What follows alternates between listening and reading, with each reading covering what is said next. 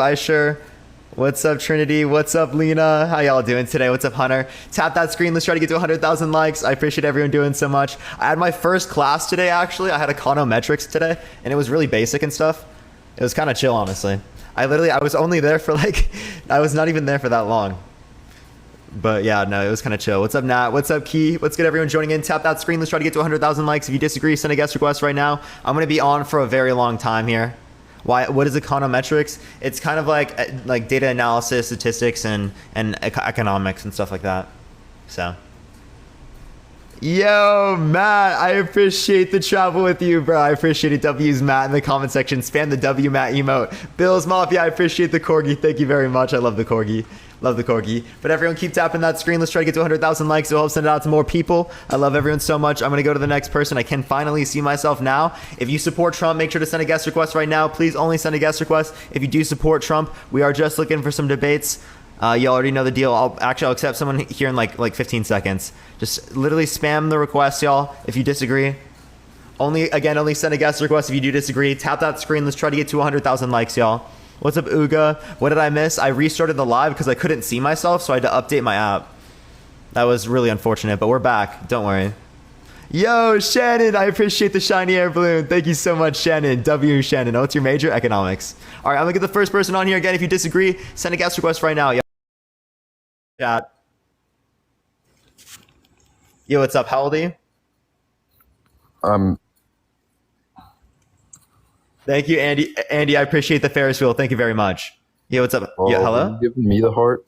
No. They're gifting it to me. Thank you. I appreciate the hand heart. Thank you so much. I appreciate it, Shannon. Wait, chat, can y'all see me? I don't know if people can see me right now.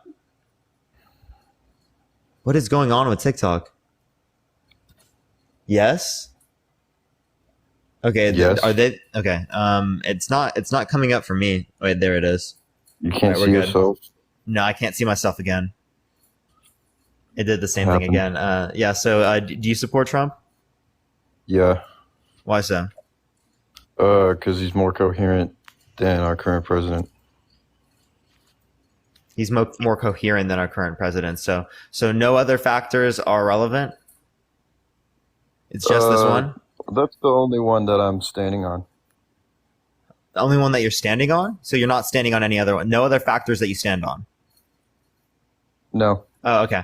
Oh, by the way, chat, I might have to do a reset on my device. That might actually fix it so I can see myself. I don't know if this is like a whole TikTok issue. I might have to do that here in a minute. So sorry, can you say what you said again? I support him because he's coherent. Okay, so and yeah, go for it. Yeah, he's a little more sane than Biden. So that's the only relevant quality. So who do you support in the Republican primaries?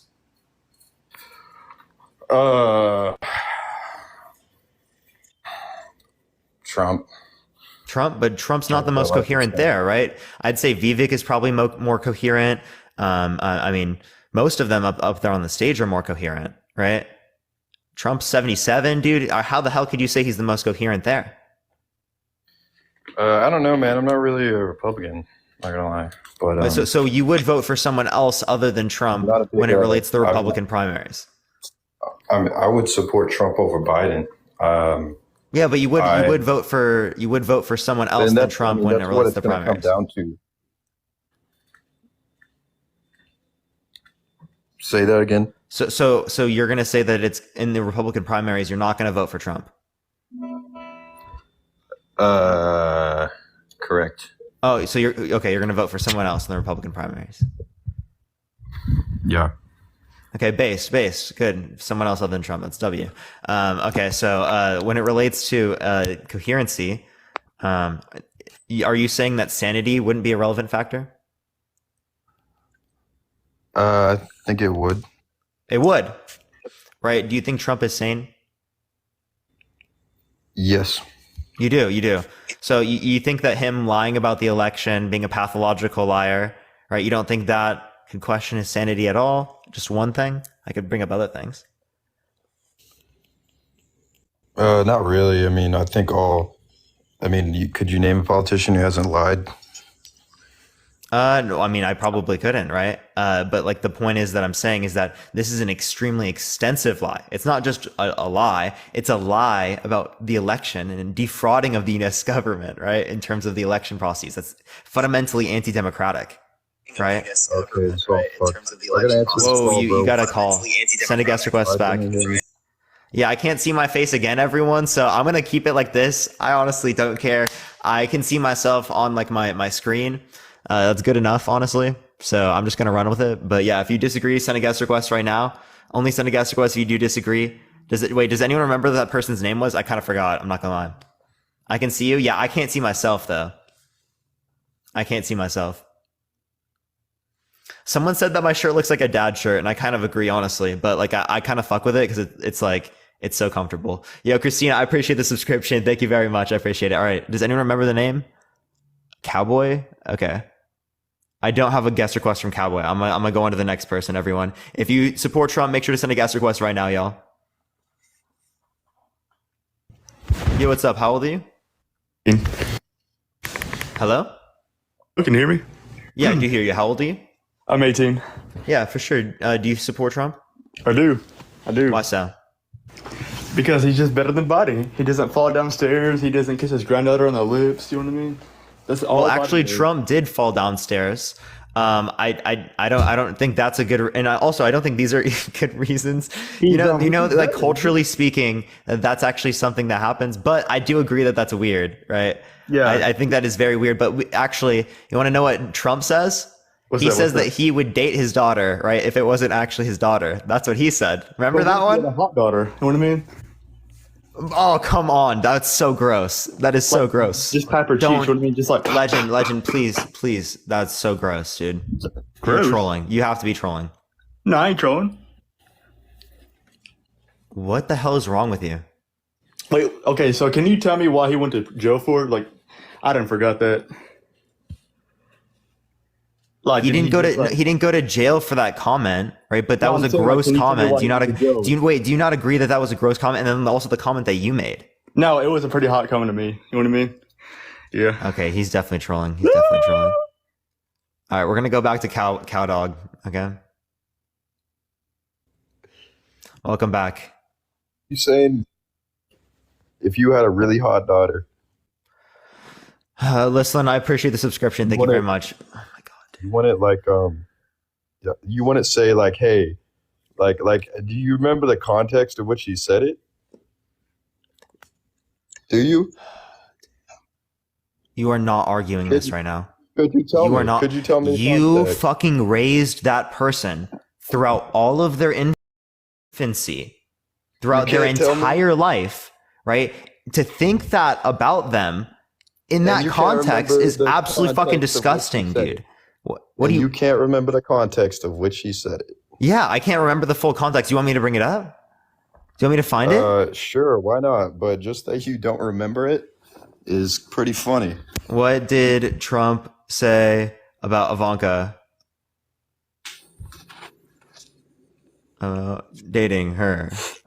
Oh my gosh, let's get the full clip because it's going to be even worse. Watch this.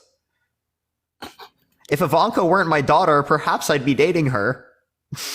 That's pretty close to what I said, right? You pulling up the video? Oh, you want me to play the video? Yeah. Yeah, it's on an ABC talk show. Hold up, let me find it.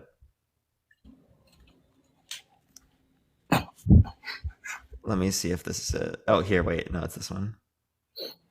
Oh. If Ivanka were my daughter, perhaps I'd be dating her. It's so weird. You gotta pull up the rest of the convo, bro. This is the only one that came up right now. I can find the rest of it. Give me a second. But that's wild. Come on, wait, actually, what context is that okay? What fucking no, actually, I'm not even. What context is that okay? Okay, all right. Let's just deny the context. Wait, no, Okay. what context is that okay? No. He's like, my daughter's very beautiful. How the hell does that? Is it weird to call your daughter beautiful? No, it's weird to say that he would date his daughter. Okay, so what if I said my daughter's beautiful? Any boy would be lucky to have her. That is different than saying that you would date her. I appreciate the hand art. Thank you so much. And have her. What does have her mean? To like date her. I don't know. Okay, so any girl to date her. Okay. Because like have means to like obtain, right? Yo, I appreciate the hanging lights. Thank you very much, Gerald. Hex is misinformationing in the chat. What were you saying? Never mind. So like, what context is it okay for Trump to say that he wants to date his daughter if it wasn't his daughter? Same person. He's just saying that she's a beautiful woman. I don't think there's anything wrong with calling your daughter beautiful. That's not just calling her beautiful. What? And he did, and he also was like, you can tell from like the laugh track they played after that clip that it was obviously like a joke. That's still a gross joke. Is that not a gross joke? Thank you for the corgi. I appreciate it. Like, there are some jokes you don't make, Okay, well, right? I guess I think if anything, this would be a joke that you don't make. Like, why would you make a joke about having intercourse or dating your any of your family members? Thank you for the corgi. I appreciate it. If it was like on live television for a bit, I mean, dude, have you seen the things people do? I mean, yeah, You would do that? 100%. That's actually concerning. That is actually concerning. That is unbelievable. Dude.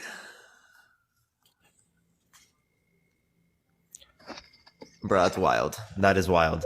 So when you have a kid, God willing, you're just gonna be like, I hope other men find you attractive, but I don't.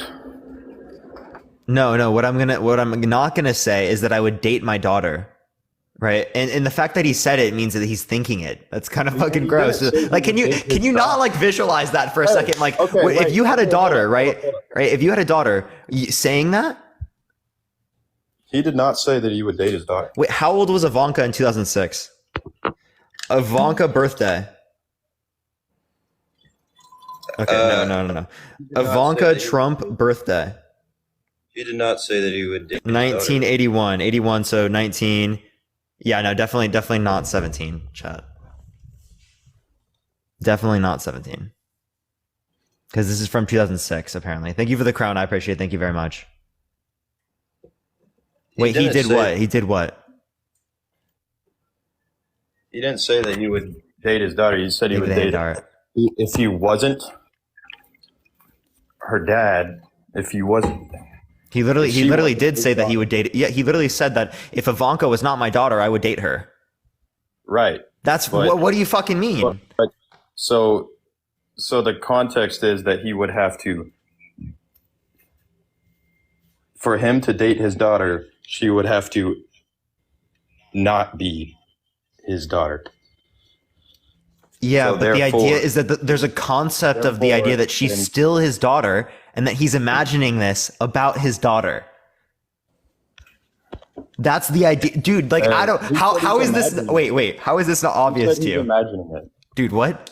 Who said he's imagining it? You're speculating. He literally said it.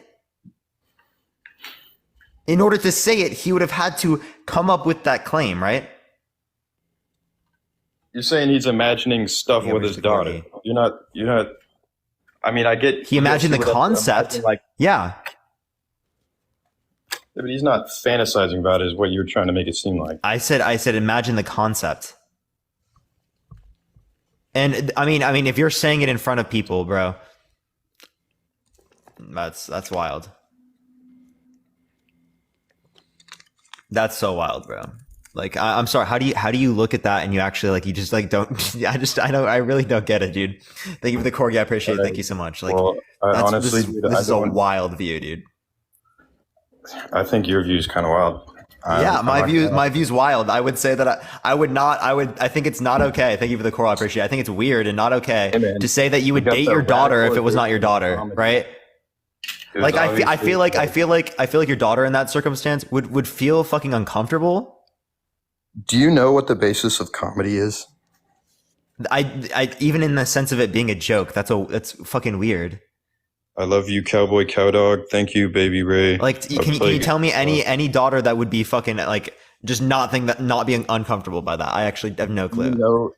But do you know why you find jokes funny? Not all jokes are funny. And why This you is laugh at them? like if no, do you think all jokes are funny? Think if they had a mustache, I appreciate it. No. But No, do you okay, know thank why God. I appreciate you it. would laugh at a joke? What's up? But do you know why you would laugh at a joke? Only if it was funny. This is not a funny joke.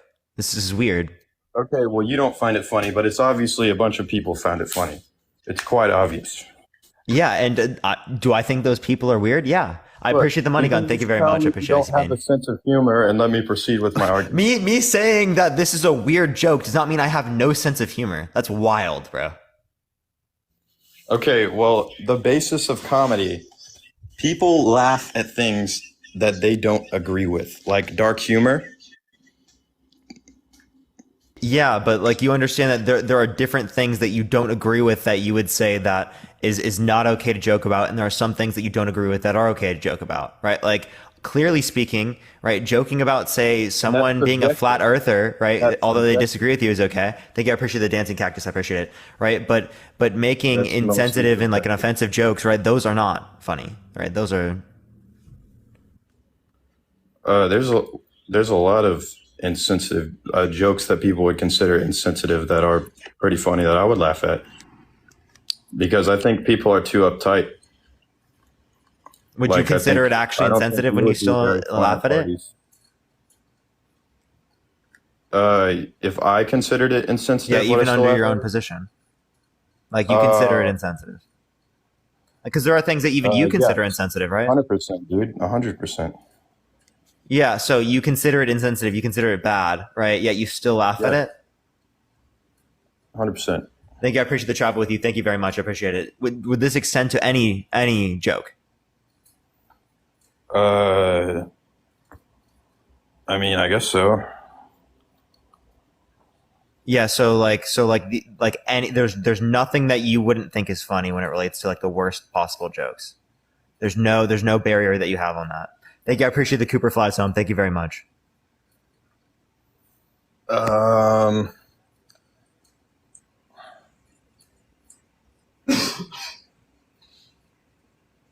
There's nothing that can't be joked about. Is that what you're saying? Yeah. Are you saying that there's nothing you can joke about anything, right? Look, dude, I'm not gonna answer that because you're gonna clip me. No. Like if I told you that one of my family members just got cancer, right?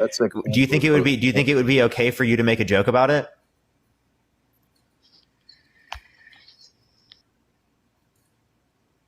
Oh, he left. He left, bro. Wild, dude. Can't even address it. Wild, bro. No, like actually though, chat, like thank you for the love drop. I appreciate it. Thank you so much. If you think it's okay to joke about everything, right? That's a wild take, okay? That is a wild take. Someone just gets diagnosed with cancer, you joking about it? Is that something that you think is okay? Like realistically, like that is wild, bro. But let me go on to the next person. That guy just wanted to leave, I guess. If you disagree, send a guest request right now. Tap that screen. Let's try to get to 100,000 likes. If you like this type of content, follow me if you haven't already, everyone. But let me go on to the next person, y'all.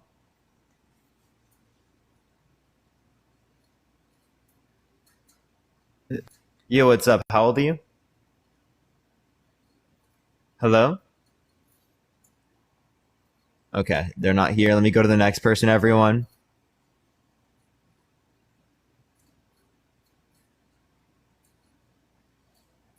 All right, it's not accepting people. Let me try to go to the next person. If you disagree, send a guest request right now. Again, only send a guest request if you disagree, y'all.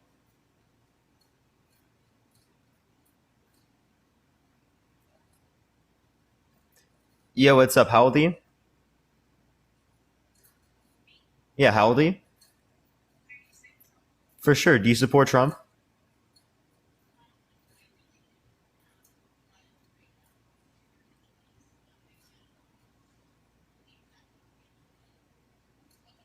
Oh, can you mute your mic and unmute real quick? Because people can't hear you in the comment section. If you just mute it and unmute, it should fix it. No, it's not muted.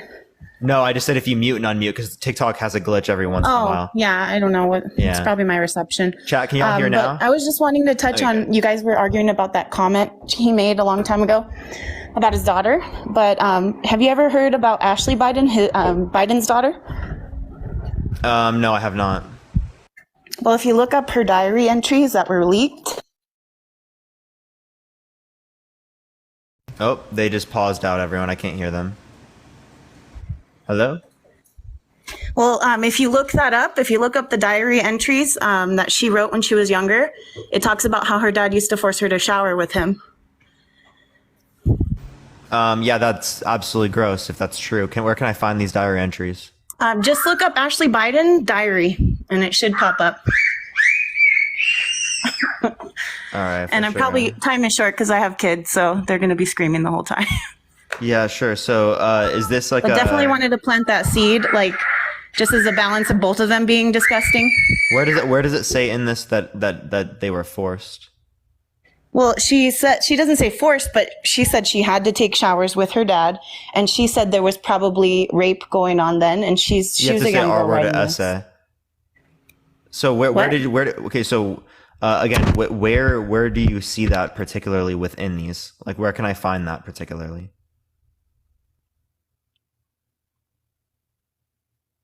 It's been debunked, chat. Where at? I know I haven't seen this actually, so like I wouldn't be able to address this right now. That's if there's anyone that is one of my mutuals that wants to come up and address it. I haven't seen this yet.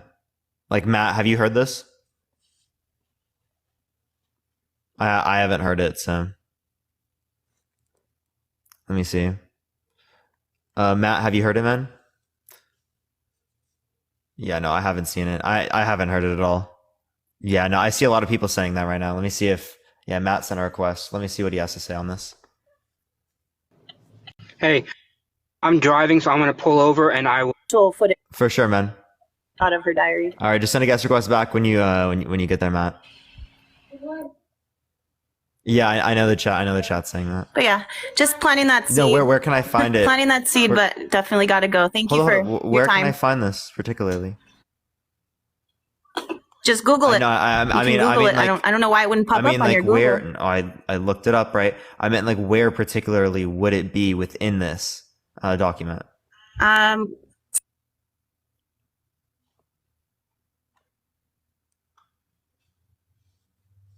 Yeah.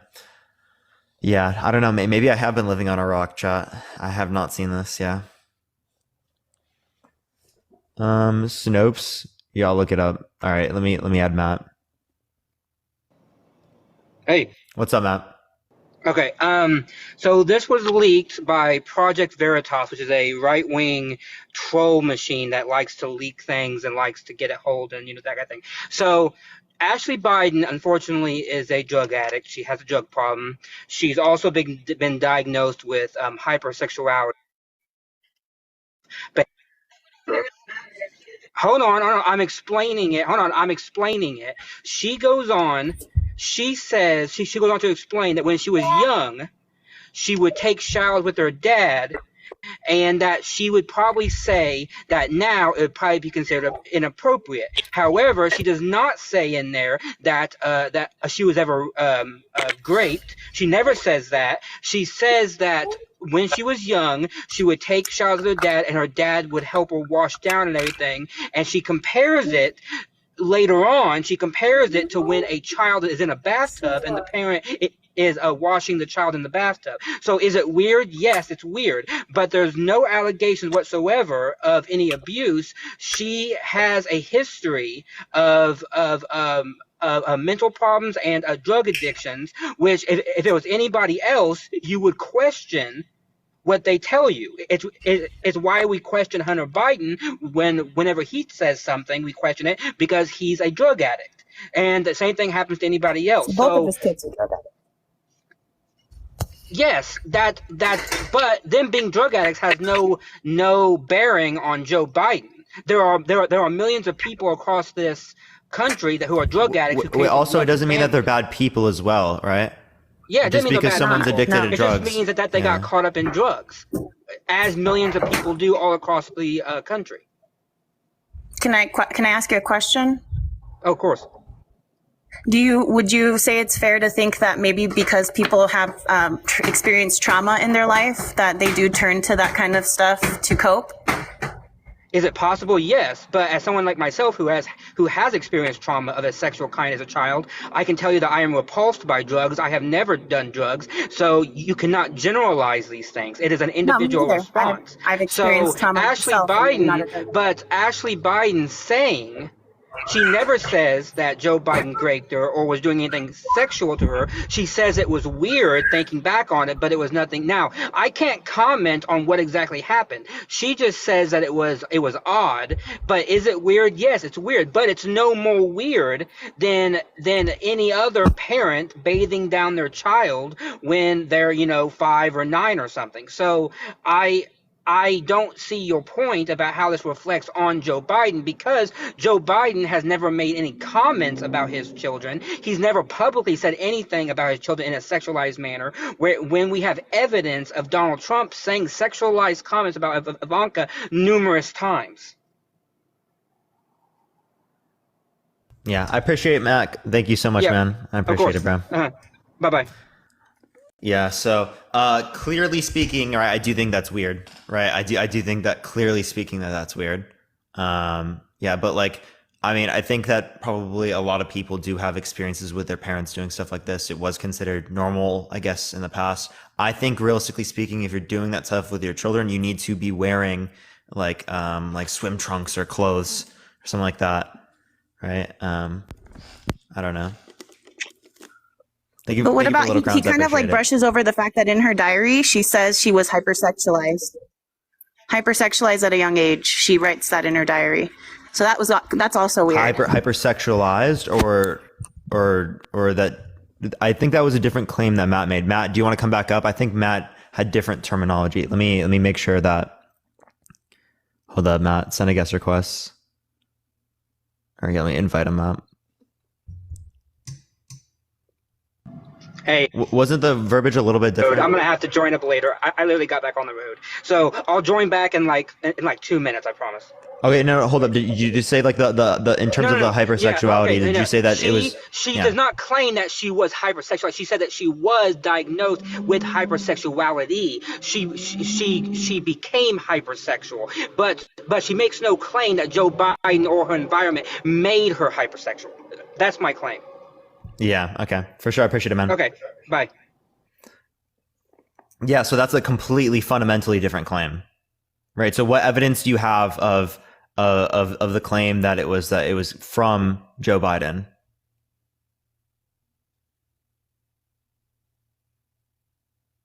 Oh, they're muted, I think.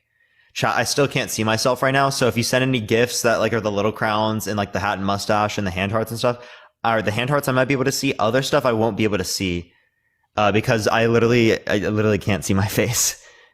So I apologize if I literally didn't see any of those, y'all. But yeah, restart. I already did restart. I already did, and it's still the same issue happened. Hey, hello, are you there?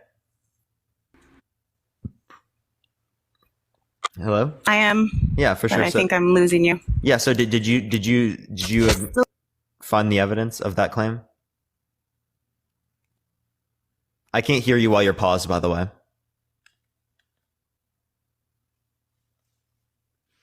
But yeah, everyone tap that screen in the meantime. Let's try to get to 150,000 likes. If you disagree, send a guest request right now. We'll give it a few seconds before they find the evidence and whatnot. Just give it a second, everyone. Parker, say literally. What do you mean for liter? What do you mean? Yo, Jada, I appreciate the galaxy. Thank you very much, Jada. I appreciate it. Thank you, Virgo. I appreciate it. She's saying the claim in her diary is saying that she was hypersexualized at a young age with her sister Caroline, and that the first instant was showers with her dad. Q-tips. It mentions Q-tips being forced in places they shouldn't have been. This is her writing, like her actual writing, not a news article. This is her diary.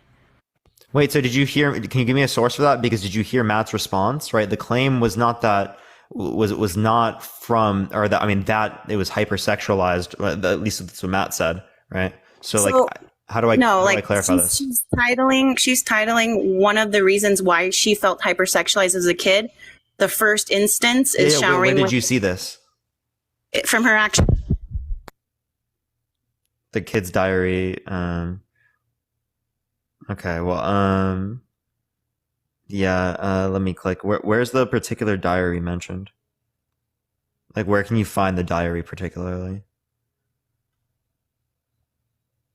Because wasn't it stolen and leaked? I don't know if we'd have access to it. Because I looked it up and it doesn't come up with like the diary. Actually find the diary itself, like photos of her diary, is just look in images. Then you can pull up a website that's a well-sourced website that'll have photos of the diary.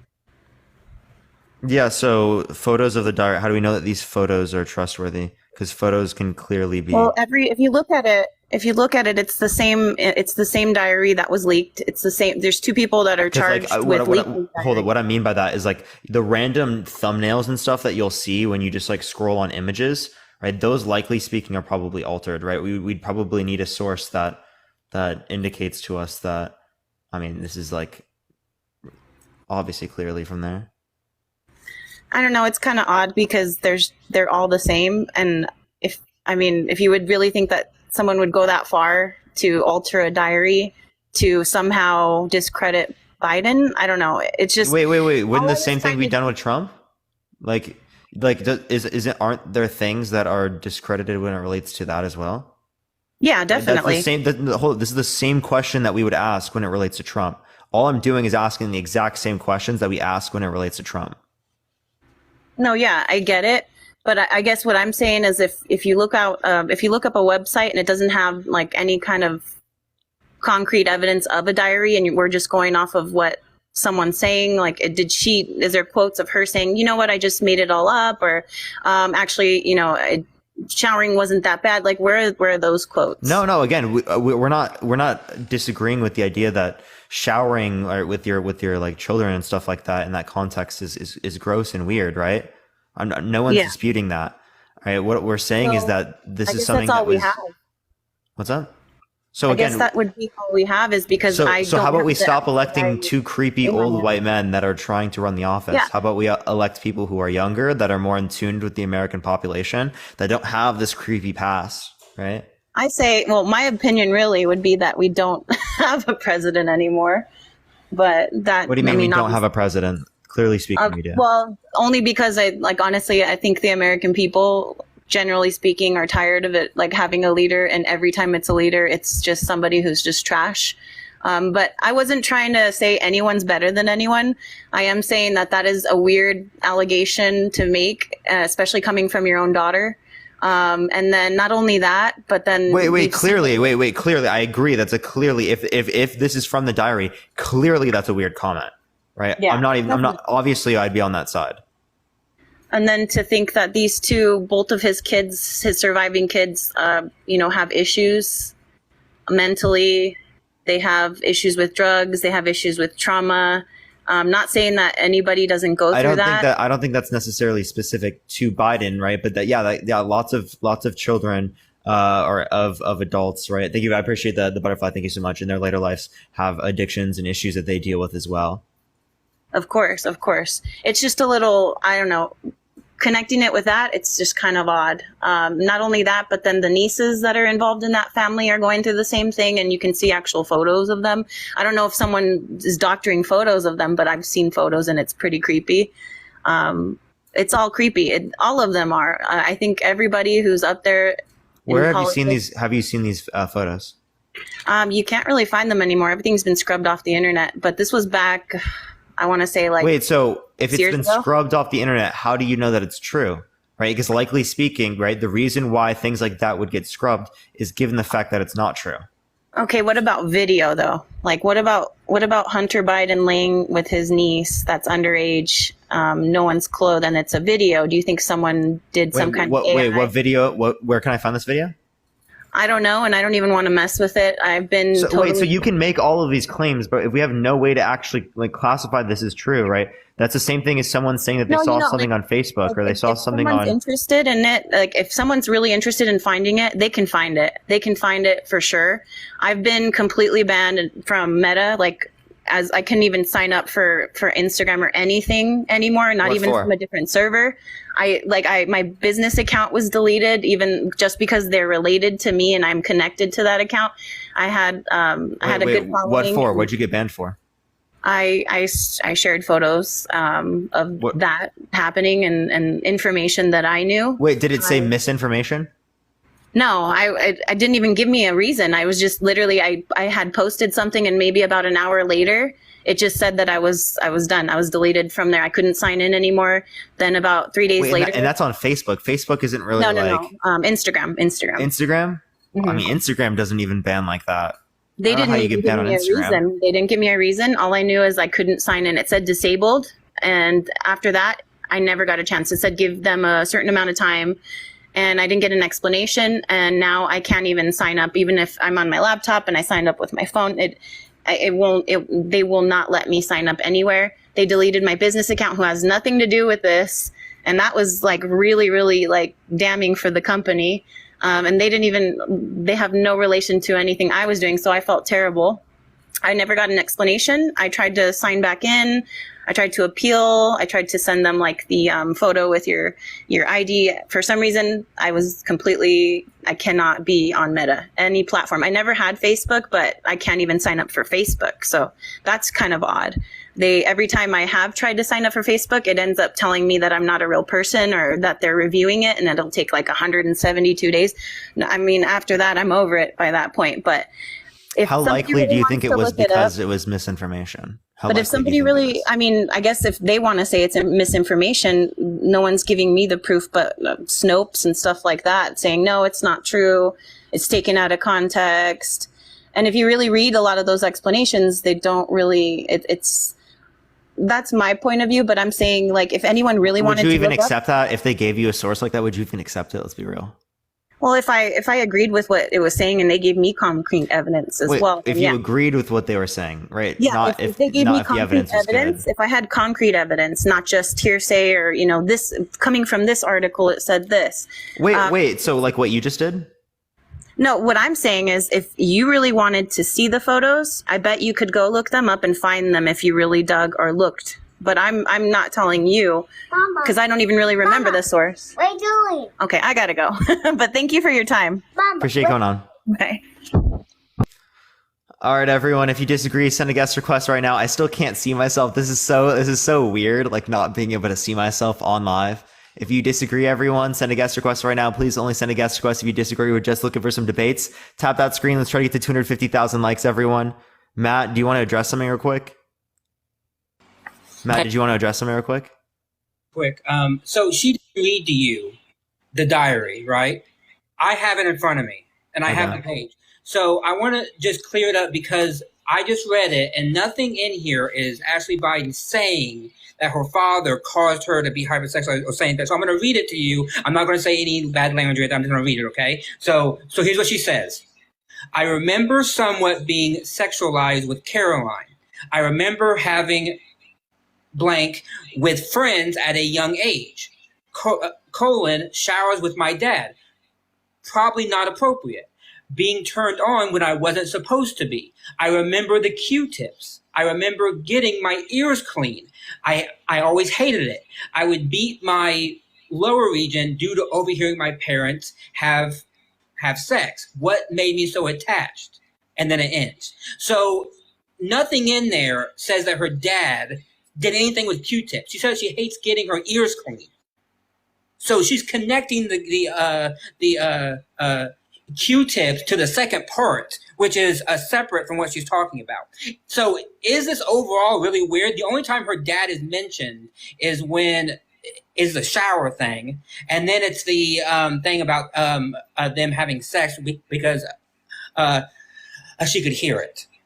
So it sounds like she's had a troubled childhood from starting to have sex at a young age, and then that progressed to just trauma after trauma. But I don't necessarily see that Biden is a direct cause of it.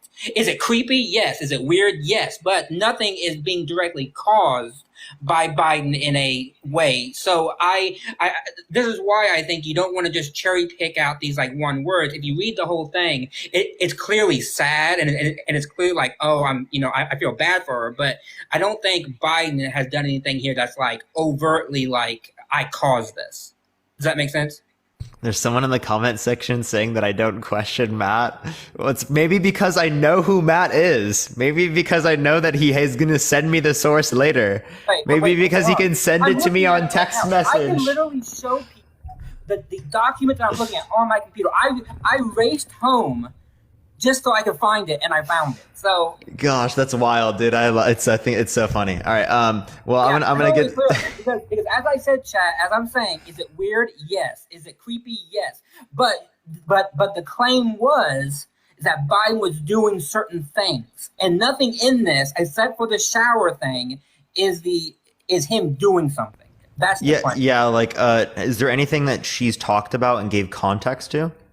No, because she did not want it to be leaked. She left it at a halfway house because she was on drugs, right? She left it at a halfway house, and the owner of the house found it, and sold it to Project Veritas. She didn't want it to be leaked. She was writing things out, likely because she was going through a rehab program where they want you to write these things out because that's how you get over the trauma, right? You have to write them out. You have to talk about it. And so she's writing out because it's dated 2019.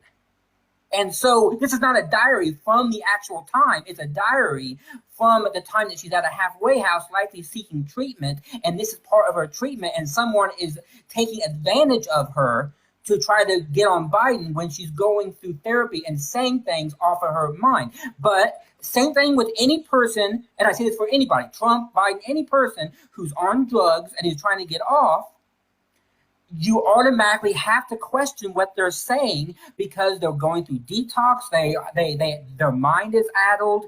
It's very, very sad.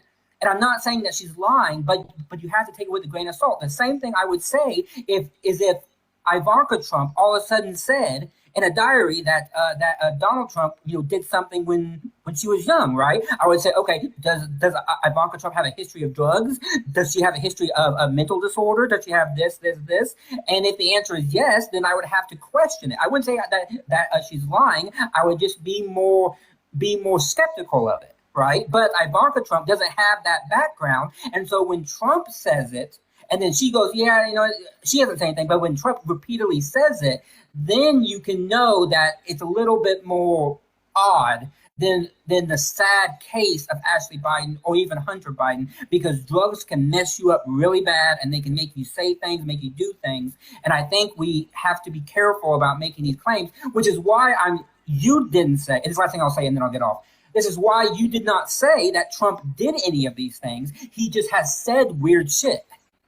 That's the claim. Biden has said and done weird shit, but there's no proof that he's actually done anything that's over the line. Same thing with Trump, except for the E. Jean Carroll thing. Yeah, it's also the point that like they're both gross, right? They've both done very gross. I don't know why we have to like pick between, right? Like one plate of shit and then like a plate and 2/5 of shit. Like exactly. It's because the niece picture, I've seen that video. I've seen the picture. It is weird as hell. It's weird.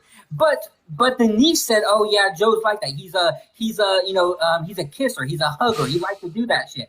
Okay, he's a weird old man. I mean, what do you want me to say? He's a weird old man, right? Okay, let's vote him out and vote in someone younger who's better. But if it's him versus Biden, I'm gonna vote on the policy, as you said, because I care about the courts. I care about all that other shit. Yeah. So that's the point. Okay, thank you. I appreciate you coming on, man. Bye. All right, everyone, I'm going to go to the next person. If you disagree, send a guest request right now. Please only send a guest request if you disagree. We're just looking for some debates. Oh, we got Joelle here. Probably wants to debate about everything.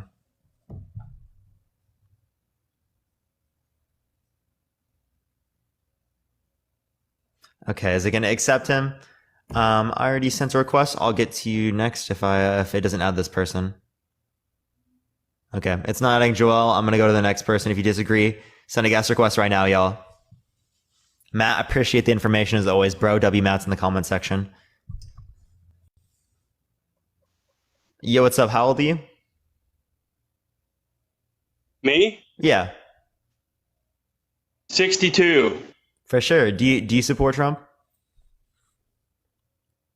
I certainly do. Why so? Well, for one thing, I've been in America my whole life, and I know who's the best president in my lifetime, and it's Donald Trump. And how do you determine that he is the best The president? worst president is either Joe Biden or Jimmy Carter. Well, he's the only one that wants to do what the Constitution says and protect the border. He kept the economy good. He knew how to, he's a businessman. He knows how to make money for the country, which is why the economy was so much better 2 years ago than it is now. It's crap. But let me talk about this diary for a second. 2 years ago, Biden was still president. I know, but I'm saying the economy is so much worse than it was 2 years ago. When Biden was still president? Yeah. As soon as Biden took Why would office, you compare it to when? Wait. Why would we compare it to when Biden was in president, not when Trump was in president? So if we go back 3 years ago, right? Maybe okay, yeah, we can go back 3 years ago or so. Who was president, and how was the economy? Wait. If we go back 3 years ago, who was president, and how was the economy doing? Because I have 9 children and I had to buy groceries for everybody, and I know what it cost. And I had to pay the electric bill, and I know what it cost. And I had to pay my taxes, and I know what it cost. And I know Joe Biden raised my taxes and lied about it and said nobody making less than $400,000 was going to get their taxes raised. He lied 15 times about that and jacked my taxes up to the moon. Yeah, he's talking comparative to what we had prior, right? So the idea was that the tax cuts from Trump were not going to be there, but those tax cuts were heavily targeted towards like the top 1%, right? Never mind all towards the that. everyday average. Hold up, not towards the everyday average American.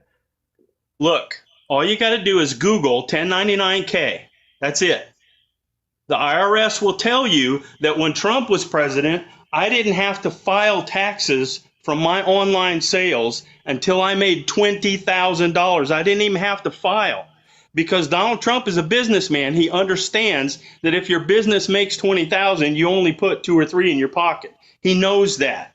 Biden is an idiot, so he says anybody that makes $600 now has to have a 1099K. That's the law now. So Biden lied. He said nobody makes less than $400,000 a year, their taxes would go up. When the fact is, anybody that does Uber, anybody that does DoorDash, anybody that does eBay or Etsy or Amazon, their tax has been jacked up to the moon. You want to know something? You have a standard deduction, right? No. You have a standard deduction, right? Not when you have a business. Hold up. Not with a business, you absolutely do. What are you talking about? I don't. You don't have a standard deduction? You're not listening. Like on your individual the individual income that you take from your business. You have tax. You have that, right? I don't take individual income from my business. But you're not listening. You get no income from your business. I don't take it. No, I put it back in the business. My point is, how do you pay your bills? The business pays the bills. What? Will you listen a second? I didn't have to file on my income at all until it reached $20,000 under Donald Trump. Do you understand that? Do you know what that means? So you're saying that you do have income. God damn, dude. Hold on, no. Hold up, man. I'm just saying you do have income now. That's what you just said. The business did not have to file until it had $20,000 in income. Now it has to file with $600. Okay. So you have to file it, but I don't see as to why you don't get like the write-offs and stuff with the business that would be associated with that. Are you saying okay? I'm saying if I had a business that had $20,000 in income, I didn't have to do anything. I didn't have to file anything. I didn't have to pay anything. Do you understand? I paid nothing. I had to file nothing under Trump. Now, do you understand what nothing is? You had to file nothing. So you said you made less than $20K at that point with the business. Yes. Okay. So you're saying that now that type of situation is gone. Now you have to pay every single $600. Anything over $600, you have to start paying $600 a year. You have to start paying taxes on it, which means my taxes got jacked up to the freaking moon. So you pay taxes on anything between 600 and 20,000 when you didn't do so prior. Right. Can you show me the part where he got rid of that? I said all you got to do is Google 1099K. The IRS explains the whole thing. I got you. I'll make sure to check that.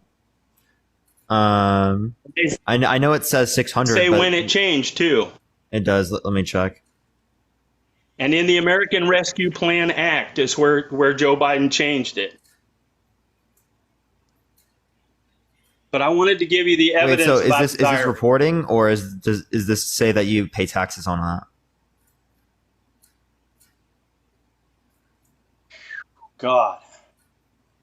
If I have to file, that means I have to pay taxes on it. Okay? No, If no, I you just don't have to have to report fi- it. If I don't have to file, that means I don't have to pay taxes on it. If I do have to file, that means I do have to pay taxes on it. Well, if you I have to pay taxes on actually, my I don't know if Social that's true.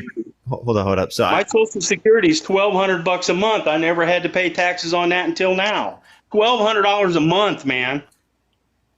That's starvation wages, and I got to pay taxes on that. yeah, I think that there's a huge issue with our current funding when it relates to Social Security. Like, I think there's a big issue with that, and that needs to be addressed. And that could be addressed by and putting money Joe Biden's into doing exactly nothing about it. Yeah, and neither is Trump. Trump was doing nothing either when it relates to Social Security.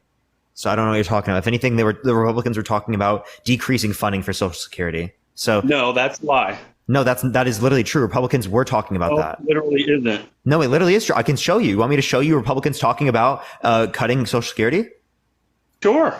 Yeah. But I can show you Joe Biden saying 3 or 4 times we need to get rid of Social Security, Medicare, and Medicaid. When? It's been several years ago, but he said it. Yeah. So when he times. said it, how long ago? Okay. That's not now. And again, Social No, I Security, don't know the way it's exactly currently how long. funded right now is absolutely something that's not good, right? In terms of how we fund it. It can be funded in such a more efficient way if we have it tied to index funds in which we give people money, say when they first are born or something like that, or if they first enter the country, index funds, and then they grow exponentially. Okay. If you put $7,000 in an index fund, right, at someone's birth, when they are 65 years old, that will be $1 million. Okay. And look who voted against that. So that's a way better funding mechanism than what we We were currently gonna do have that. with our 2 tax different systems. times. We So were gonna what we do do that. right now, we lose money with inflation, right? Because we spend money in and then we use that money to pay for it later. Right. So we lose money when it relates to inflation. This is a significantly better process to fund that. But yeah, so here, a Republican study committee has just released its budget protecting America's like a Social Security, and actually once again called for significant cuts to Social Security. Right. This is from the Republican committee 2024 budget. Do you want the source for this?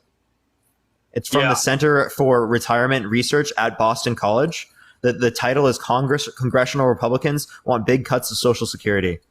I watch congressional hearings and Senate hearings all the time, and I've never seen anything like that. This is literally right now. I'm telling you where to go. So again, the title is Congressional Republicans Want Big Cuts to Social Security, and it's from the Center for Retirement Research at Boston College. Okay, now you said anybody that disagreed should come on, and you were talking about the diary. And I need to tell you about this diary since you never heard about it. Okay? I've heard about it now. No, you haven't. Now listen. She left What? the diary at a halfway house. Okay? Then I've heard that. The people that owned the halfway house sold. Now the diary's 500 pages. The guy read you like 2 paragraphs. So there's a long way to go here. She said she was hypersexualized as a child by her family. The Project Veritas. Wait, where does it say by her family? Because he read it, right? And we didn't hear the by her family part. Thank you for Like I said, it's 500 pages. He read you like 2 paragraphs. So where did they say it? The by her family? Can you show me? Well, You're looking at it right now. Can you turn your camera on? I'm not looking at it right now. I'm looking at something different because it's a different point that I was trying to make. Okay. Okay, but I can look it up for you. Now, Yeah, and then you it can turn says- on your camera and you could show me it if you do find it. Okay. It says to plead guilty to trafficking Ashley Biden's diary. All right. Now, Joe Biden sent the FBI to go and fetch Ashley Biden's diary from Project Veritas. They broke in, they stole everything. The FBI did a raid, Why would they do that if all that diary said is what your buddy says it says? Why would Joe Biden send the FBI to go and get something that doesn't belong to him in an FBI Joe Biden raid? didn't send the FBI. One, two. It would also be because it's illegal. They stole the diary, right? FBI and they doesn't go sold it, right, get a against her $5 will. diary. It relates to a president's family, right? Relates, yeah, but unless it's got bad news in it, they're not going to go get it.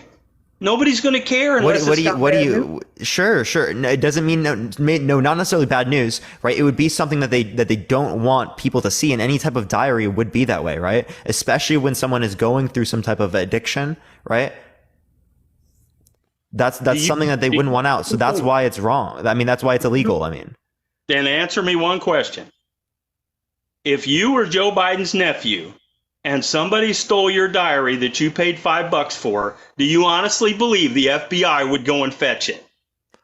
Come on now. Am I a president? Am I a president's daughter? I said if you were the nephew of the president, yeah. If it had something there that I didn't want, that was not like good, yeah.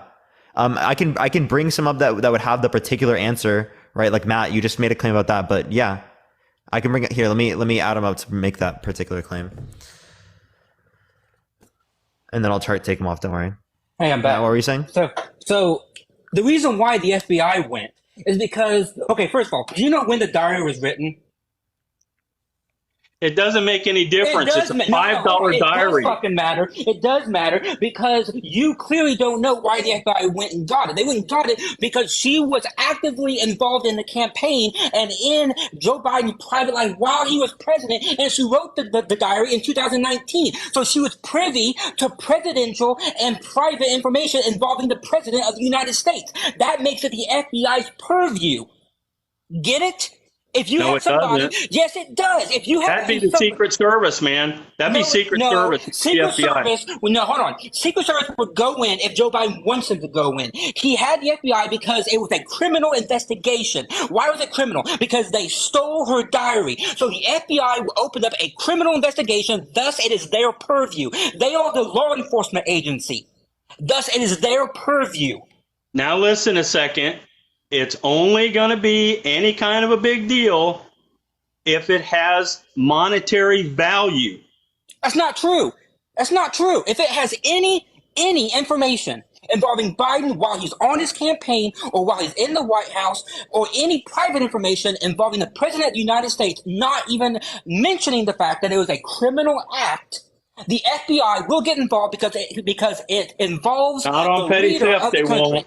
FBI doesn't investigate petty theft. Come on now. They will if somebody tells them, hey, the president's daughter's diary that may contain information about the president and his family, including the time when he was president, we need to go and get that, and we need to make sure the people who did it get caught. It would happen the same thing under Trump. If Donald Trump Jr.'s diary was stolen, Donald Trump would also send the FBI after the people who did it because it involves the leader of the United States.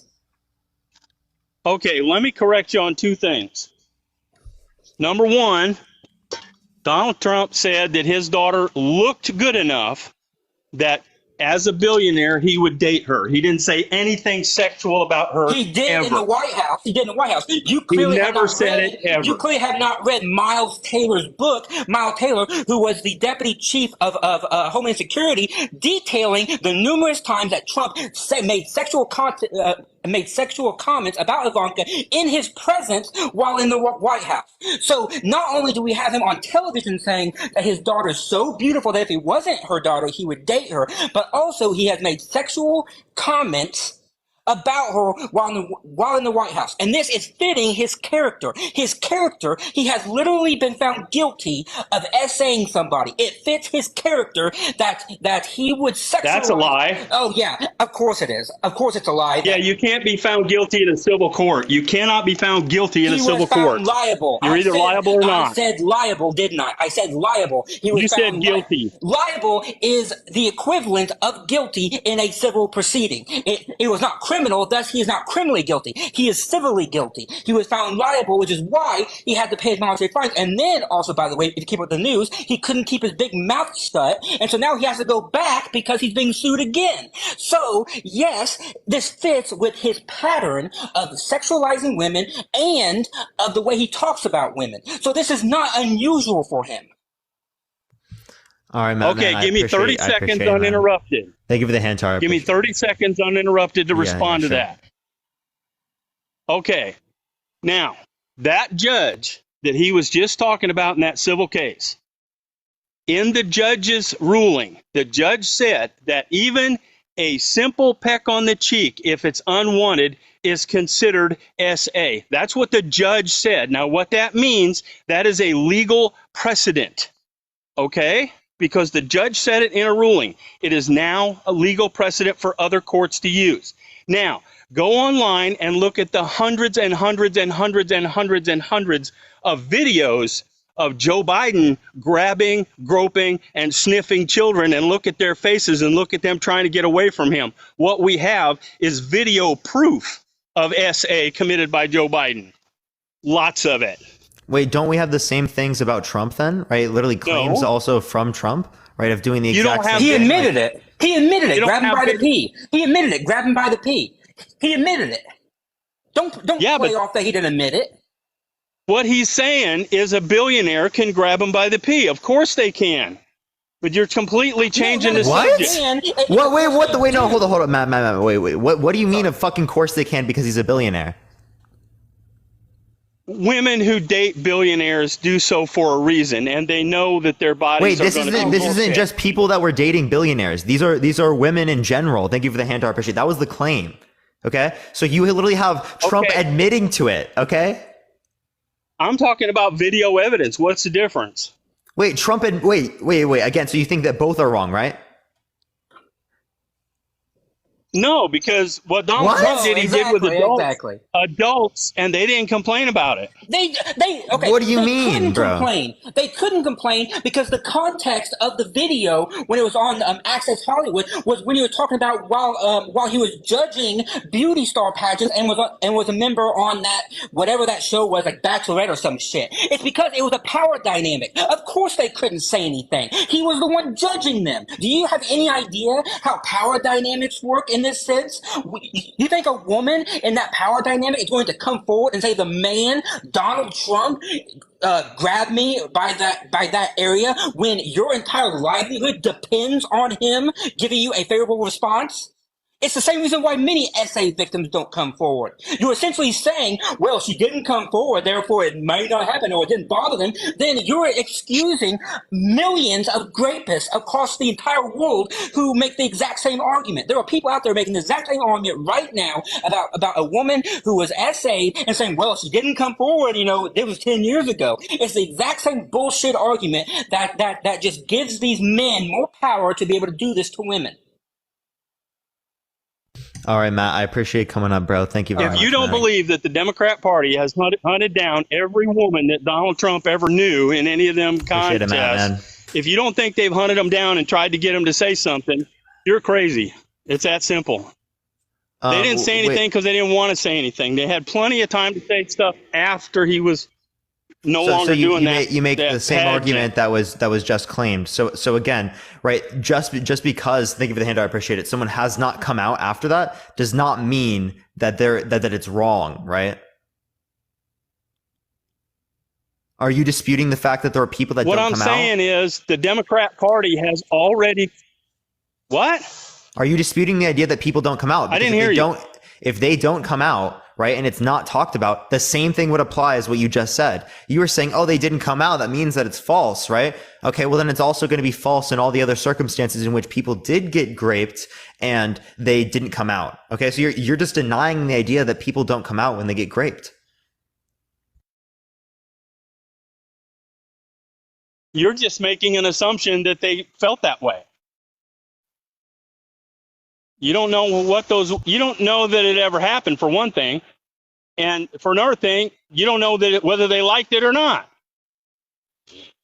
Yeah, so again, if you were just doing that without asking or like permitting consent before that, without knowing this person, just a random person, clearly speaking, there are going to be circumstances in which this happens where that occurs, right? What do you think that there's a probability here, right? I don't care about probabilities. There's no evidence of it at all. What Except a for what Donald probability Trump is said. evidence. He said you can grab them right by the pee. That's what he said. Yeah, They in what don't care. context, That's what he right? said. In what context? Was that in a context of a girlfriend, right? Someone that they have established consent with, right? Or is that in what context is that in? I'll be honest with you. I don't remember who he was talking about specifically. No, it wasn't a girlfriend. It wasn't just someone that said they have them. established consent with.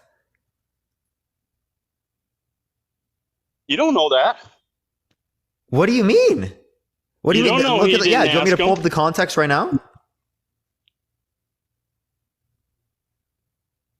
Yeah, go ahead. All right, for sure. I got you. You're lagging a lot, by the way. In the meantime, everyone tap that screen. Let's try to get to 500,000 likes, everyone. Again, if you like the content, follow me if you haven't already. All right, let's pull it up. Well, everyone. where are you located at?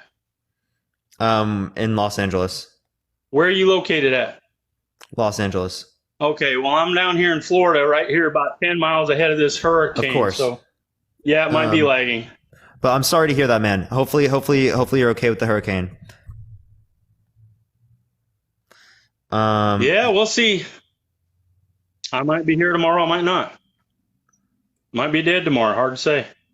Yeah, I really hope not. I mean, is the hurricane what category is it? 4. It's supposed to be 4 by tomorrow morning, they said. That's wild. 15-foot storm surge.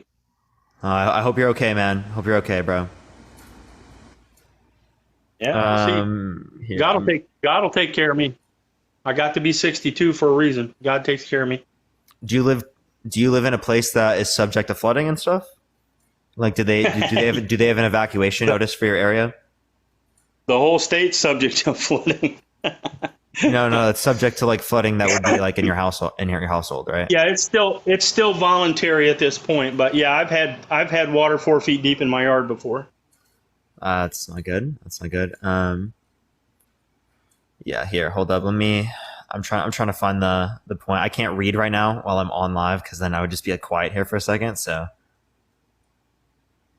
yeah, give me 1 second.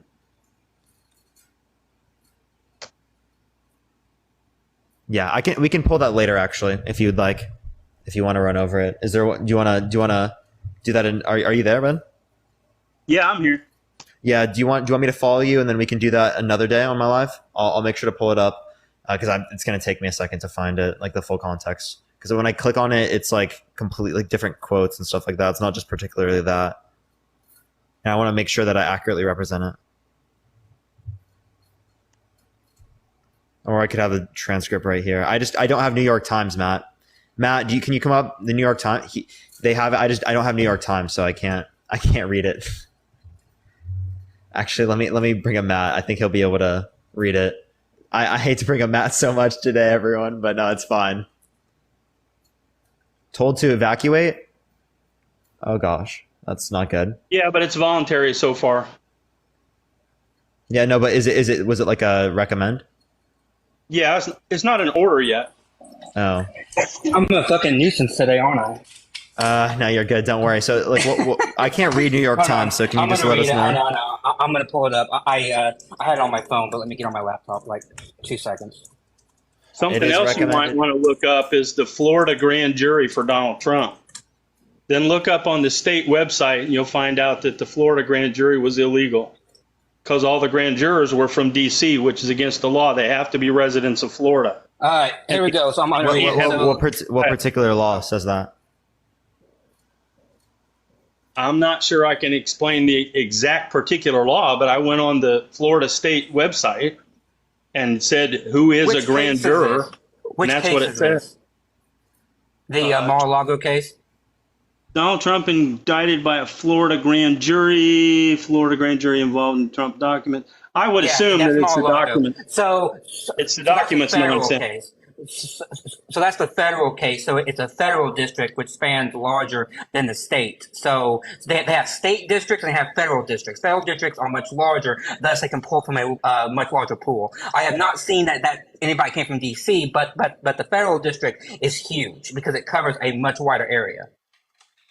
Well, Florida state law says any grand jury state law doesn't apply. State law doesn't convened apply. Oh, whatever. State law doesn't apply because this is a federal case. Answer me one question then, okay? Just one. Why would the FBI have to raid someplace when the Secret Service is already inside that place? Trump lives there, so the Secret Service lives there. The Secret Service is not there to check on Donald Trump if he's doing illegal activity. They're only there to protect. It's not their business to see if he's doing criminal actions, only to make sure that he's still alive and not being, unalived by anybody. So when the FBI came to him multiple times and asked for the documents kindly, and he said no, and then that's when they had to go in and get them, is because he said no. He complied. He complied with. He did not comply. He did not comply. They have him on video, including his lackeys moving the boxes around the day before they are coming to get them because they knew they were coming to get them.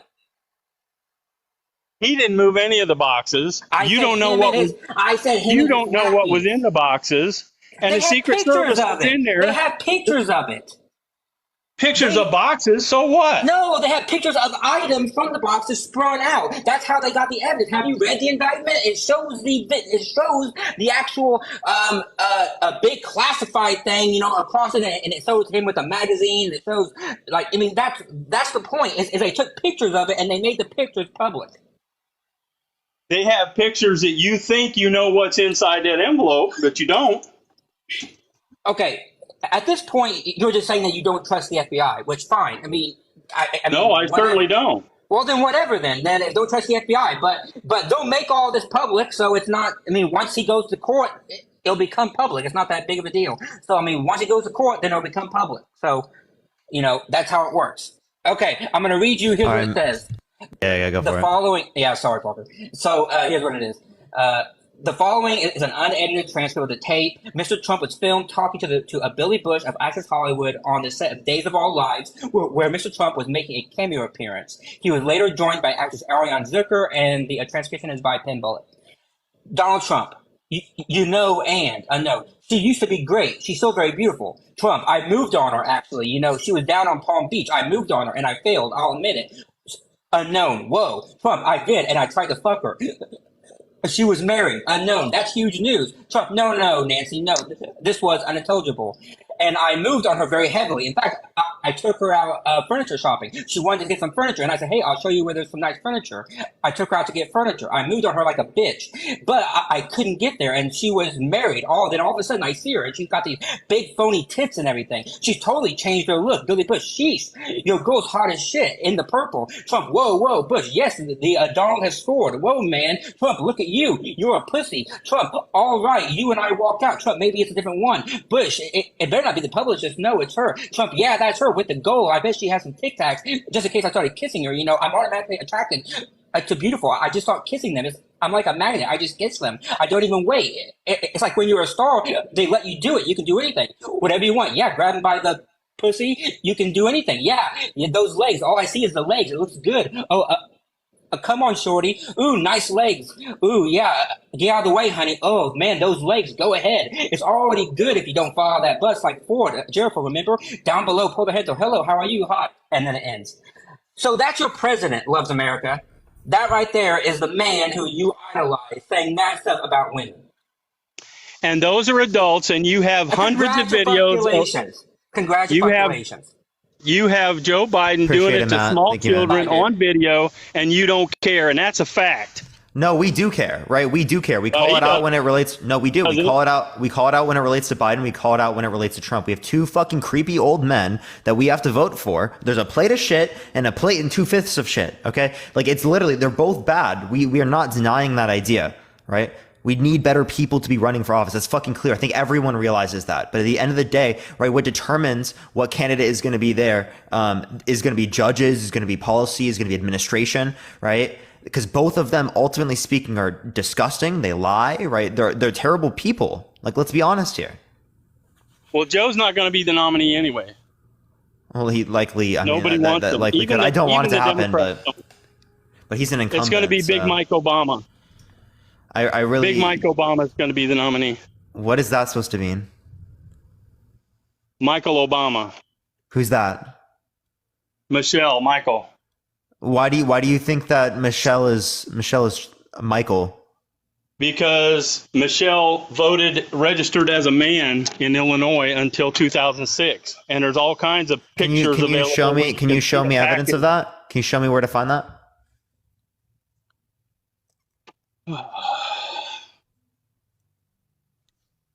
Hold on.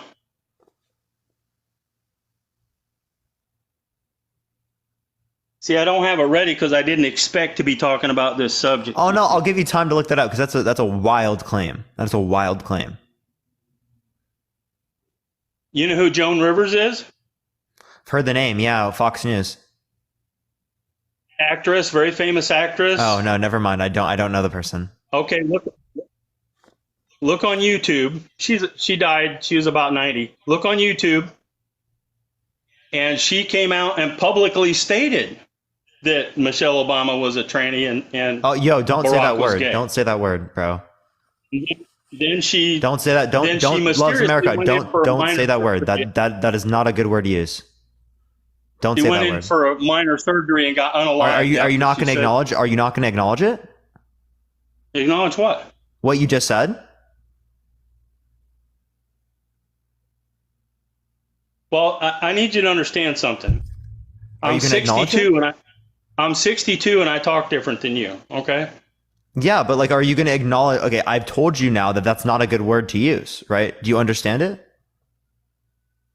I understand that you think so. Yeah. Yeah. So you're not going to acknowledge. Okay. So it's not just me, right? What do you want me to do? What do you mean acknowledge? I would expect people not to say slurs, right? Like that's my view. I don't think it's a slur. See, that's the difference. Yeah. So why do you think it's not a slur? Because I'm 62.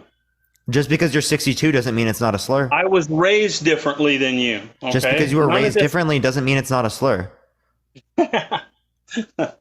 Okay, I give up. Whatever you say, man. No. Again, just because you were raised differently doesn't mean it's not a slur. What means that it's not a slur?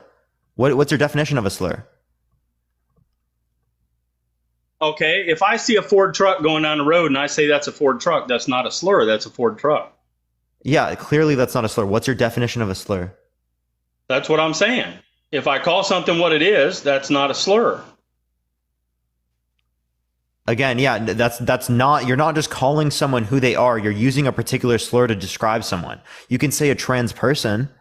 But you're saying they're not even that, so doesn't matter much. What do you mean they're not? Yeah, no, again, but they're not a trans person, but still, again, you're just using a particular slur used to be against them, right? Like, so again, what is considered a slur? I don't think that's a slur. Okay. So what is this? What do you consider slurs? Like, can you define the term for me? Well, if I call my wife an N-word, she happens to be African black, then that would be a slur. Yeah. So again, what's the definition? Not an example. What's the definition? I guess the definition is something that offends people like you. No, I'm asking what your definition is, like genuinely. What do you consider a slur?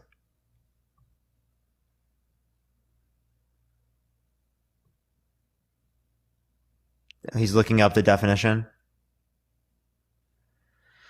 Oh my gosh, chat. Oh my god, everyone. Yeah, this is wild. Yeah, Shannon, I appreciate the mirror bloom. Thank you very much. I appreciate the mirror bloom. That is wild. Okay, he just left. Okay, I'm gonna go on to the next person. Yeah, we're definitely not having him come up. He just left himself. I didn't even kick him off. But that was wild. That was wild, bro. That was wild. I'm gonna go on to the next. It's like literally like by definition would be considered a slur. I appreciate the hand heart. Thank you very much. I'm gonna go on to the next person again. If you disagree, send a guest request right now. Please only send a guest request if you support Trump, y'all. If you like this type of content, follow me if you haven't already, everyone. Again, follow me if you haven't already. I do lives like this literally every single day. So send guest requests if you disagree, y'all. If you like this content, tap that screen. Follow me. I appreciate the hand heart. Thank you so much, Blonde. I appreciate the hand hearts. Thank you. For some reason, it's not accepting people. I'm trying to get someone up here. Give it a second, though, everyone. I'm trying to get someone.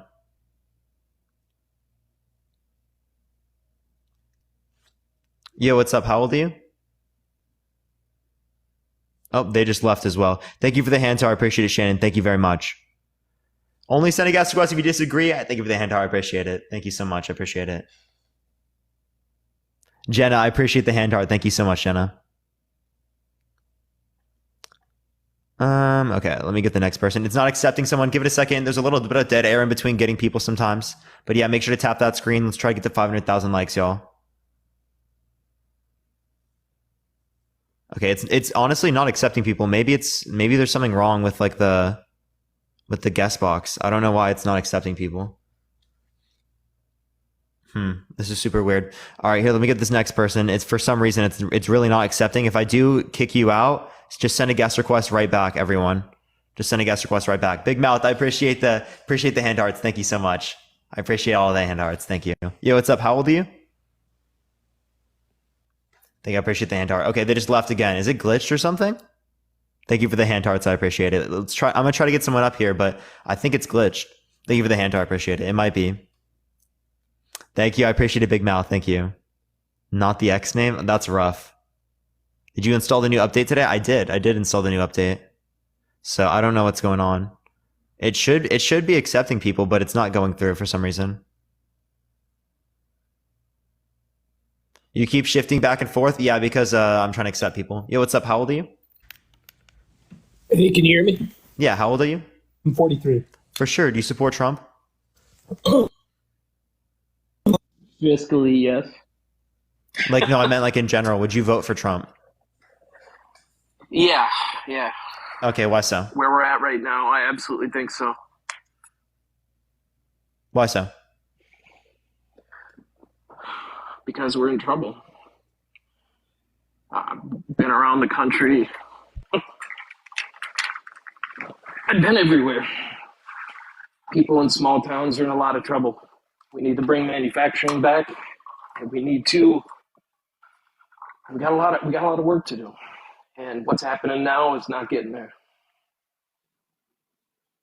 Okay, so you know that more jobs were outsourced under Trump's administration than actually brought back to the United States? Where you... Do you want me to send you the source for that? Saying that from? Yeah, please. Yeah, for sure. It's listed in my Discord, but I can also send it to you as well. Yeah, I just happened to come across you. Yeah, so, well, it's Linktree's in my bio. If you want to do that, if you just click on the Linktree, you can join the Discord. There's like a bunch of sources that I link there as well. But I can give it to you like in a title right now if you'd like. Yeah, it wouldn't hurt. All right, for sure. Let me pull it up. Yeah, so you can pull it up from citizen.org. Okay. There's a claim there. That is a dramatically right-wing publication. A right-wing publication? Sorry. Yeah. Left. I like I said, I caught you in passing here, but I wanted to stop in. Yeah, so I can also send you stuff from the EPI. And then you can also go to the Trump White House archives. All right, you can also look at the stuff there. Putting Trump aside, GOI. what do you think would be the better move in November? If you were to put Trump aside, what do you think would be the better move in November? Like for a Republican president? No, for anything. Oh, for anything. I'm not talking about parties. What do you think is going to be the saving grace? Who? I don't think there is a saving grace for this election. Okay. So I think it's keeping the likely going to status happen quo as next it election. is I a would better disagree. option. I don't. Well, I mean, better than going towards Trump, absolutely, because Trump's, I mean, still is the status quo, right? But with other types of elements that we would see to be bad. So, I mean, it would also limit progressive legislation into the future, which I think is the legislation that's going to make this country better off, right? So, and that would be done through like federal judges, which Trump actually was extremely effective at. The only thing effective, but that was a bad thing on my end. And a bad thing for the country, but it was effective in terms of he got people on his party or with his ideology to be in the places who are federal judges in the state and local places, plus in the Supreme Court. So, yeah. Yeah, I don't know. I've watched everybody I know lose massive amounts of money in the last 4 years. The financial markets have been on a complete drop. Yeah, so that started under Trump's administration. So this is not necessarily specific to like Trump or Biden. These are broader economic trends that are being felt globally, right? Inflation's a global phenomena. COVID was a global phenomena. I wish I was a little bit more prepared, but COVID was a global phenomenon, but what we did with it and how everything happened was our own fault. Yeah, and part of that was Trump's fault as well, right? In terms of the response to COVID, right? He shut off travel from that one particular area, but failed to shut it off in many other areas for months after that point. And it led to millions of people being able to come into the country that had been in contact with people that have had COVID, right? So that's an issue. That means many people were going to be spread it, way quicker, right? And that means that more people got it where we could have developed the vaccine in that same amount of time, and less people would have got it if there were better proceedings against that. So, I mean, we would have been able to fight the virus more if that was the case. I think you sound like a good person in general. But, I mean, you're going down that COVID route, too. And I genuinely believe in all of my heart and soul that a lot of that was complete bullshit. I think we are in much worse off, and now they're threatening lockdowns again. I don't think they're threatening lockdowns again. Lockdowns have not been effective when it relates to limiting the spread. What's most effective is N95s, is vaccines, things like that. That's been clearly more effective, and social distancing clearly more effective than just the lockdowns. If we look at countries like in Scandinavia and stuff like that, they clearly speaking had better responses, and that was often what they implemented instead of things like lockdowns, where you could see actually psychological impacts, right, as well. So I mean, I don't think that a lockdown is going to happen in the same way that we did, as we have lots of evidence now that would indicate that, likely speaking, there would be net negatives from stuff like that. But that doesn't mean that vaccines and masks wouldn't be used. That doesn't mean that there would be proceedings in relation to that to limit the spread. I don't think any of that's. I don't think people are going to buy it this time.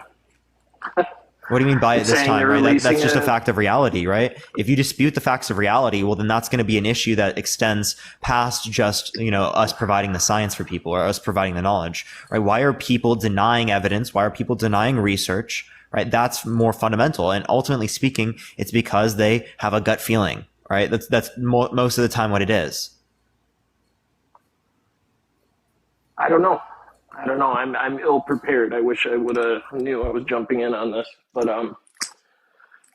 I'll let you move on to somebody a little bit better prepared. Thanks. All right, for sure, man. All right, everyone, if you disagree, send a guest request right now. If you like this type of content, follow me. If you haven't already, tap that screen. Let's try to get to 500,000 likes. Again, if you support Trump, make sure to send a guest request right now, but we're going to go on to the next person here real quick. Only send a guest request if you disagree, y'all.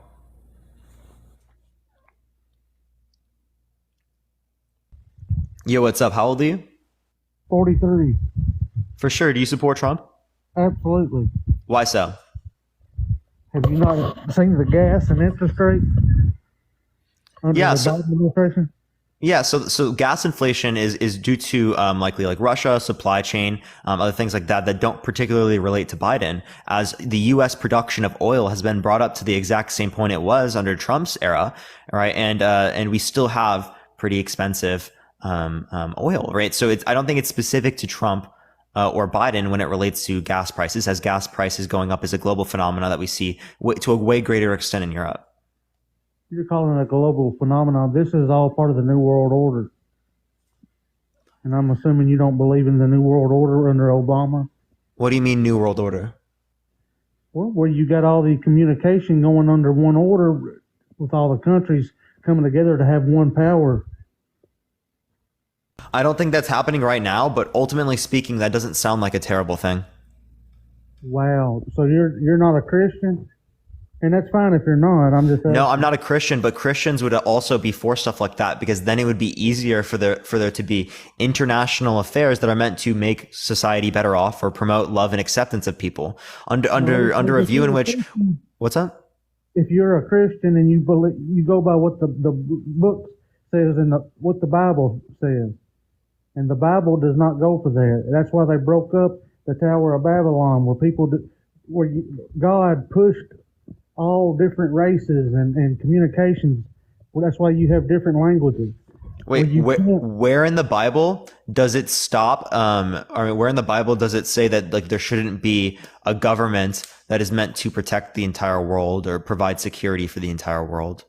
Well, if you read that particular book, you'll be able to see and interpret for yourself that you're not supposed to communicate together. You're not supposed to have one language where everybody understands one certain criteria. Wait, why not? That to me, if everyone was speaking one language at some point, if we were able to, do that, or if we were able to speak a few languages and people were able to understand, that would significantly increase communication, right? And I would be able to talk to billions of people that I currently can now not talk to, right? We don't have to do it through like we all speak the same language. The way that we can do it is by developing technology that allows for us to translate what people are saying very clearly, right?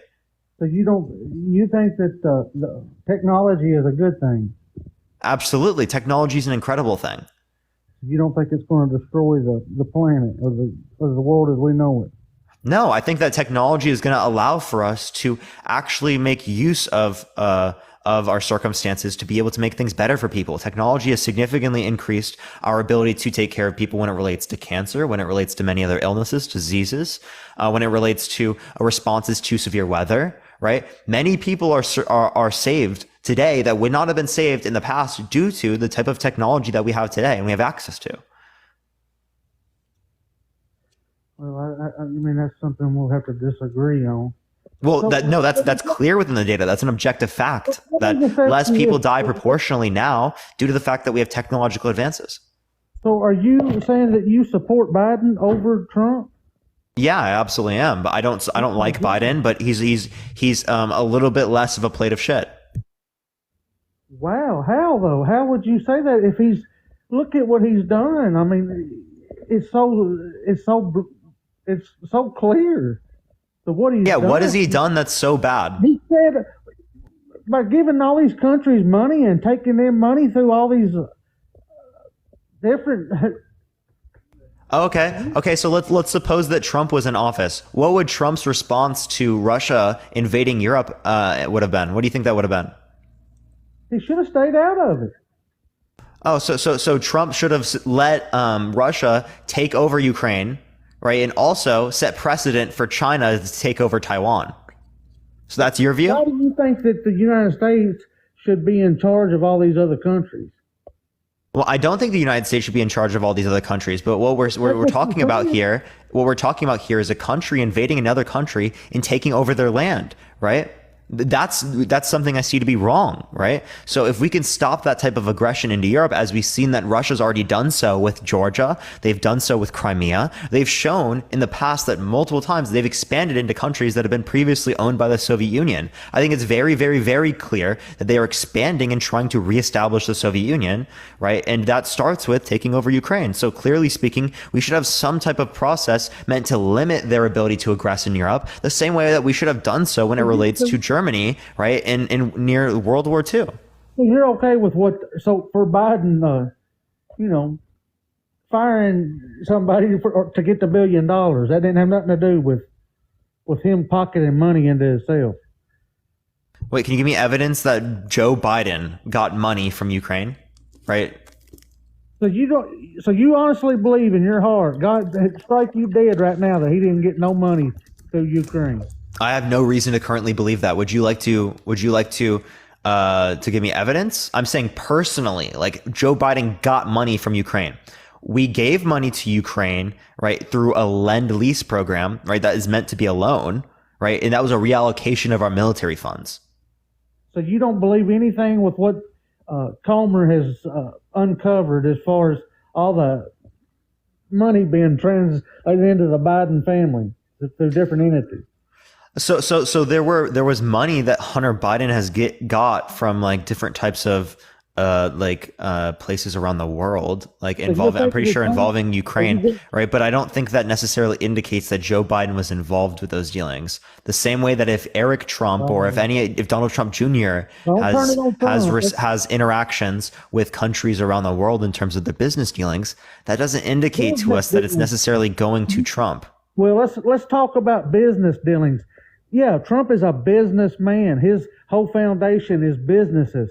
What Biden is out selling, his son is selling paintings for $500,000 and millions of dollars. I mean, come on now. Let's be honest with ourselves. Are they his own paintings? Are they? I don't know. You tell me. No. I'm asking you. Like, I haven't heard this. Are they his own paintings? You haven't heard that China is buying paintings from Biden, from Hunter Biden? No, I haven't seen this. Can you send that to me? Oh, absolutely. How do I send it to you?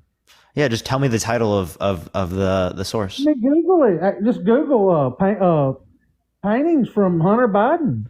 No, but I'm asking the title for a particular source. Oh, it's going to just Google it and it'll show you plenty of sources. You can just pick which source you want. Yeah. We'll look into that if you hadn't heard that, but I don't see how you can as many. So private bought paintings are these. So there's a New York Post article that says a New York City gallery unveils a $225K Hunter Biden painting and 2 buyers are interested. So people are buying stuff. Painting. They're laundering their money through paintings, bogus paintings that Hunter Biden supposedly such a big professional painter. Artist. Well, is this his career path? Well, no, it's not. His career path is cocaine. No, come on, that's not a career path. Come on, like I'm serious. Is this his career path? Hunter Biden's? Yeah. Man, hey, so I'm assuming you don't believe nothing about the laptop then. No, I mean I believe stuff about. I mean I would have to see what you're referring to with the laptop, but I'm asking you if these paintings are like a part of his his job, because if it's his job, that makes sense. I think we both know that paintings are not his job. It's the way for them to launder money into his LLC accounts. Yeah, so I mean, if that is the case, I'm going to be heavily against that, and that would be representative of Hunter, not Joe, right? But I mean, it sounds like if he has, even articles on that, it sounds like they're probably like something that he does. He's an artist, like it probably sounds like that. No, he's not no artist. No, he's no artist. How much would you give for one? I don't buy paintings. Fuck you think you finna do? Niggas is plotting to lose. I'm used to the mental abuse. Many other professional people that do collect paintings are not buying none of Hunter Biden's. Why are other countries? No, apparently there were 2 people that wanted it. Yeah, from different countries. I understand that art is like a common scheme to like reduce taxes and stuff like that. Like I get that, right? But I mean, if this is his job, then it clearly speaking is not. That's not his job. What do you mean? It sounds like it is. Can you give me a source that indicates that that's not something that he does professionally? Yeah. Well, anything you do professionally. So you're telling me that he just jumped into being an artist in 1 year and can just? I don't think he just did it in 1 year. Selling paintings. Can you give me evidence that he never painted before in his life, right, or something like that, and then he just randomly did that? If you're selling paintings for millions of dollars, hundreds of thousands of dollars, you're going to have some kind of background. Why don't you? And it would be a lot easier for you to show me the background of him being able to do that than the background of him not. Of him being able to be a painter, right? And I'm saying that this article is claiming that, right? That's the claim from the article. Yes, it would be a lot easier for you to show me some of his past professionalism to get to Past where he's at to be professionalism. able to show. So you're gonna shift the burden, right? But yeah. So I mean, I have literally an article right here that indicates that they do have art that he's like made in the past. Yeah, let's see it. You want to see pictures of it? Yeah, I want to see I want to see dates and yeah, I want to see it. This is his art show. I don't know if he maybe he's not a painter, but I see his painting. He literally says he's a painter, but it's something like this. Yeah. I don't think that's bad. I think it's actually pretty decent. Okay. Well, you know, we can. You can be what you know. Just it's whatever you. The truth's out there. You know the truth. I mean, there's enough truth on one side to see it. What's going on? Yeah, yeah. Where's the one with him hitting crack pipes? How many professional artists do you believe are out there smoking crack? And do you think Trump has done drugs like that before? Have no idea. I know that I hadn't. It ain't been showed all around the world. Fucking clearly has. Clearly has. Okay, let's be totally fucking honest here, right? Why is this an argument against him? Against who?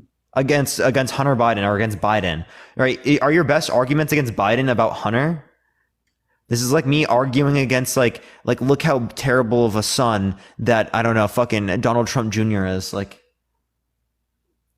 Yeah, I mean it's pretty bad that his son he allows his son to use his name to bring money that we're taxpayers are sending to other countries, and they're bringing it right back over here and sticking it in the LLC accounts for his family members. You want to know something wild? So Trump is doing the exact. All right, I mean, I don't know if that's true. You'd have to show me a reason for that. But I can send you a source that indicates that Trump was getting taxpayer money spent on his golf trips, $144 million of taxpayer money, and most of them were at his own businesses like Mar-a-Lago. How much did you just say? How much? $144 million. Do you really believe that there's $144 million worth of golf that man played in 4 years? Yes. I can send you the source. Look up Trump golf counts right now. Look up Trump golf counts. You have really lost your mind. Yeah, it was 80 million for Obama in 8 years, and the 80 million was spent on ones that were for like the military events. For Trump, a lot of them were private events that he spent like taxpayer money on at his own businesses, right? I'm not joking. Look up Trump golf counts right now. Well, you surely don't believe it. How much did Donald Trump earn a year? What was his salary? The $400,000 salary that he gave up, he spent $144 million in 4 years of taxpayer money. Somebody out giving up their salary, you think is stealing money? And they're billionaires. Yes, the salary is way less than the money he spent at these businesses that are his own. How much? Literally, look up Trump golf counts. Look up TrumpGolfCounts.com. How much was Obama worth when he went into office? I don't quite remember. A lot of presidents increase their net worth after being president because they get to. You literally go to like a place to talk and you get paid hundreds of thousands of dollars. It's really dumb. Clinton's done that as well. Yeah, they all do that, right? That's how they launder their money to these. That's not laundering of money. That's literally because they make money off of that type of stuff, off of those people talking at those events. Their words are worth that much. Yeah, but this is the cost of the taxpayer: $144 million. You can look this up on TrumpGolfCount.com, right? You can literally, like, it has, if you click find out more, right? You can click on the stats where it shows you an entirety of not only Obama's, but it also shows you every single individual data point of that, right? I mean, I also have a video that I posted of this, but you can literally just click on there and it shows you like every single time date that he did, the times, everything. Let's just go. What about our border? What about our border security?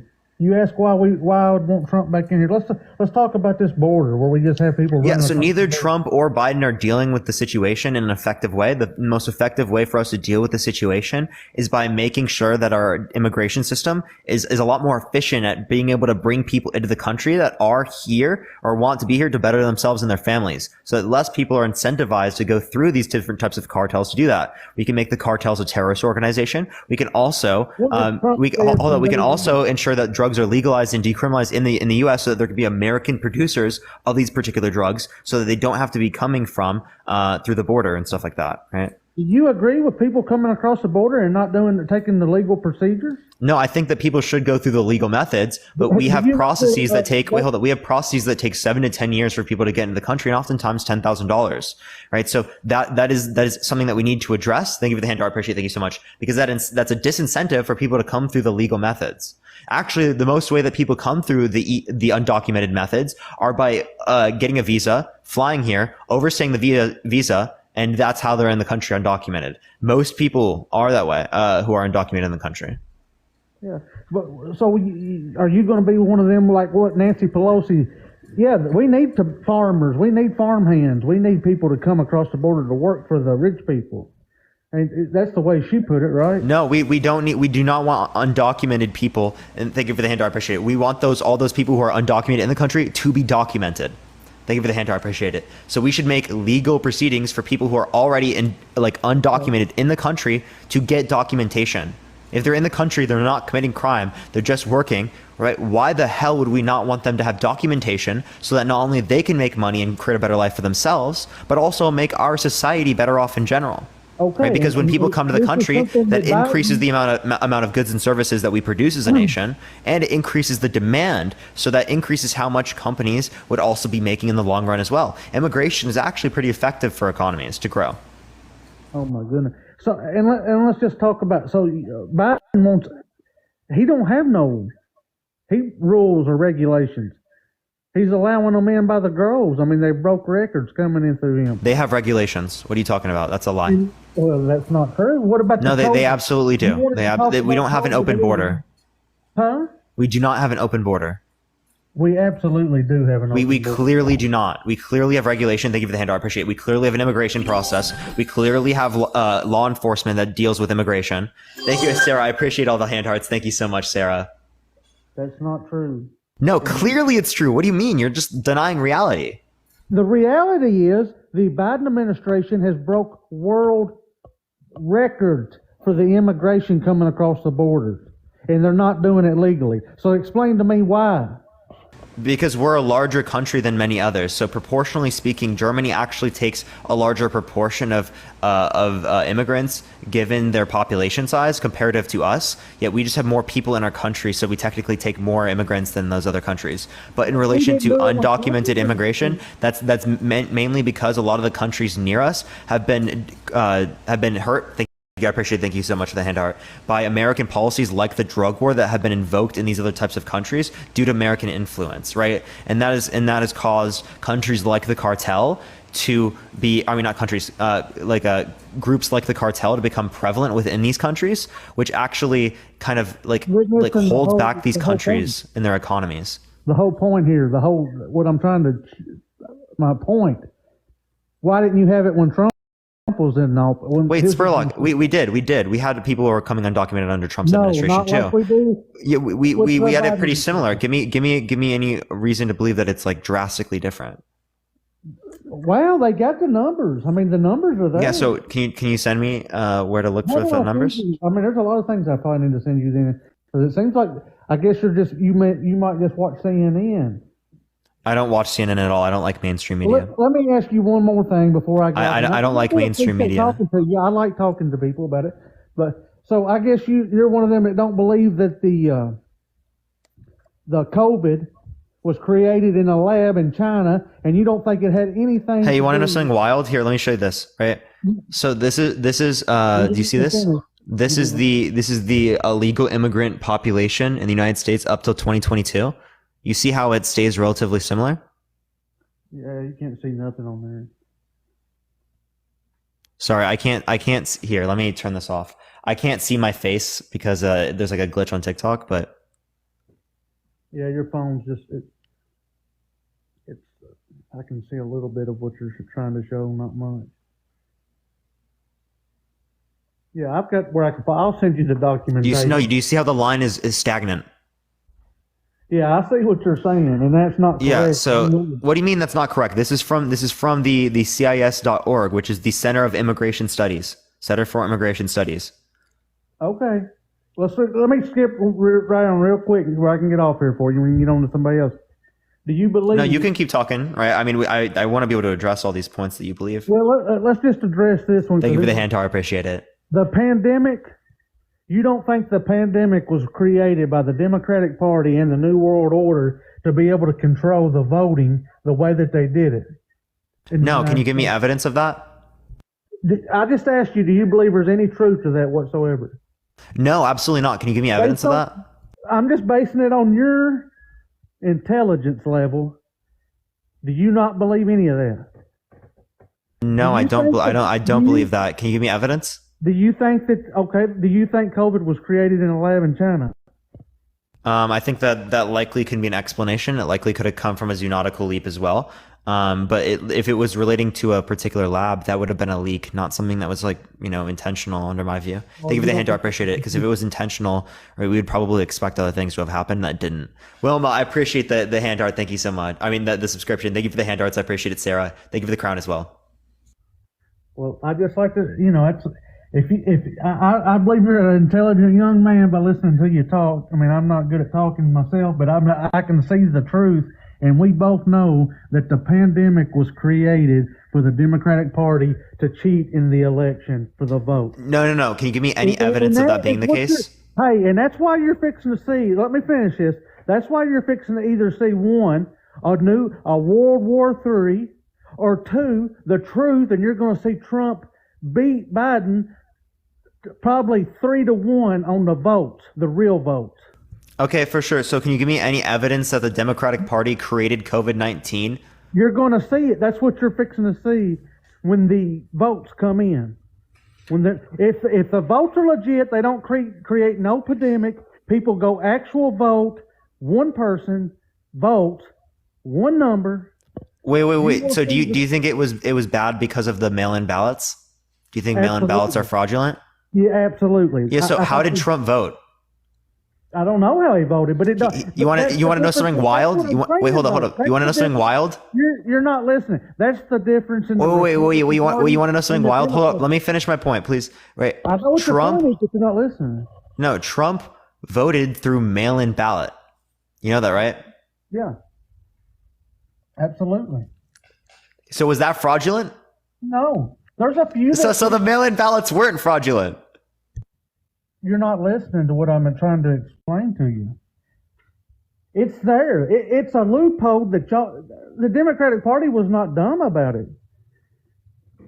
I mean, this is a long thought out process. And that's the reason you can't, that when Trump says they cheated, and that's the reason Mike Pence allowed what happened to happen.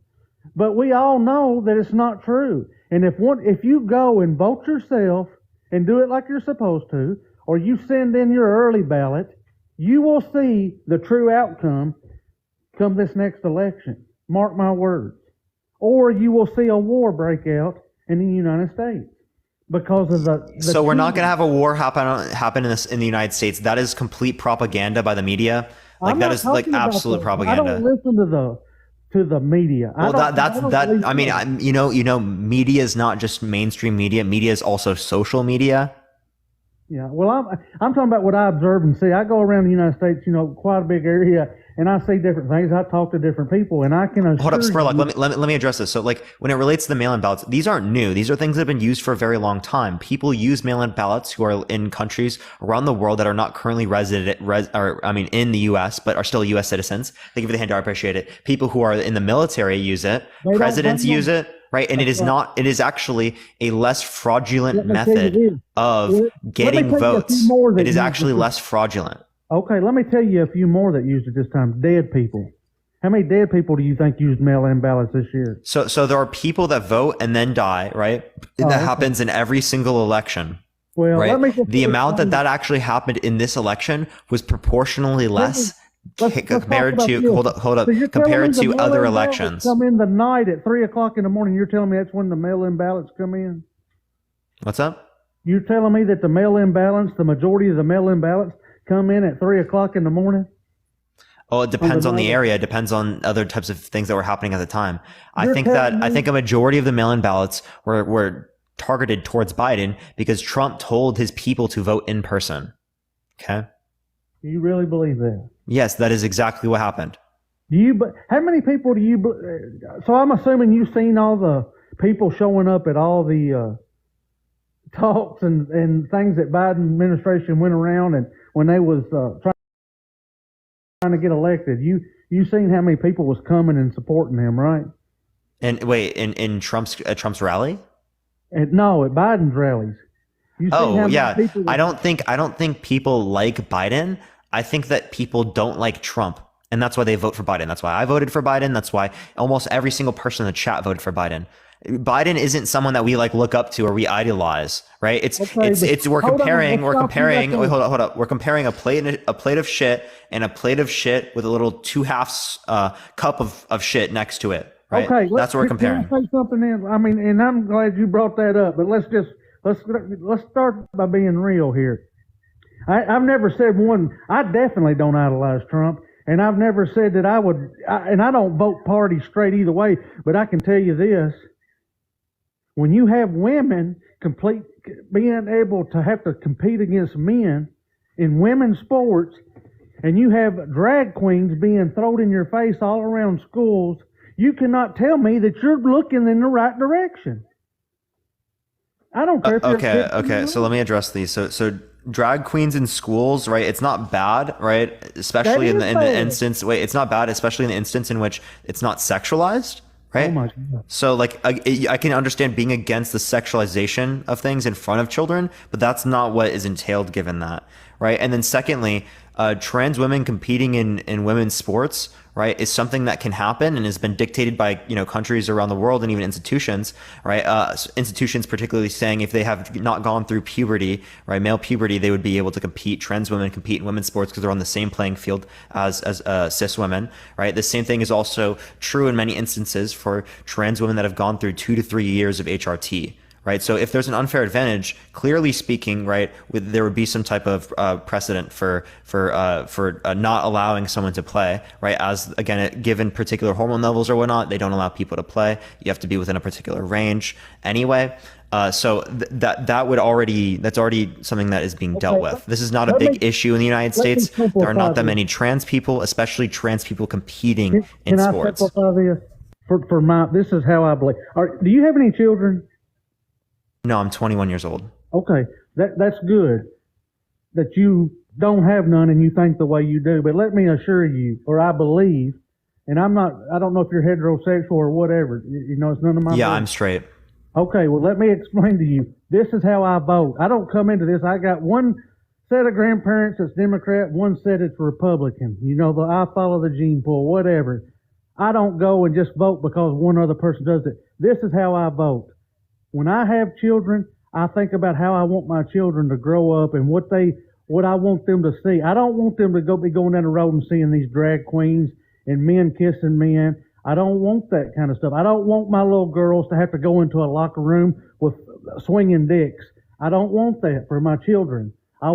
So that's actually what happens right now. So if you want people to stop seeing other people who are naked in like bathrooms and locker rooms, how about we have separated changing rooms for people to go into? Right. I think it's weird for when I get done with swimming in the pool at gym, right, that I have to see someone's ass cheeks because they want to change in front of everyone. I'd be the person to go to the stalls to change because that's just weird to me, right? That's an issue in the first place, right? But you wouldn't agree that it's a whole nother level for a little girl to be watching. Hold up. Again, I think that there is an issue with people changing with each other in the first place. Right? Regardless of whether or not they're same or opposite sex, right? Because there are people that are gay that have attraction towards the same sex. There are people that are straight that have attraction towards the opposite sex. The same thing would be indicated in both scenarios. So again, it's bad in both scenarios that we should have separated changing places. Thank you for the hand heart. I appreciate it. It's weird for us in society not to do that. That's a way bigger issue than trans people being in the bathrooms or the locker rooms that they associate with. Thank you. I appreciate the hand heart. Like true trans people, of course. Thank you for the hand heart. Not people that are like fucking, obviously clearly not trans. Thank you. I appreciate that, Sarah. Thank you very much for the hand hearts. Pepperoni. I appreciate the hand hearts. Right, but also, what is wrong with two men kissing? What's wrong with that? Who are adults and consenting? Well, like I said, you've done stated you're not a Christian, and I hope that one day that you do find Jesus Christ, and it'll be a blessing for you. but it states all in the Bible. It's not right, and it's not moral, and you surely would not want your children to be brought up thinking it is normality for that to happen. Oh, yeah, I do. I think that being gay is normal and acceptable. I think there's nothing wrong with being gay. People thinking that there is something wrong with being gay oftentimes have no arguments. They relate on things like the Bible. And realistically speaking, there's no way for you to tell me how the Bible is accurate in describing what is right and wrong when it relates to morality. It's simply a faith claim that you believe in. Right? So all you're talking about here is that you want society to be different because it goes against the way that you feel about society. But ultimately speaking, it sounds like they're on the same standpoint as you. Thank you for the hand hearts. I appreciate it. Thank you so much, Sarah. The main thing is shoving it down your throat, shoving it down people's throat and trying to push their agenda on it. Like I said, I don't even care if you're queer or not. That's fine with me. If you're gay, whatever. Don't use that term. Don't use that term, right? Because you're using that in a derogatory sense there. What's that? The Q word, right? Like that word has been reclaimed by gay people, right? But that doesn't mean that as someone who, especially who's an older generation, where that term has been used as derogatory, that you should think it's okay to use that. Thank you. I appreciate the little comment. I don't care if you're gay. I don't care if you're queer. I don't care what you are. What I don't like is my children, innocent little beings, growing up and seeing that and thinking that that's okay, because it's not.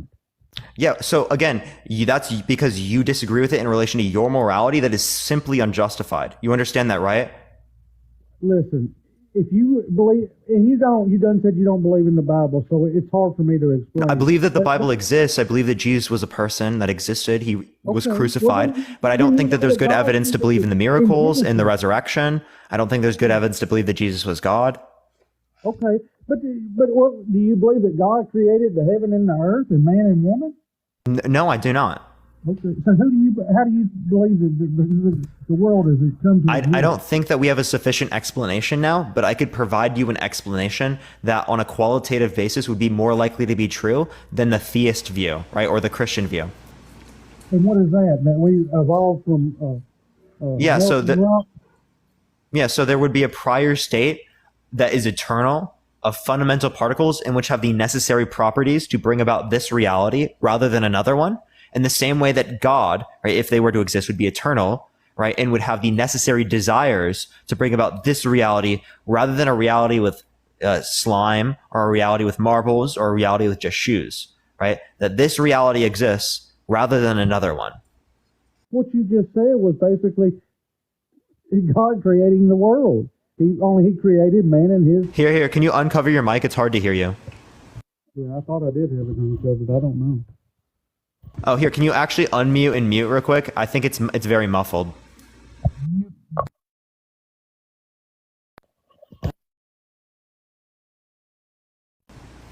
Yo, Andy, thank you so much for the mocha. I appreciate it. Thank you very much.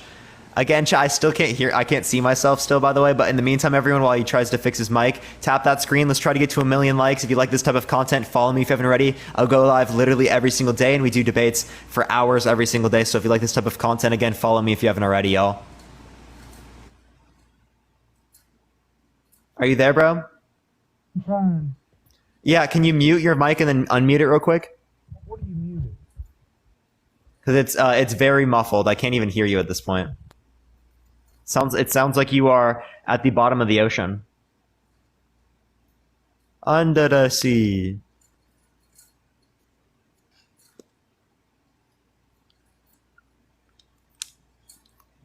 Yeah, again, everyone give it a second for him to join in. Everyone tap that screen. Let's try to get to 1 million likes, y'all. I appreciate it, everyone. Hopefully everyone is having a good day so far. Y'all already know the deal. By the way, everyone, I am in school again now, but I'm actually not even taking that many in-person classes, so I got lots of time. Riley, I appreciate the Cooper Skates. Thank you so much, Riley. I appreciate it. I actually have lots of time to go live. I'm going to be keeping it up with the lives as much as I have been and stuff like that. So it's going to be really fun prioritizing that. Likely speaking, actually, everyone, this is my last year of school that I'm going to do. I'm going to take a year off, right, at least. And I probably am not going to be going to masters because I'm doing TikTok and stuff, but... yeah, I appreciate everyone. I really do. Like, I wouldn't be able to do this without everyone, by the way, y'all. Absolute W's. I appreciate it. Yeah, no, we're full sending, everyone. We're full sending. Okay, he keeps pausing. I don't know why he's pausing. Nala, I appreciate the hand art. Thank you so much. What's your major? Economics. Thank you. I appreciate the hand art. Hello? Yeah. Can you hear me? It's still, no, you're pausing. I'm asking you to mute, right? So go into the bottom left, there you go, and then unmute yourself. Is it better now? Is it better? No. Is there any way you can get closer to your microphone? Is that better? Yes, way better. Way better. All right. So where was we at? Okay, just get a little bit closer because I can hear that you're getting closer, so it's way better. Thank you for the rock and roll. I appreciate it. Okay. Where was we at? I don't remember actually. Chat, can y'all remind us? We were talking about God or something, right? I told you that there's a way you can explain why we exist that does not include God. Right. So, I mean, that would be reason to support Trump. And also, actually, both Trump and Biden are both, Christians. So. Well, all I can tell you this is if we don't have man and woman, we don't have a world to start with.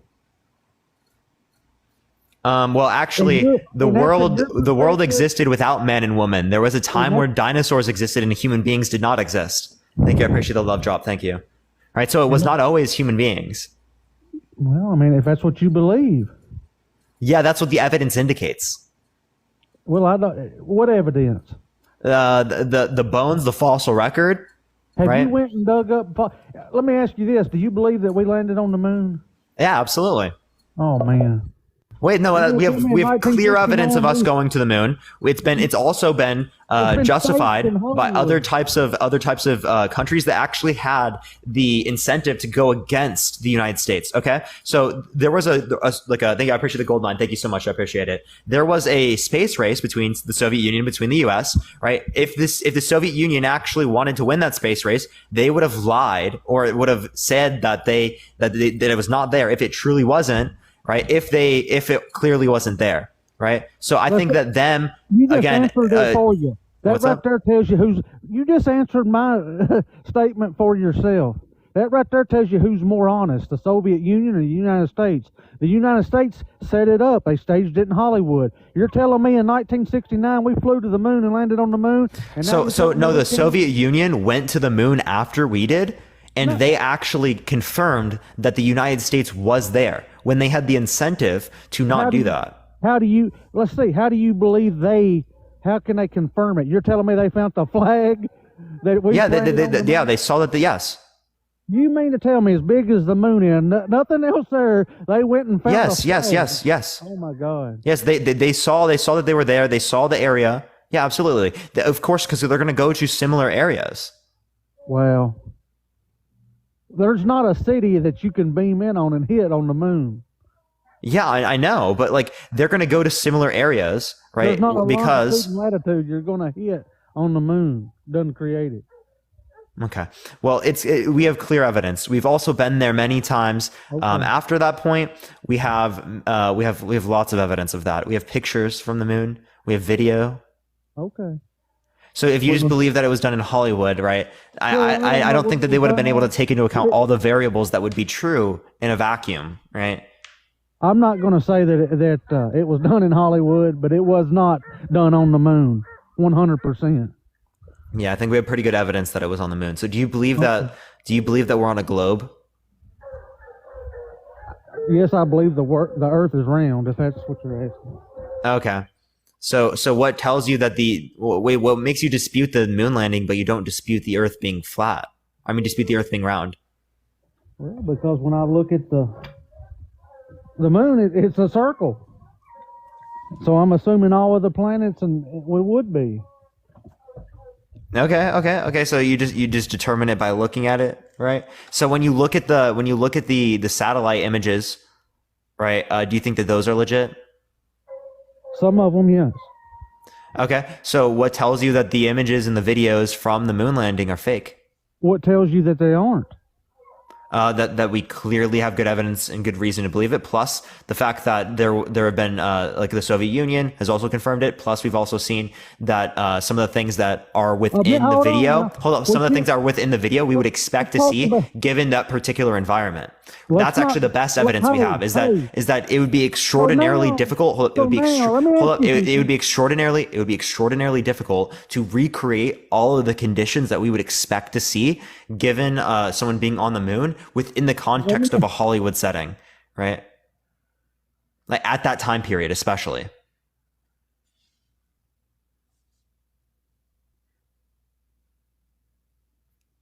He's paused right now, everyone, but tap that screen. Let's try to get to 1 million likes, everyone. I appreciate everyone. You don't hear me? Yeah, I hear you now. So when we first started this conversation, it was all about, or some of it was about how dishonest and how bad the Soviet Union and the Russians were. I never said that they were always dishonest, but yeah, there have been many situations where they are dishonest. There have been many situations where the U.S. is dishonest. Now all of a sudden, we're going to go with them, and because they said we landed on the moon. Yeah, because they actually no. If we would expect them to be dishonest, they would have lied about the U.S. being there then, right? But they actually confirmed. Hold up, they confirmed that the U.S. was there, even though. Right, it was against them winning the space race. That was they had an incentive to lie, and again that's what tells us that it's likely true. How much uranium did Hillary Clinton give the Russians? Well, I don't know how much money. No, I didn't say money. I said uranium. Oh, I don't know how much uranium. I mean, sorry. So, well, my point is there's plenty of incentives for them to say whatever the United States wants them to say.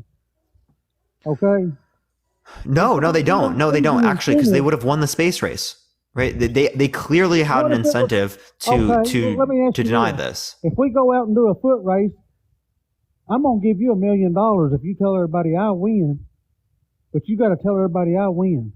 What are you gonna do? So you're saying that they were paid off. So you're saying that there's some particular. There was a greater gain for them to admit that than what the United States wanted. They wanted to claim the moon. Yeah, I'm gonna need proof in that time period that the U.S. gave money to them so that they could win the space race. You're sitting here, but we can't even get out of our solar system, and you're sitting here telling me that in 1969. Here, man, your mic is so muffled. I don't know how your mic is so muffled. Can you try to move a little closer to it? It's really still hard to hear you.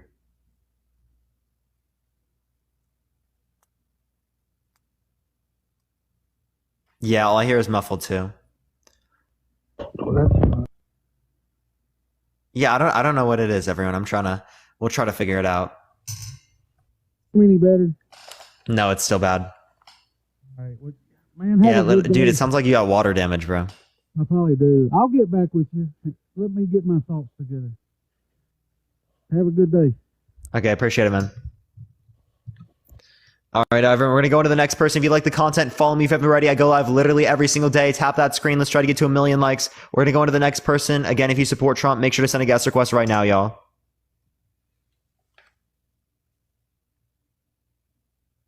Yeah, it did get worse, chat. It did. Yo, what's up? How old are you? Oh, I'm 37. For sure. Do you support Trump? I wouldn't say that I necessarily support the guy. I don't think he's as bad as a lot of media outlets claim. But I think as far as, these charges and all these things that are going on, I think that they're pretty concocted, and it's pretty obvious. Yeah, so what do you mean by concocted? And again, are you saying that, or would you vote for Trump? It would depend. You know who I would vote for? I'd love to vote for Robert F. Kennedy. I voted for Obama 2 terms. So that kind of shows you where I am at. I couldn't bring myself to vote for Hillary. So yeah, that's kind of where I'm at politically. I can go either way. Yeah. So again, if we relate to Trump and Biden, like nominees, would you vote for Trump? If it was Trump and Biden, I would probably go for Trump, and I'll tell you why. As far as all these charges go, I mean, the Did you ever see the interview with Biden? I don't remember what reporter it was that asked him, but the reporter said, so how do you feel about Trump running in 2024? And Biden just kind of smirked, and he was like, oh, yeah? He goes, we'll see about that. And then he kind of corrected himself. He caught himself, and he was like, well, we're going to do everything we can legally to keep him from running. That was him on video saying that. Okay. So well, Democrats. I mean, that's probably true, but I mean it. And so just seeing that, and then there's another interview with Chuck Schumer. Have you seen that one? He was on CNN. No, I haven't. He said that basically Trump pissed off the FBI and he pissed off the CIA, and they asked, well, what can they do to him? He's like, I don't know, but it's not going to be good for him. So you kind of see, because they have a case against him. Like, I'm confused. What's your point? I don't really see the case. I mean, you've got these charges. The one from Georgia, for example. That's the best one they have for sure. But it's not really. I mean, what they're doing is they're because the laws are kind of tricky, right? It's not really black and white. Not all laws are black and white, right? It's kind of how they're interpreted. This law has literally never been prosecuted as a felony before. RICO? No. RICO not definitely RICO. has. What are you talking about? So basically, from what I understand, and I don't follow all this shit. I don't like following all these politics. People are just so divided nowadays, and it's just toxic as hell. But actually, some type of division is good, because I think that conversations are very important for progressing ourselves, right? And as soon as we see differences, right, and disagreements, just in general terms, to be a bad thing, right, that's when we create our own bubbles, right, and then we don't actually engage with the other side.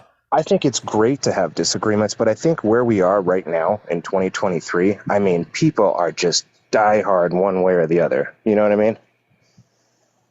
Yeah, and I think that's an issue of the two-party system. I think that clearly speaking, if we had the ability to vote for different types of parties, like a social democratic party or a libertarian party, there would be a better spread of how people vote in our country, especially because it would be dependent upon what policies each of the parties are promoting, and not I hate the other side or the other side is worse.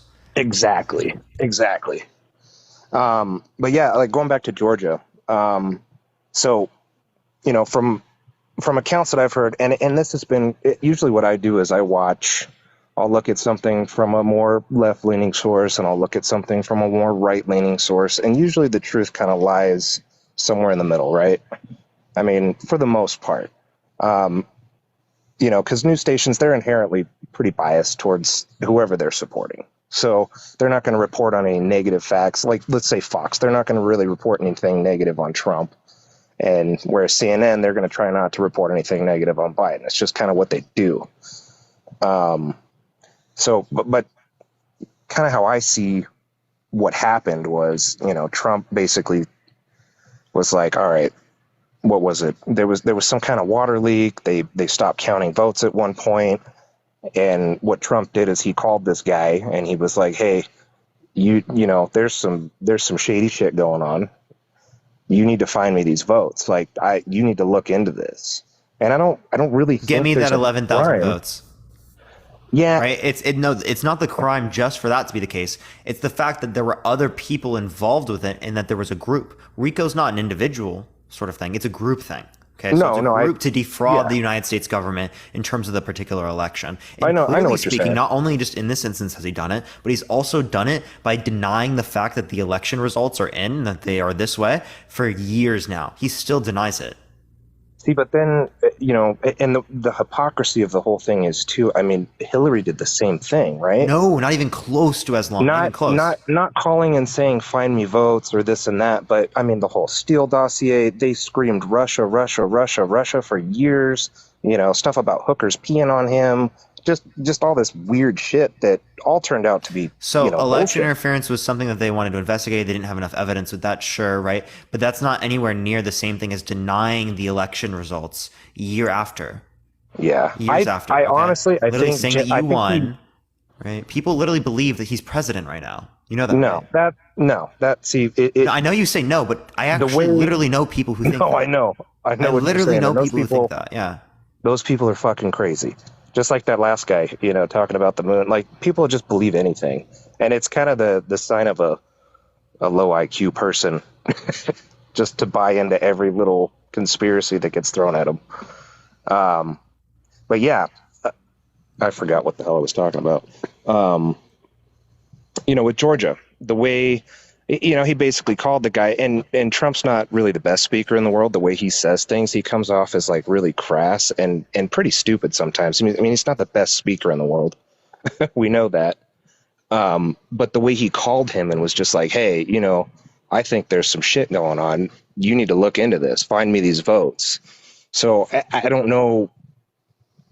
I think what he really was trying to say was, I think there's some shit going on, and I want you to investigate this for me. Not really find me these votes or else. No. It literally was get me those 11,000 votes. That was like he literally gave a specific number. Like, that is literally, what do you mean, bro? Like, I know you're trying to spin it, right? But that's not at all what happened. That's not. And I'll admit I haven't read the indictment. That's just that sounds like a really boring read. Not good. Yeah, it's 86 pages, right, for this one. I'm not going to read the entire thing either. Right? What we want to do is we want to be able to look at it for specific things, right? But we also want to look at what he said, right? Because there is indications of what he said within it, right? And that's really important to know that context, because we actually do have it on audio recording.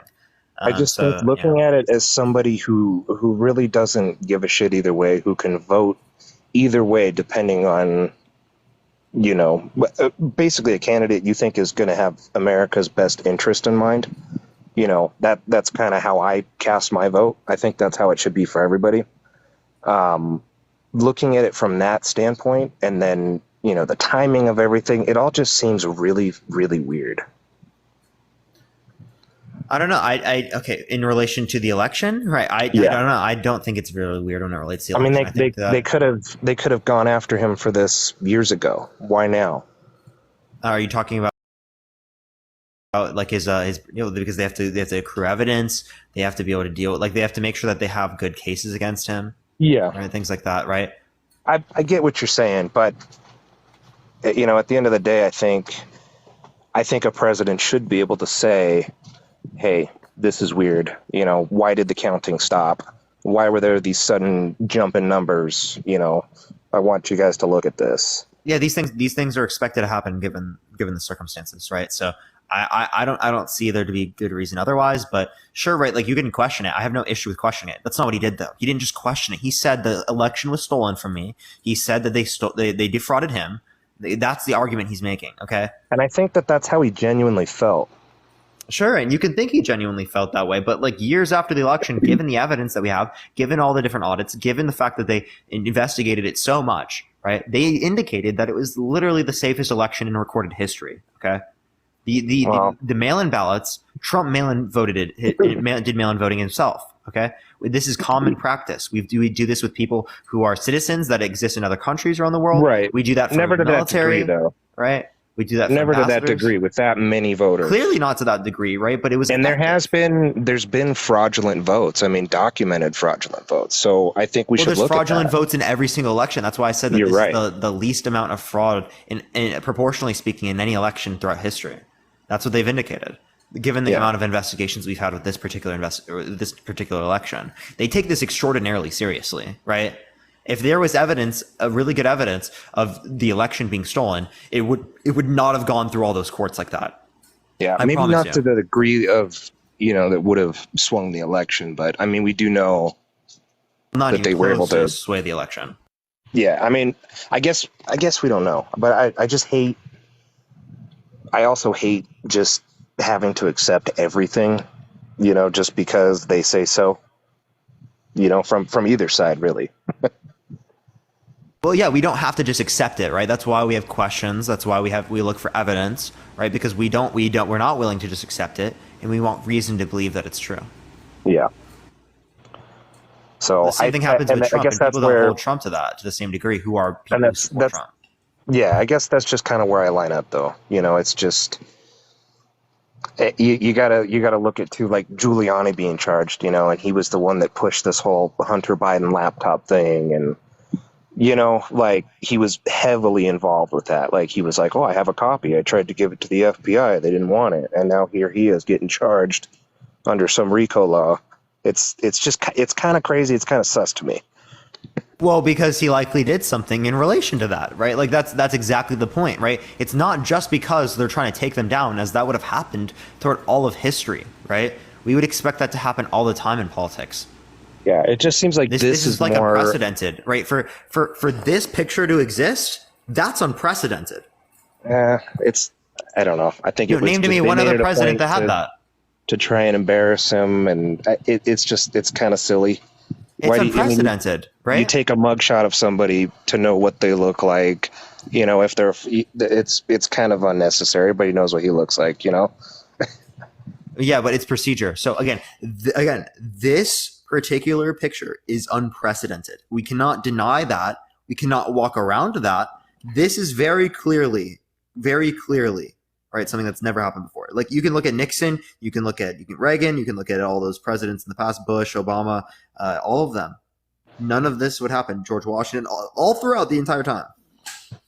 You know, that could have easily been Obama in a mugshot too.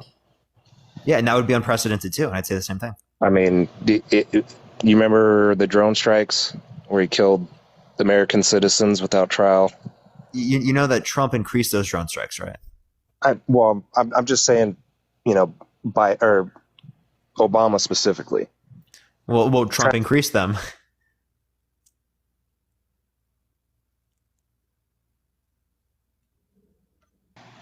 It was an American citizen, 16 years old, got drone striked. And has that not happened under Trump? No, but I don't think he did a drone strike on an American citizen without trial, without charges. I don't think it was targeted to kill an American citizen, right? But it was. Absolutely. It was. It was to kill the American citizen a part of this terrorist. Was the American citizen a part of this terrorist organization? I'm not sure. I don't know what the whole. Did you know that Trump that Trump increased again proportionally the drone strikes in that region? Yeah, but he didn't kill any American citizens without a trial, without charges. Again, you see what I'm saying? You understand that that's not intentional though, specifically.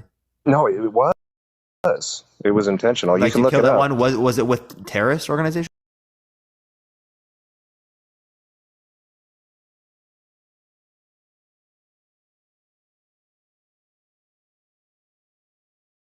The content, everyone, follow me if you haven't already.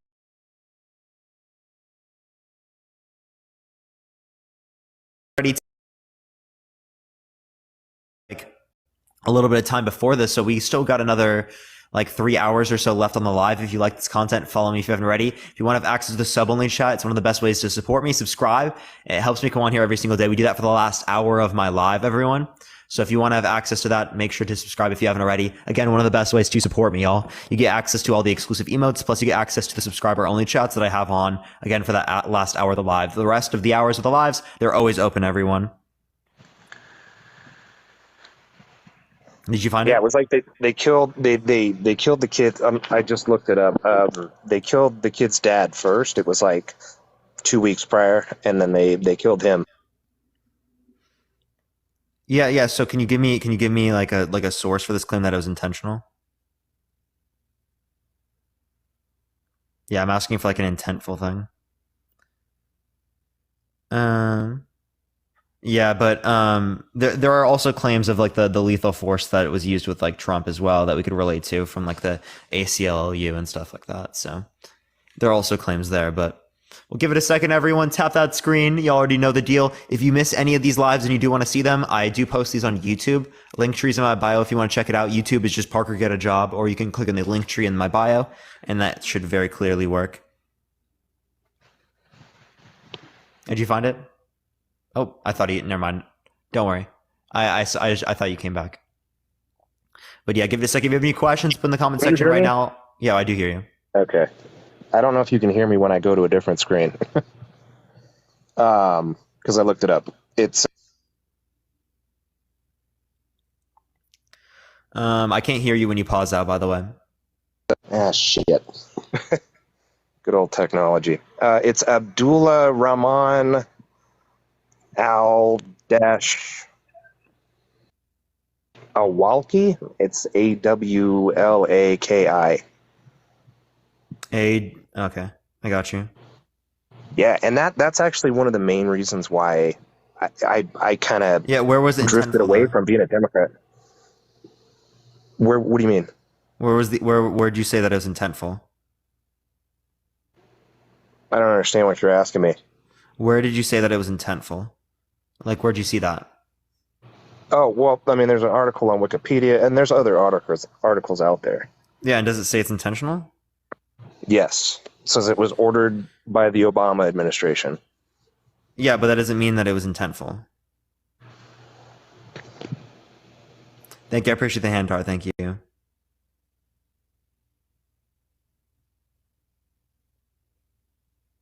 Yeah, so like this was just a drone strike. His father was like an alleged Al Qaeda leader, right? And he was an American citizen. Did this drone strike kill other people?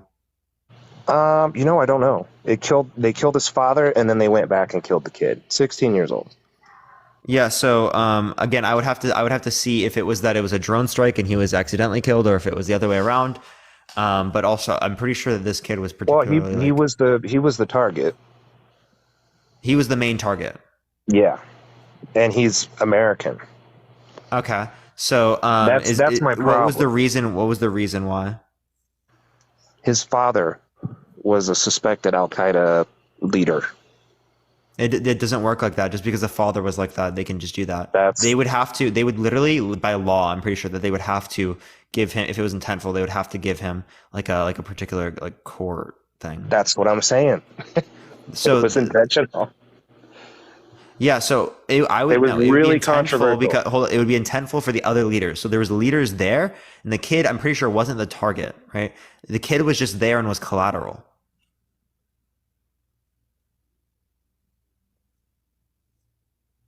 So the same thing happened with Trump's drone strikes. You know that, right? Oh yeah, no, there's collateral damage all the time. But what I'm saying is my whole point is you don't kill Americans without charges, without trial. That was not planned, though. You know, that was not intentional.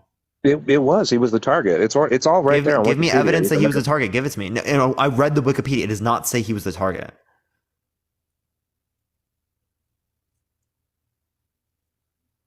I literally read it. I keep going back and forth. I've read the article. I've read the Wikipedia page, and I've read another article too. It was because his father was a target, and then they went back 2 weeks later. Then please find it to me and send it to me, because again, I read that particular Wikipedia thing that you just referenced. Did not come up.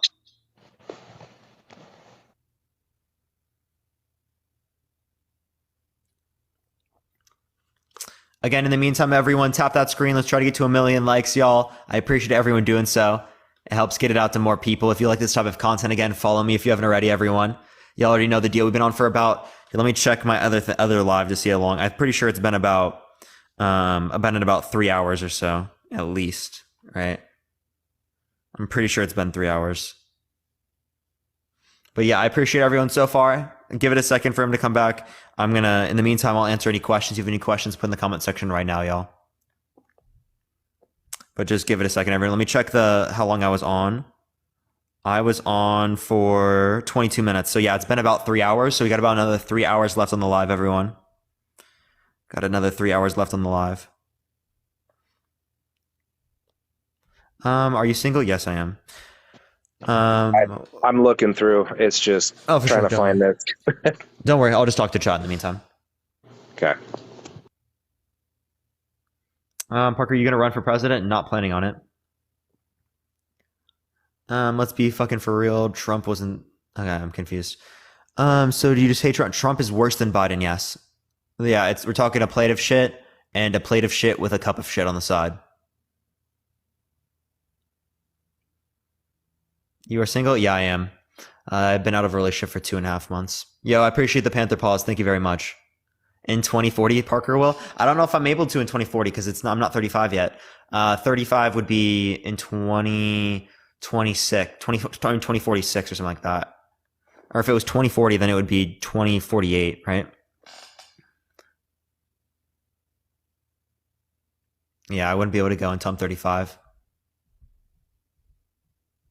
But yeah, give it a second, everyone. Tap that screen. Let's try to get to 1 million likes. You already know the deal. If you like this content, again, follow me if you haven't already, everyone. I do not mean to make y'all feel old. I promise, everyone. I promise, everyone. 2049? Okay, for sure. Yeah, 2048? Oh, 2048. Got you. Yep, Parker 2048. Imagine. That would be wild, chat. That would be wild. Can't you run for Congress? I mean, I think I could run for House of Reps, but I don't think I can run for like Senate or anything. I'm not 25, so I'm 21.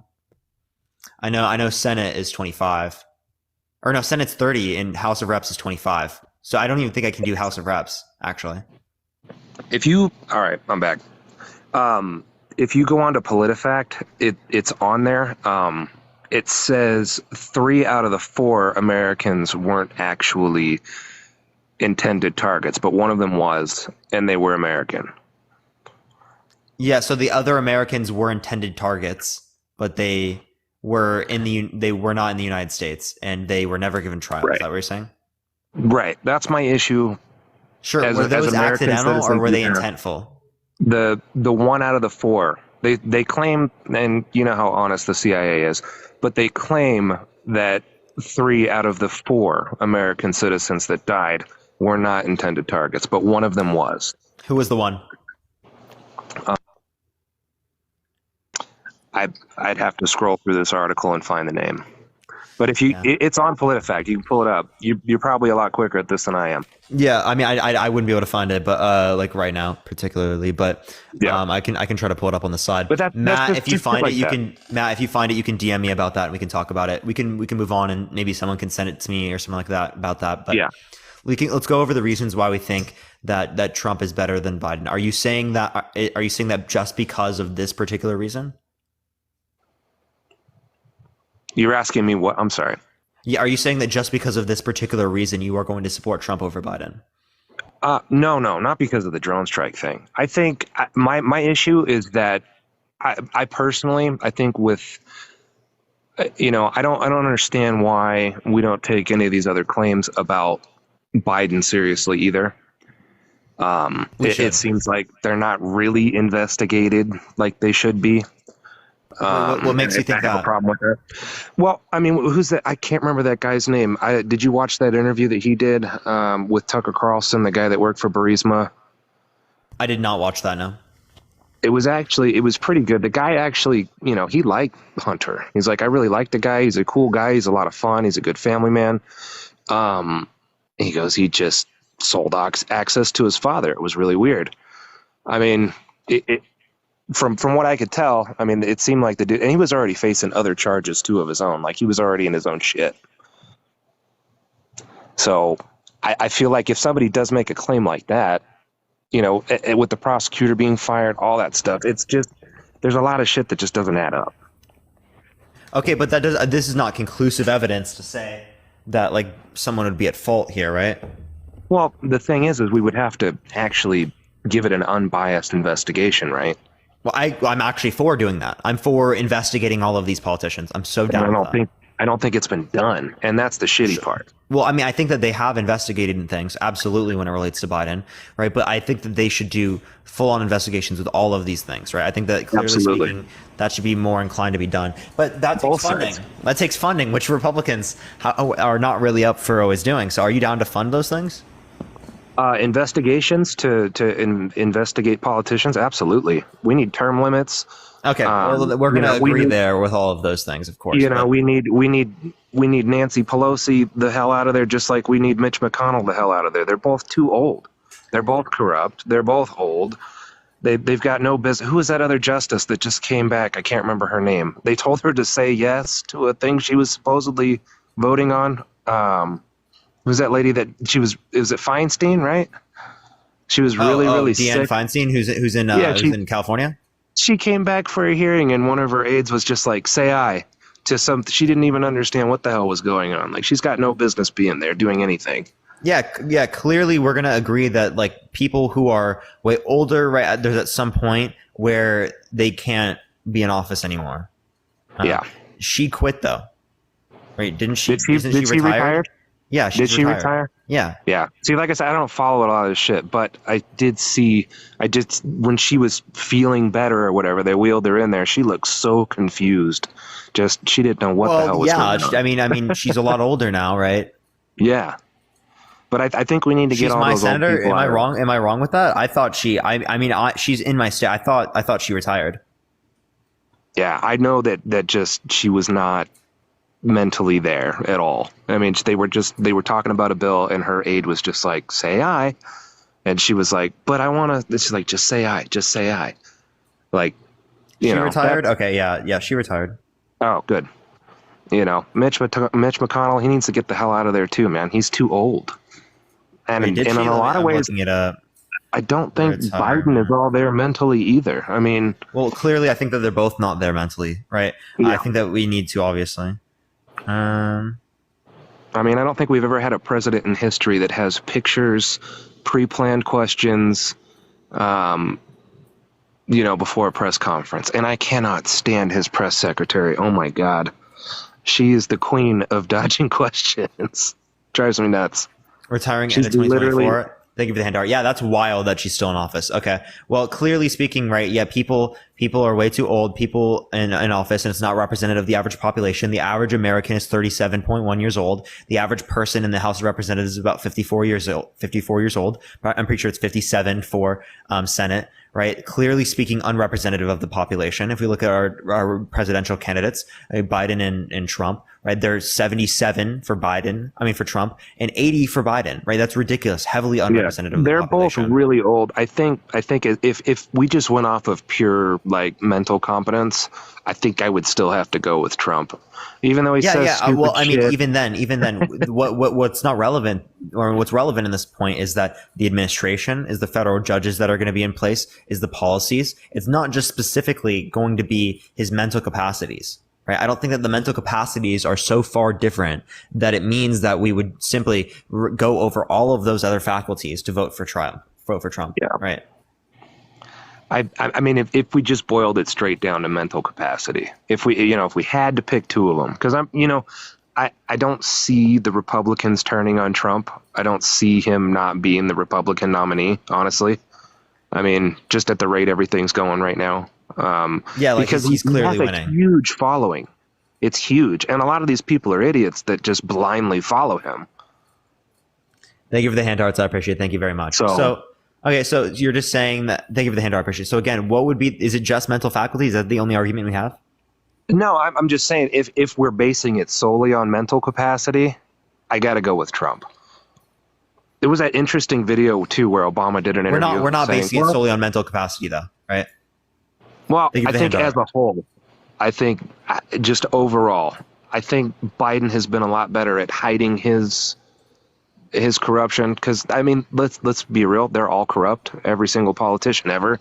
Did you actually know that Trump he has more indictments in his administration than any other administration in presidential history? Yeah, but a lot of that shit, like I said, if you piss off the CIA, you piss off the FBI, these people are going to come after you, How right? come no other president has done that to that degree? I don't know.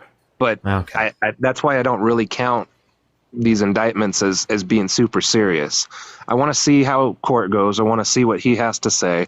I want to hear both sides, because at the end of the day, we all have our day in court as Americans, right? We're all innocent until proven guilty. His defense is gonna... Let me clarify this. Indictments are not just thrown around, okay? If it was just thrown around, then it would be the case that in every administration we see plenty of indictments. We don't see that, okay? Indictments are not just thrown around like that.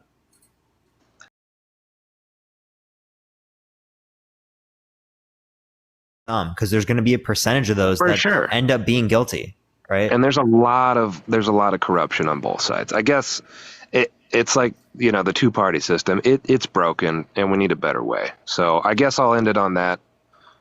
Respectfully, I'm not gonna change anybody's mind. Most people are pretty set in their ways. You know what I mean? Their minds are pretty well made up on. So my mind can be changed given that there's evidence, right, or a good reason to believe otherwise. I don't think there is a good reason to support Trump right now. Yeah, and I just, I don't think he's as bad as he's being portrayed right now. I really don't. Okay, so he's lied about the election for the past few years. Still has like an entire group of people thinking that's the case, right? He has literally made he's had a Muslim ban, right? He's claimed that people who are coming from Mexico, right? Some of them are good people, right? I assume, right? But, Many of them are good people. Some of them are bad. It was some. Factually No, he true. said some of them are good people, and he said they are rapists, they are criminals. Some I assume are good people. That's what he said. Okay, that's literally what he said. He didn't call all of them criminals and rapists. He said no. I didn't say all. He said they are rapists and criminals. Right? They're sending over their rapists, their criminals. Right. Some I assume are good people, right? Which in reality, most of them are good people in terms of undocumented immigrants. Undocumented immigrants commit crimes at lower rates than natural born U.S. citizens. By definition, if you enter a country illegally, I understand committing crimes you're at lower rates. criminal. I'm talking other types of crimes. Yeah. And that's a whole different conversation. I think why are people coming here undocumented in the first place? It's because the process takes so long to get through. Yeah, right. And we need to figure that out. We definitely need to figure that out. There's a right way and a wrong way. I know I live in a border state. Many of my friends have immigrated here the right way. And to be honest, they're kind of pissed off too that there's a lot of these people that, jump the line or, a buddy of mine, he had to learn all kinds of shit that I didn't even learn about in high school or shit that I didn't retain. And he had to learn this and take this test before he could even become a U.S. citizen. And it was the best day of his life. Yeah, citizen's test. Yeah, most people in the U.S. would not pass the citizen's test. Yes, we force people to who go through the immigration system to be able to take that and know that. Thank you. I appreciate the handout. Thank you very much. But we do need to properly vet people that come into this country. Most people that come into the country through legal processes like a visa, but they overstay the visa. Right. And we're talking and then undocumented. at that point, then they become a criminal, right? I mean, they're supposed to come back for court but in terms of other don't. crimes, they are less likely to commit those crimes than natural-born U.S. citizens, especially violent crimes, right? So it's because they're not trying to get caught as well. Yeah, but they still need to be vetted. We still need to know who they are. I agree. But like, in order for them from. to be vetted, we have to have a process that makes it go faster so that we can actually respond. The process is very broken and it needs to be fixed. But I don't think letting people just flood in is the answer. I'm not arguing that more either. than I think shutting down everything is the answer either. I mean, we need people here. That's what this country is built on. My point is that we look for vaccination checks and we look for criminal background. Other than that, there's really no reason to hold up the line. Yeah, well, third world countries, I mean, they're not really known for keeping the best records on people either. It's a shitty process. It's a slippery slope. Everybody again, less people would also come to the country if the cartels, weren't able to like literally control a lot of those areas and destabilize those regions. Yeah, they're fundamentally funded by the drug war that has been perpetrated by the United States, not only in the U.S. but in Central and South America. Right? Not only has that been the case, but it's also been the case that these immigration systems have also funded these individuals. Right? We can decriminalize and legalize drugs. We can make our immigration system faster, and we can make these cartels terrorist organizations. Right. We have the ability to classify that. We can get rid of their stranglehold on these different regions. Man, these comments are moving super fast. I think a couple people called me a racist. Someone wanted to ask me what my opinion. Did you hear what I said? I did. I'm trying to keep up with all this stuff. It's kind of crazy. Do you want to respond to what I said?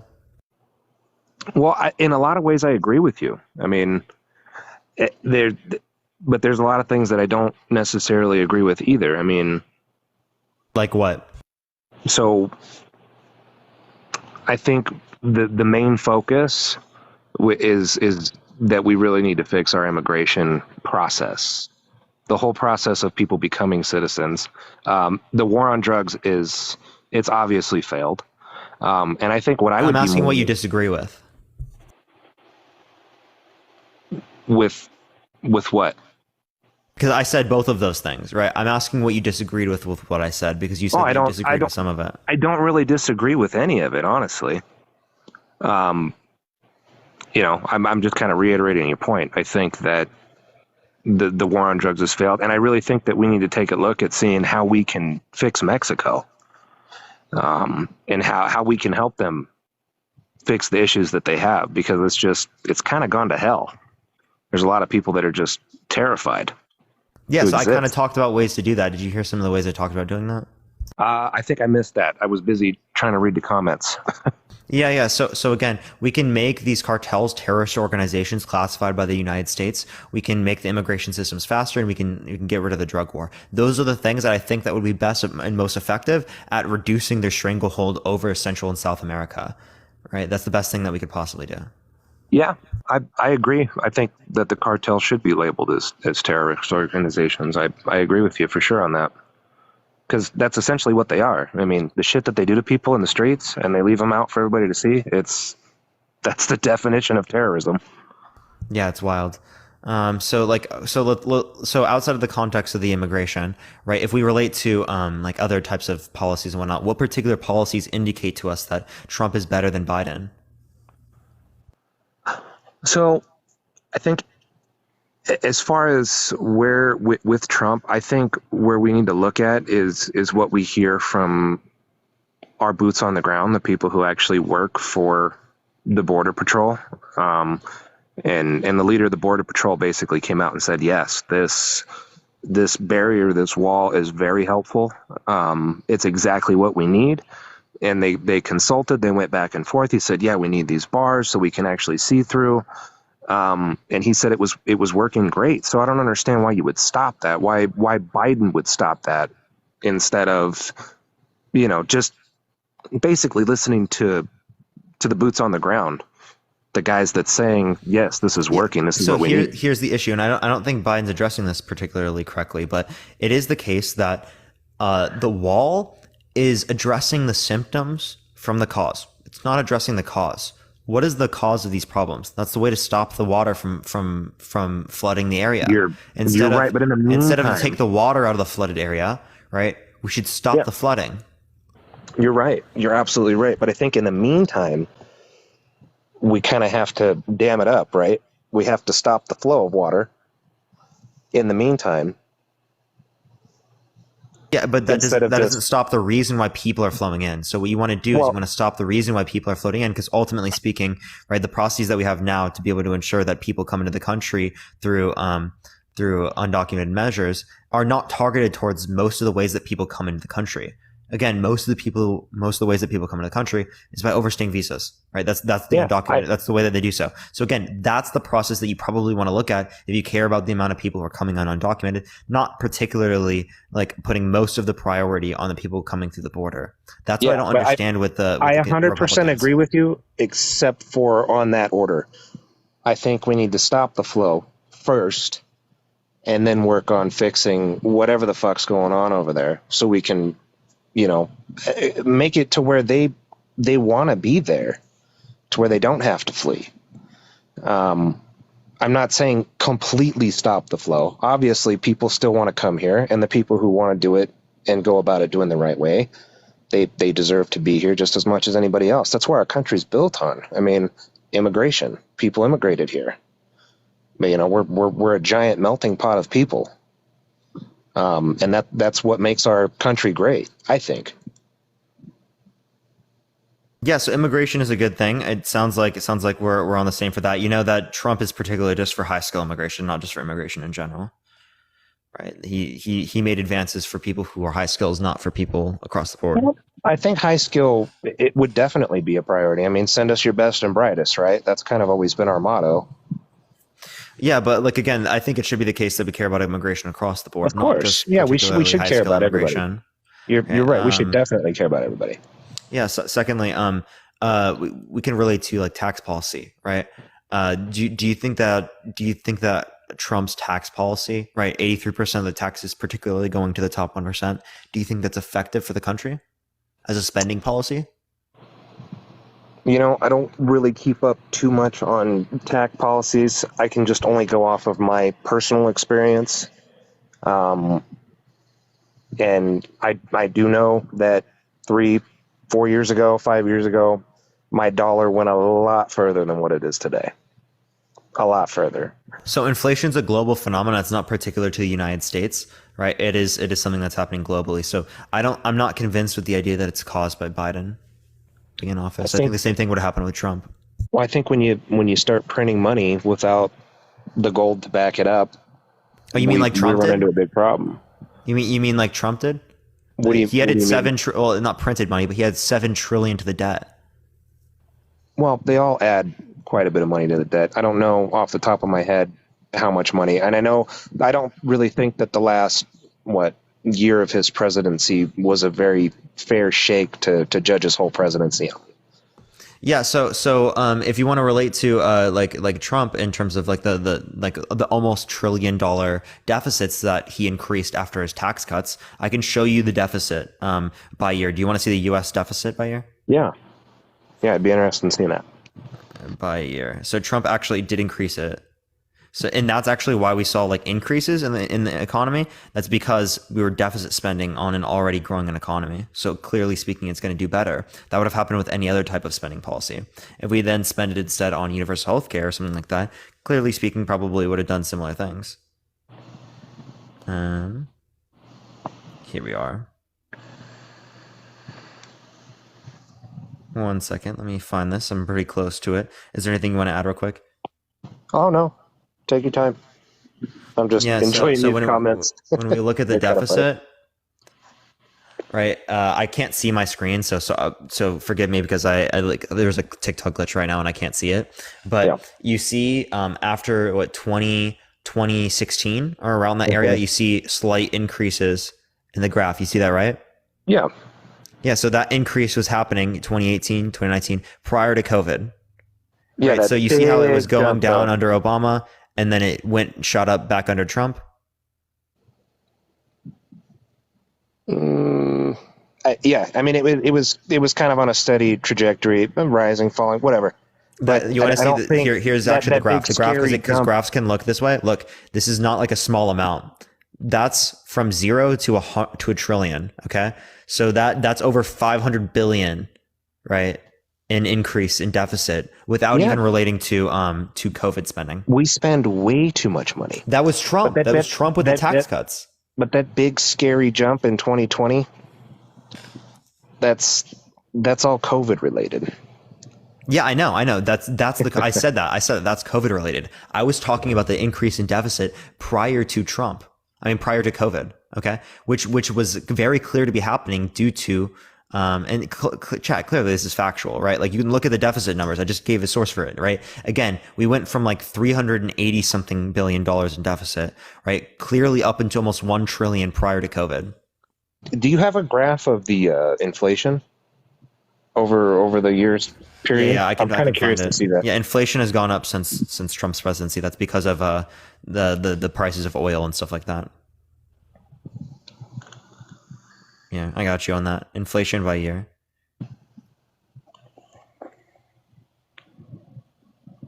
Here we are. There's a graph. God, Biden for hanging. Who says that? Okay, it's not. Okay, actually, it's not. It's not showing me. There we go. Here we go. Marshall. Horrible. Do you see it? Nope. Just looking at Trump's mugshot. And I see you. There it is.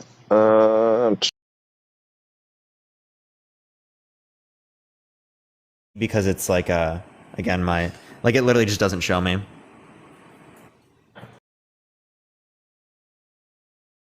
Let's see. Come on, focus. Yeah, I don't see the year on there.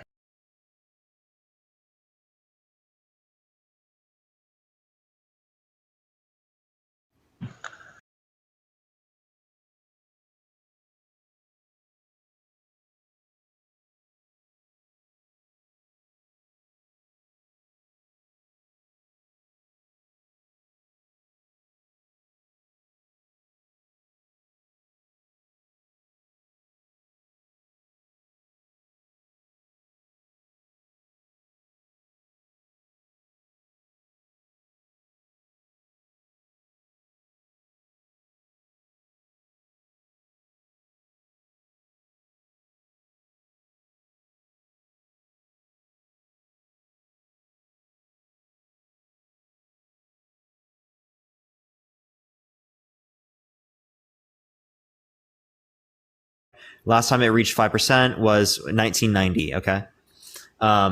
So inflation's not like a common phenomena. Okay.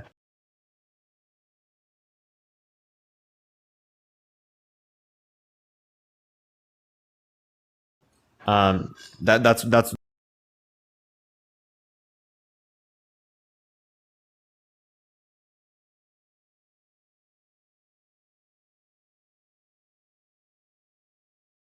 Was a great president.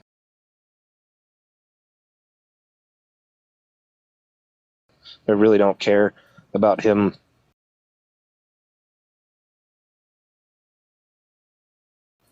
getting whatever he got in the Oval Office. You know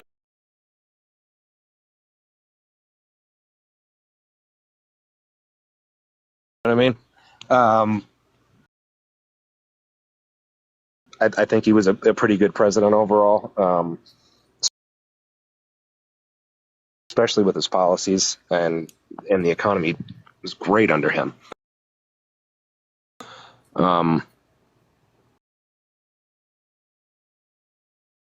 So yeah. So like you know that like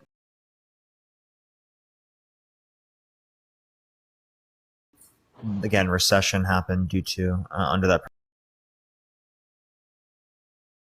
presidency as well. Right? yeah, I think so, like, COVID did a lot of. If you want to relate to particular things that are happening within Biden's administration, like inflation, to be caused by Biden, well, wouldn't the same thing then be based with Bush because of the 2008 recession? Yeah, and I don't really think Bush was that great of a president, honestly. I think he was kind of an idiot. Okay. All right. So like, so again, my point is that we can't just use associations or correlation to determine that one factor caused the other. I understand what you're saying. I mean, I don't necessarily agree with that, but wait, you think correlation equals causation? No. I mean, with your stance on Biden, I think as far as how our economy is doing, you know, that they're basically feeding you a shit sandwich and telling you that it's, you know, some gourmet meal. I never said that. I literally said Biden's terrible. I've said Biden's a plate of shit. I literally have said that. Like, and again, Trump is a plate of shit with a little cup of shit on the side. I think the exact opposite. I think Biden is the plate of shit with some shit on the side, and I think Trump is a plate of shit. That's just. So I mean, I don't see good reason for that. Can you give me like particular factors that would indicate that? Well, I think we've already kind of gone over it. I mean, like I said, I don't really follow up on or follow all these, you know, political things. I'm just looking at it kind of objectively. I think you asked me why I support Trump, and what I'm telling you is I don't think he's as bad as he's being portrayed to be. And I think a lot of these charges, just based on Biden's own words, based on Schumer's interview, I think that's kind of where we're at. And I think that's where a lot of these charges are coming from. And that's my opinion. And I want to see everything that comes out in court. I really do. I think what you mean by objectively in this context is like without bias. Because objective means like stance independent truth. But yeah. Yeah. So is without bias.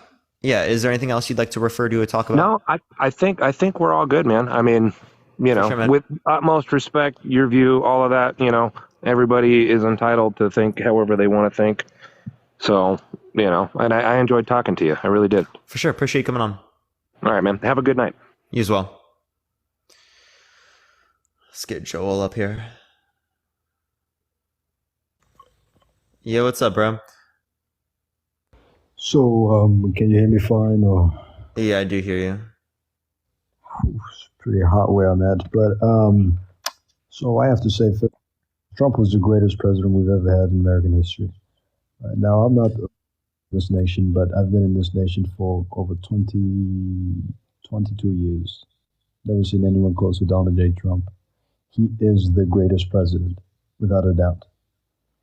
So how do you determine that Trump is the greatest president without a doubt?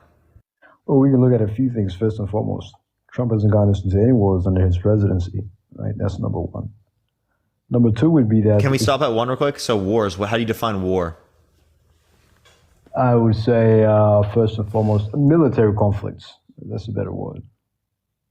Like, what do you mean by military conflict?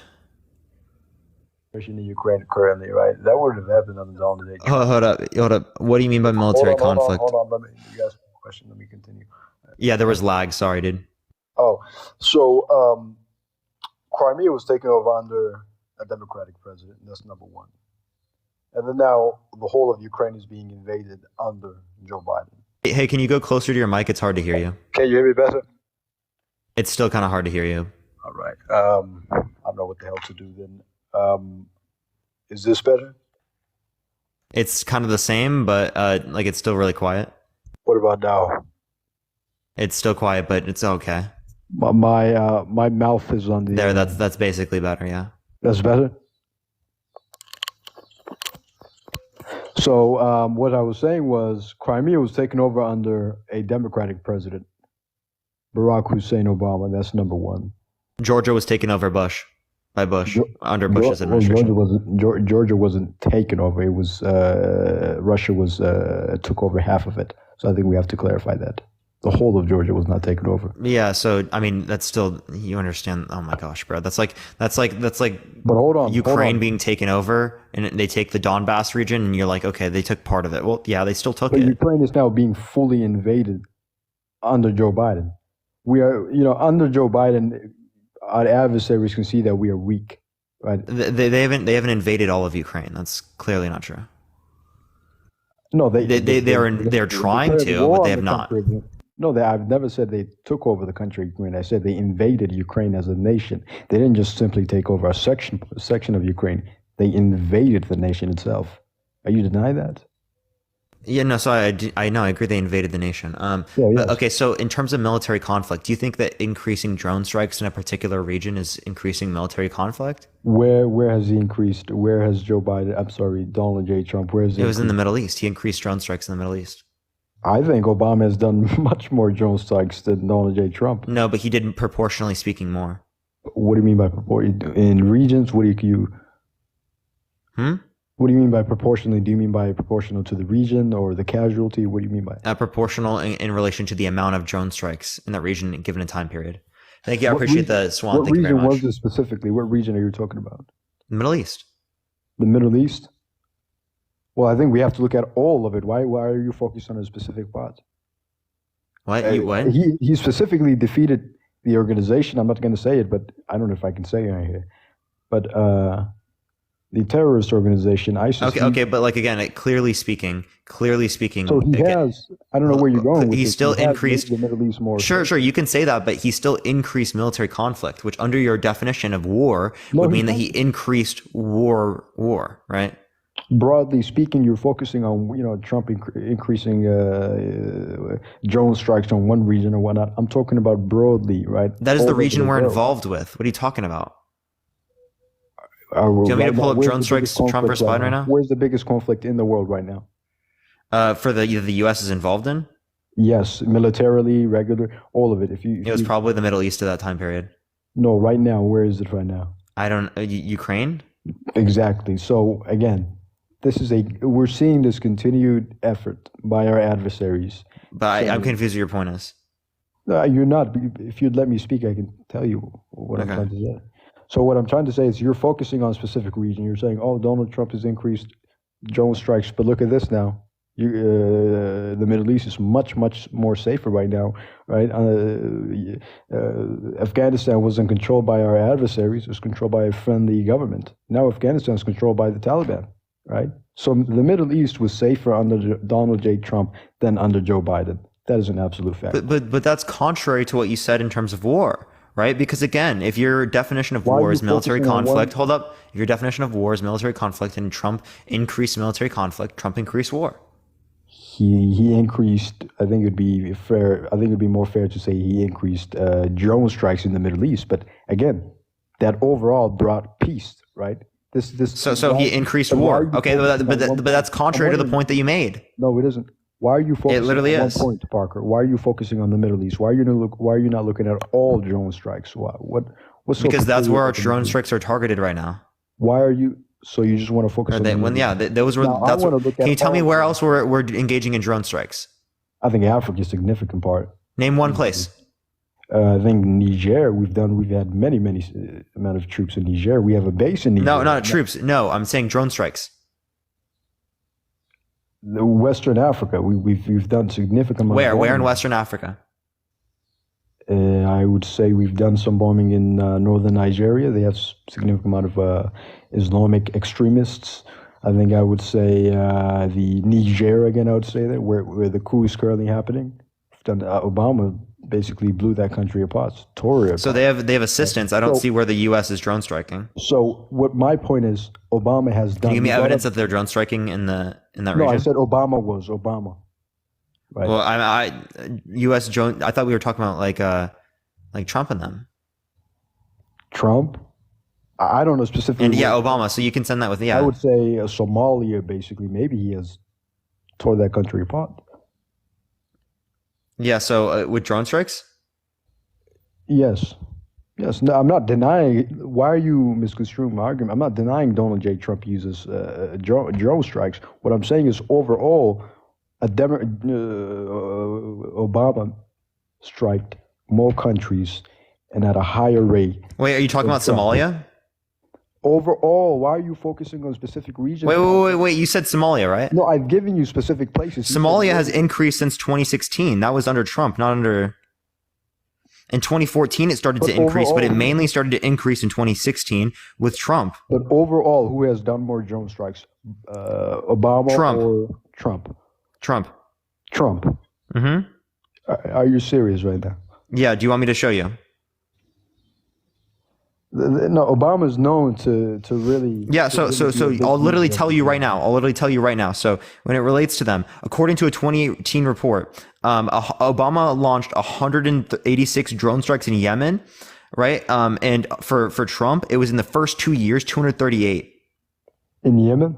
Yeah, in Yemen, Somalia, and Pakistan. Overall, I can look this up. I don't think you want to look at the data. I can look it up. Where go for it. But I want I can give you overall too. Do you want me to give you overall? This is the same thing has the overall ones too.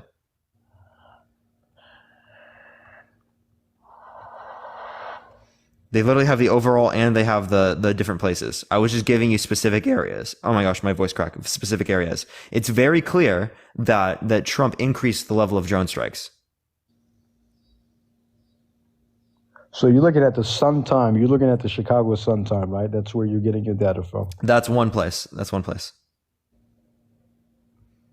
There's also ACLU. There's also there's the Eagleton Political Journal, Rutgers.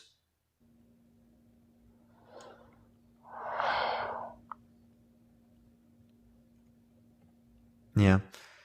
Oh my gosh, yeah. The atheist shirt, please. That's what Terry Joe said. Yeah, again, everyone, in the meantime, always looking for that. Everyone tap that screen. Let's try to get to 1 million likes. If you disagree, send a guest request right now. Please only send a guest request if you disagree. We're just looking for some debates. We've been on for about 3 hours and 40 minutes or so. Here in about an hour and 20 minutes, we should be moving over to the sub-only chat. So if you want to have access to the sub-only chat, subscribe if you haven't already, everyone. Helps me come on here every day. Thank you for the hand hearts. I appreciate it, Nikki. Thank you so much. It's one of the best ways to support me, y'all. I appreciate it. You have someone, that was a great pitch. Oh my gosh, please. But yeah, give it a second, everyone. I made it so late to class. Oh, don't be so late to class. Why are you late watching me? Oh my gosh. You should not be late. Oh, he just left, everyone. I didn't kick him out. Why'd he leave? He can send a guest request back and I'll accept him back in. But he did leave. But in the meantime, everyone, keep tapping that screen. Let's try to get to 1 million likes. Everyone, it should help send out to more people. I had my first day of class, everyone, today. Literally only had one class, so thankfully it's not that much. But shit is wild. It's wild to be back. Yeah, he left. I don't see him in the guest box, everyone. I'm going to go into someone new in the meantime. I'll make sure to look for him if he does join back the guest box. But yeah, let me go on to the next person, everyone. If you disagree, send a guest request right now. Please only send a guest request if you disagree, y'all. Oh, it didn't accept this person. Let me try that, everyone. Whoop, did you figure out what happened to your other course? Yeah, it was canceled because there were not enough people in that class. So essentially I have to take a class during the winter, which sucks, but that's what I have to do. But I can spend more time going live and stuff, so that's good. What ages can join? You gotta be 18 plus. Just gotta be 18 plus. It's TikTok rules, obviously not mine. But let me go on to the next person. It's really not accepting people. I'm trying to get someone up here. If you disagree, send a guest request right now. Do you still not see yourself? No, I don't see it at all. Literally don't see myself. Love you platonically. What's up, Liquidity? Love you too. All right, let me accept this next person. It's really not getting people up here. I'm trying. Give it a minute, everyone.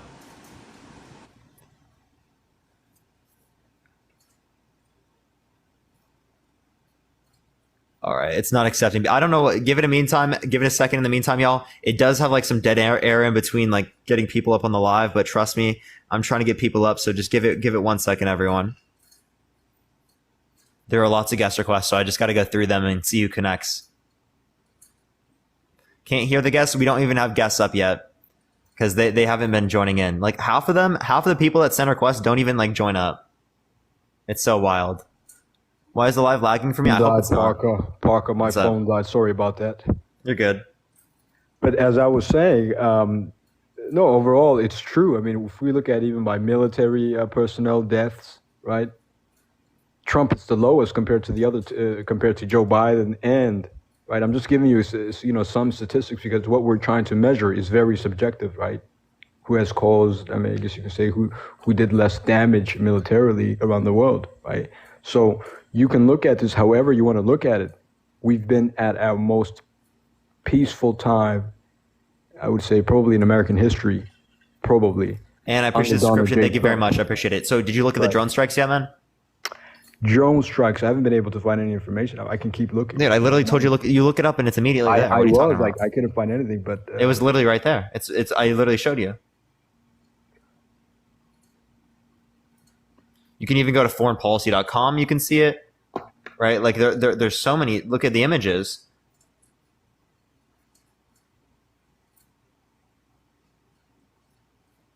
Okay. Well, in the meantime, while he's looking for that again, keep tapping that screen, y'all.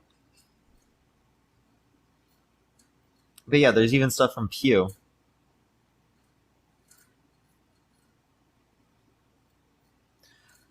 Yeah. Oh, that's unfortunate.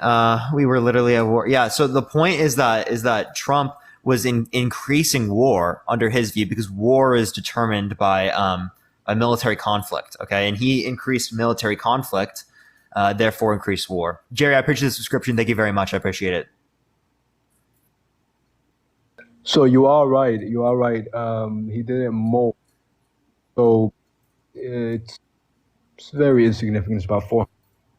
But so you're cutting out a lot, man. Can you hear me better now? Yeah. Okay, so in that case, you are right. He did more drone strikes, but look at military personnel's deaths. Who do you think wins in that one? In terms of how many people died? American servicemen. Like American citizens dead? No. Soldiers. Yeah, so where do you see the statistics about soldiers? Oh. Give him a second, everyone. He's looking it up, everyone. Give it a second. If you do disagree, send a guest request right now. I will be able to get to you. If you do send a guest request, make sure that your internet does work and that you can connect. Frodo, I appreciate the subscription. Thank you very much. I appreciate it. If you want to have access to the sub-only chat that we will have on probably here in the... What is this? Trinity! With the castle! Yo! So here's what I'm getting. Trinity, thank you so much for the castle. W's for Trinity in the chat. Let's go. That was wild. W Trinity. Let's go, everyone. W Trinity. That was wild. Are you done? Yeah. Sorry. So here's what I'm getting. 2,500 U.S. soldiers died under Donald Obama, and then 63 under war in Afghanistan we had. Right? Oh, because Afghanistan wasn't That's that significant. wasn't. That's a lot, if you ask me personally. Yeah. So can you tell me where you got that source from? Casualty and You cut out. I didn't hear any of it. the Defense Casualty Analysis System. Casualty analysis. The defense system. And can you look at overall as well for me? And what was the title of the thing?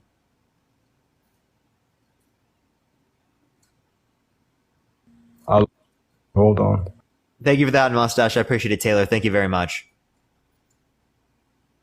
Yeah, I'm going to try and put military deaths. Here we are. Military casualties. I'm trying to find by year, everyone. Give me a second, everyone. Here, let's look up military casualties by year.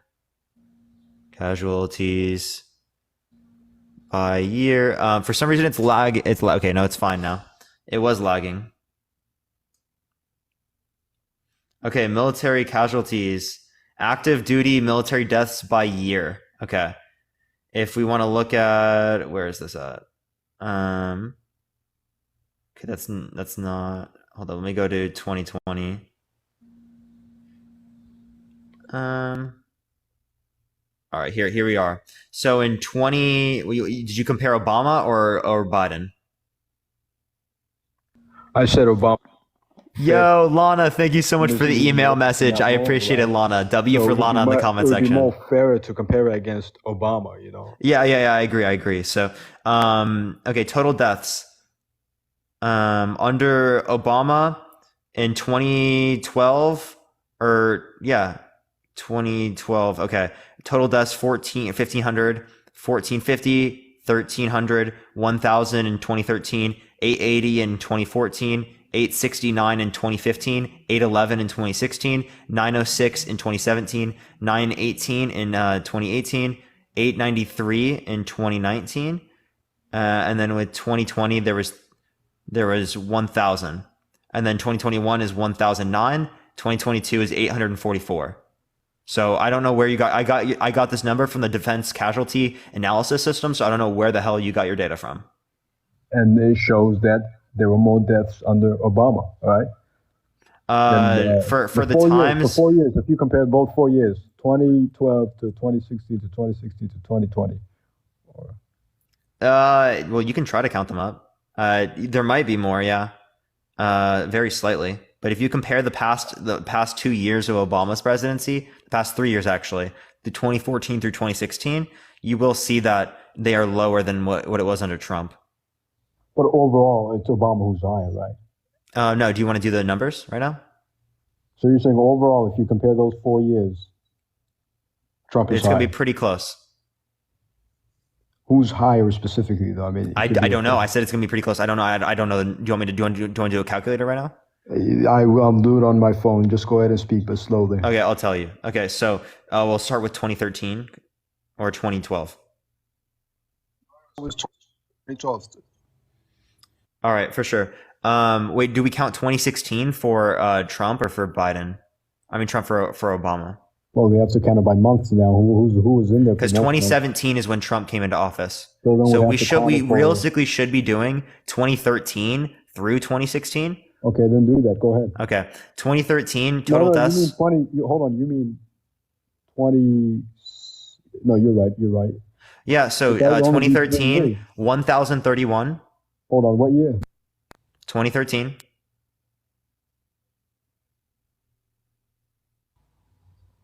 Hello.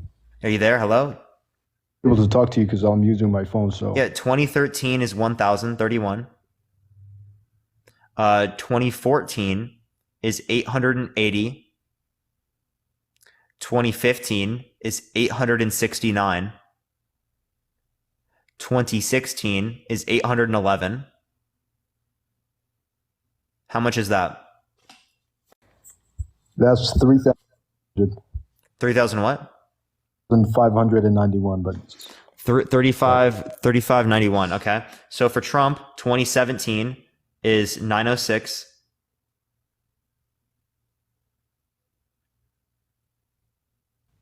$918 for 2018. For 2019, it is 893. And then for 2020, it was 1,017.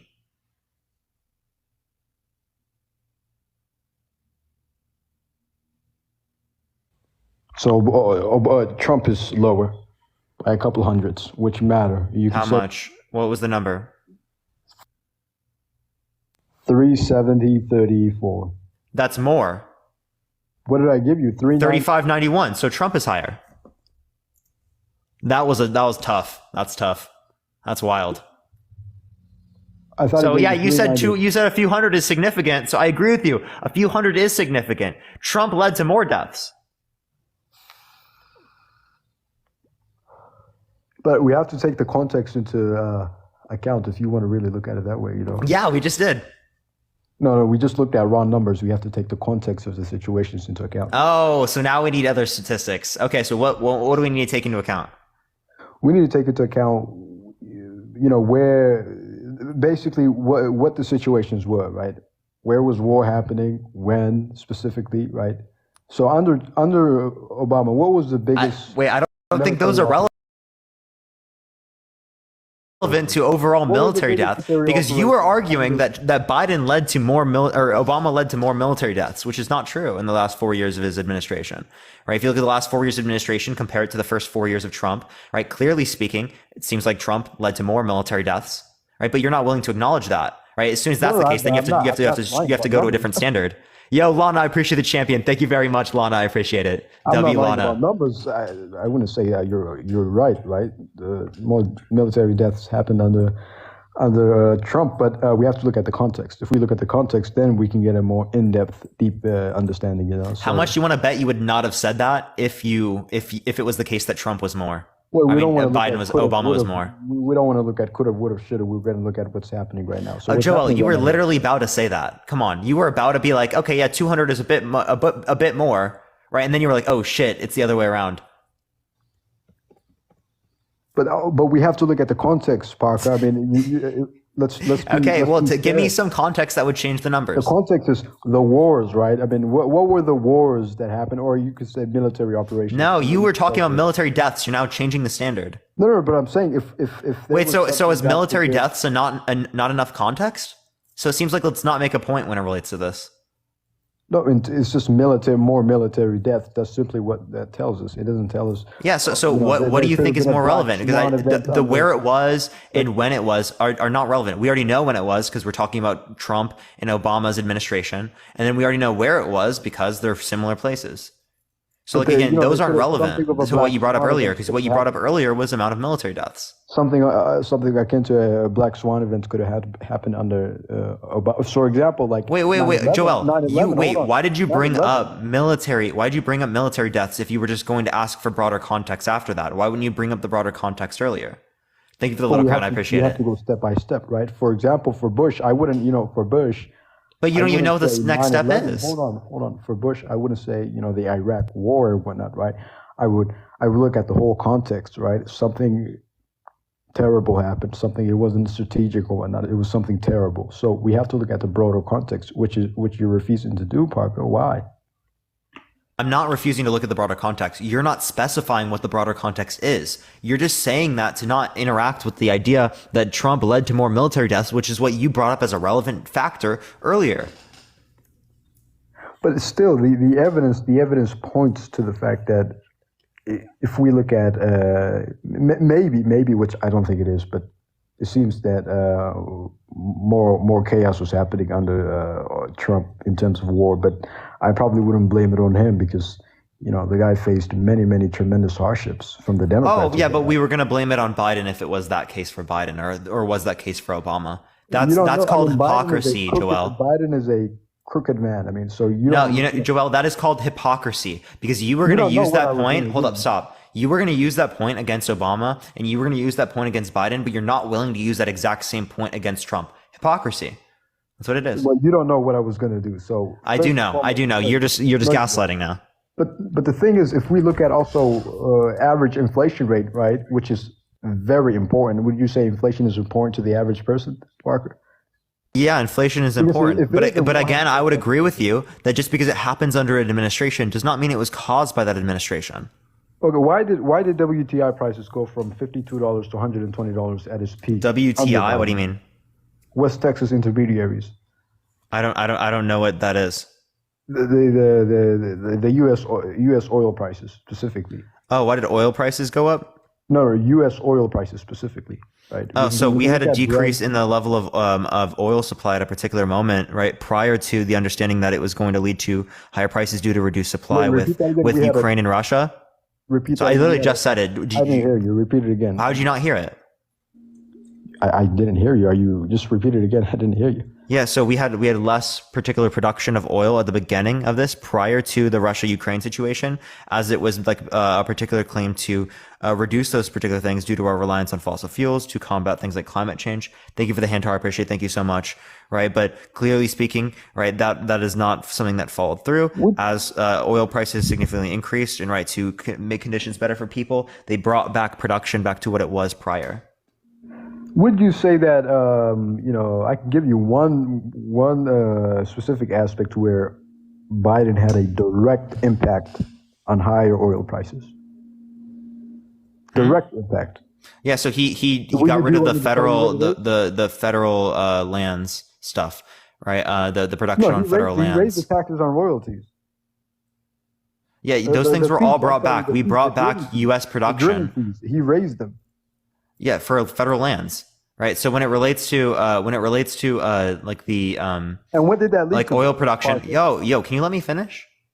No, I'm wondering what did that lead to? I mean, what lead to? Raising drilling fees. What did that lead to? Biden raised. It leads to less production of oil, right? But that was prior to this particular event. We brought back this production, right? And yet prices are still in the position it is due to outside factors, outside supply, external to the United States. Okay, whether it be Russia, OPEC, right? Those particular places. That's what sets the price of oil on a global scale, not just the United States production. Okay. I understand very much so. You could look at my profile picture, but the thing is, I don't. What is your profile picture supposed to indicate? But the thing is, Parker. The thing is, if we look at overall inflation, not simply just oil prices, right? If we look at if we strip out the volatile aspects, food and oil, right, and we look at core PCE specifically, right, not just headline. We can still see you already made this point to me. It's still influenced by oil prices as transportation influences the prices of all commodities in the market. Of course it is. But when we determine what CPI numbers are every single month, right, oil has a significant influence on the CPI print. Significant. But so we have to take it out, right? Now, we can't take it out of transportation. We simply can't. So we have to do the best we can. Now, when we do the best we can, what we see is that on average, if we look at the first 2 years of Trump and Biden, the average inflation rates for Biden were 5.3%, and for Trump it was 1.9%.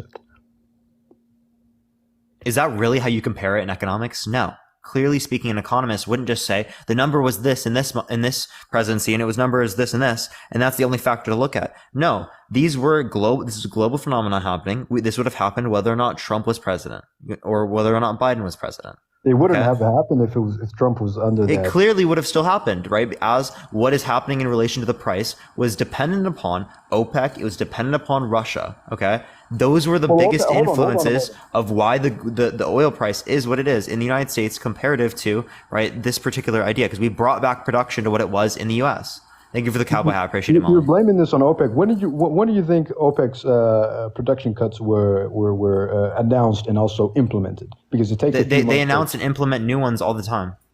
But we're talking about after COVID and when this boom in oil prices happened. When do you think it is? They're still. I don't quite remember the date. Do you want to remind me? It's towards the end of the beginning of 2023, right? So this is when the prices of. No, they did one prior to that too. No, I'm aware they did, but I'm saying this happened after the Ukraine-Russia conflict, right? There's Say that again? significant because Russia. I mean, we can look at they're doing I think 1.7 million. So they know what you're barrels per day misunderstanding right is now. that they made a deal, OPEC Plus, to extend a deal into 2024. So they've continued a deal that they're already doing, not what it was. But the production cuts are increasing, right? No, they're not. They're happening actually as the labor- decreasing. So The per barrel. yeah, amount? so Saudi's energy administration said the country's output would drop to 9 million barrels per day in July from around 10 million barrels per day in May.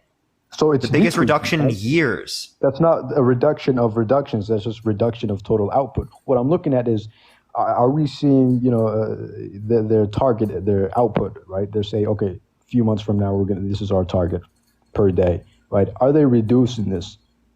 Yes, we are seeing that they are reducing this, right? I think they are currently at 1.7 million. Yeah, they were reducing in 2022 as well. They had also reduced in terms of like by 2 million barrels as well. Like, so again, they've been reducing how much they're doing for a while. And this is into 2024 to continue into 2024. But my argument is they've accelerated these reductions in the beginning of 2023. And this is and oil prices, I think, peaked in mid-20 or late 2020. No, oil prices are going up right now again. So like they are. They're going back up. They're already up. Yeah. So like again, OPEC is one factor. It's also Russia, and it's also outside factors like that. So again, Russia. I would say Russia is the biggest influence. So let's look at Russia. Probably, sure. Right. I mean, it could be. I don't know what the percent of oil in the United States comes from OPEC versus Russia. I'd have to check that, but I know that they're both huge factors. It has nothing to do with U.S. oil imports of foreign oil. It's simply overall because what happens in the Middle East and what happens in Russia has significant influence on the globe's oil prices, right? For example, and the globe's oil prices affect goods and services that exist in the United States because the goods and services in the United States don't only come from the United States and are mostly produced by places around the world, which are affected by those global prices increases. Okay, so it's not just particularly the United States. Oftentimes, the other types of commodities are due to other types of countries. So then let's look at it's a global commodity, of course. But so then let's look at Russia, right? Russia.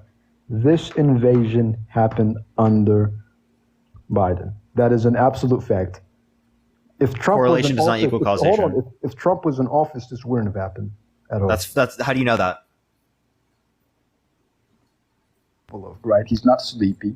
Right? Can you give me any evidence to believe that? You're cutting out. Your mic was like really low.